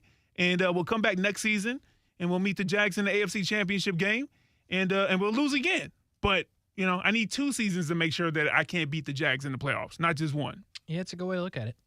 That's certainly one way to look at it. But either way, Jets fans are probably unhappy because the only one I know is Aaron, and he's always unhappy when stuff like this happens. So, we'll see. Aaron Rodgers, 2-year deal with the Jets. Andrew Thomas, 5 years, $117.5 million with the Giants. So just to confirm, the Giants are paying everyone but Saquon. Everybody else. Right. You on the team, you got a jersey. Yep. What's it say on the back? No. I'm about to say, what's it say on the back, though? Barkley. Oh, no, we good, fam. Nah, I can't do it. Can't do it. $67 million guaranteed. Good for him, man. Good for him. Andrew Thomas, high draft pick, real bad in the beginning. I don't know if you remember that. Real bad. Yeah. And now all of a sudden is like one of the best in the game. Shout out to him. Low-key shout out to the Giants for sticking with him because not everybody does. $67 million guaranteed. That's good for Daniel Jones. I'll ask you. What's better for Daniel Jones? Andrew Thomas going to be there the whole time he's there, or Saquon Barkley there this year? For this upcoming season, I would still say the whoever's on the line is always going to trump the running back, save for a few examples throughout the history of this version of the NFL. And as great as Saquon Barkley is, I lean towards the line anyway, offensive and defensive line. I say that's where you win and lose. That's where you can make a mid-quarterback good, a good quarterback great, a great quarterback a Hall of Famer. And so you take care of things in the trenches first, and then you spread out from there. And I know some people will disagree because they say get yourself a quarterback, which I guess, okay. But still, the quarterback's so close to the trenches. So I'm going to go with Thomas. But Saquon, this is Saquon's last season with the Giants. Yes. Everybody knows this, right? And it's a shame that this is the way that it's working out because I will say I understand that the pattern of this NFL, and I understand that organizations are going to do what's best for their bottom line, and some do what's best for the team because they want to win, winning culture, all that good stuff. I'm not going to knock an NFL team, an organization for worrying about their bottom line because ultimately you answer to the owner, and the owner's like, I want a return on my money. But boy, there's got to be a certain line that you look at and you're just like, okay, I can't treat the star player on the team. The star player on the team. Saquon Barkley is the first name that pops into your head when you think of the New York Giants over the past 3-4 years, even when he was injured. Saquon Barkley. And that's it. True. You treat him like that. I got all the love for Daniel Jones, get your money. Andrew Thomas, get your money. But there's no way that you can look at that and just be like, oh, well, everything's good. Saquon Barkley is like, all right, I'll give you what it is, but I tell you this much. If he catches a little nick, like how Lamar Jackson got nicked up last season, that's it. I'm good. Because at this point, I know you're not going to pay me, and I'm not going to rush back for a team. Let your $45 million man do the thing. Like let him go out there and show you. He can be the running back. He runs, right? Anyway, Kasey, I just I'm glad we don't have that dysfunction here, but not yet. Yeah, they're paying everybody but Saquon Barkley, and it's cringy to see at this point. It's like, oh. It's interesting you say that last part because, like, we will get there. This will be a problem with Travis Etienne. I just want y'all to know that. Oh, yeah. If they do it to Saquon, they're going to do it to everybody. Brent has said multiple times, I don't disagree with him, Travis Etienne will not sign a second contract in Jacksonville. Yeah. So we're not there yet, which also tells you how open that the Jags window is. He ain't signed another deal. I don't believe that. I could be wrong. I don't believe that. Cole Kmet, I kind of forgot about this one. Cole Kmet, all these people reaching deals in the last 2 days. 4 years, $50 million, 32.8 guaranteed, $20 million in new first-year cash. Boy, they paying Cole Kmet $50 million. Anybody but the running back. Cole Kmet's like, I can't hear Saquon from over here. Nope. I heard he was in town. Oh, he's right. He's right across from me. I can't hear him from over here. I'm standing on too much money. That's crazy. I like Cole Kmet. No, don't do that. I'm not going to disrespect him. I promise. Oh, okay. I like Cole Kmet. I didn't think anybody else did. Okay. Like Clay Harbor came in here last year. Was like, I love Cole Kmet. I was like, yeah, Clay, my guy. And we're the only ones. Like all season. So in the U.S. Gotcha. I'm just glad that other people like him. Because to be real with you, Brian, I spent a lot on Cole Kmet cards. And you needed I need them to go up. This is a good sign. Oh, man, it's slipping my mind now. Who's the other guy you need to be great? Trey Lance? Trey Lance, yeah. Yeah, you need that to be great. Brock Purdy online, too. Yeah. $52.5 million a year for Justin Herbert. Yeah. Yeah. That's where we are. So if I say for what? What do you mean? For what? $52.5 million for what? 5 years. Sorry. No. I'm sorry. I'm not being clear. Okay. Why does Justin Herbert get $52.5 million? Why? I understand where you're going. It's a decent point. He has not won a playoff game. He lost one spectacularly, to be real with you. Here's the thing. Did Justin Herbert lose that game or did Brandon Staley and the Chargers lose that game? No. So hold on. Who's paying him, right? The Chargers, right? He's a part of the Chargers organization. They are. He lost that game right there. There's no doubt there's that part of it. But here's why. Justin Herbert in his first three seasons, 14,000 plus passing yards. It's the most all time in 3 seasons. Good for him. Hold on. Good for him. 94 passing touchdowns, second most all time. All right. 102 total touchdowns, most all time. 22 games with 300 plus passing yards, most all time. That's why.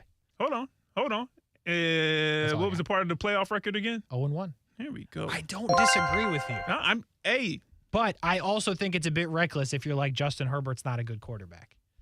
Yeah, that would be reckless. I would look at somebody, the Cat Williams. It feels like you're leaning that way. No. I would give them that Cat Williams face, that meme where he looks surprised. Just Google it, somebody. No. I would just want to know for what, because Lamar was fighting for all kinds of stuff. Lamar Jackson was fighting for all kinds of contracts, and he could list playoff wins. He couldn't list those kind of stats where they take it within a vacuum. Insane. But he's just like, but my MVP trumps all of that right there. Just one MVP trumps all of that, because you didn't mention that on on the list as well. I don't know, Kasey. It's just I'm happy everybody gets their money, right? Mm-hmm. I'm one of those rainbow type, sugar happy ending type deals. Like, get your money, you've worked hard.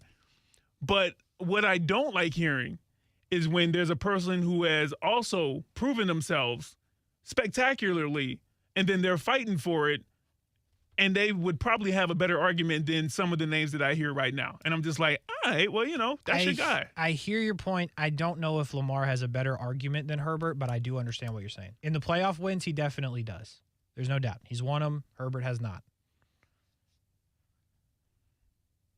They had no choice, Brian. Like, you're not getting rid of Herbert. You're not getting rid of him.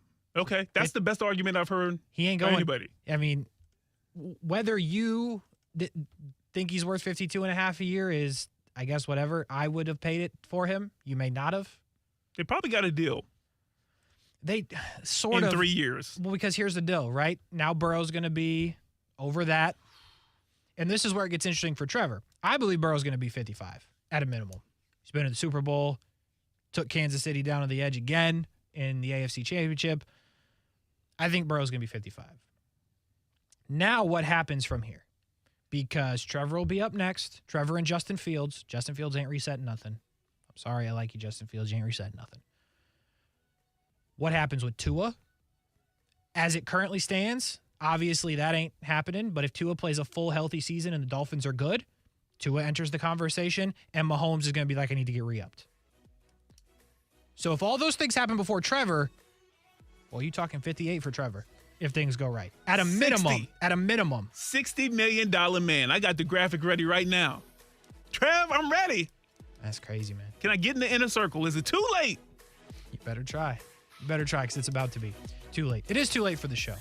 Overtime with Kurtz and Middleton. We're done. This is my Friday. I'll see y'all next week. Enjoy training camp. For Brian Middleton, I'm Kasey Kurtz. Have a good week and weekend. I'm out of here. I want to eat a spicy chicken in my Tesla. Is it too much to ask? As founder of Town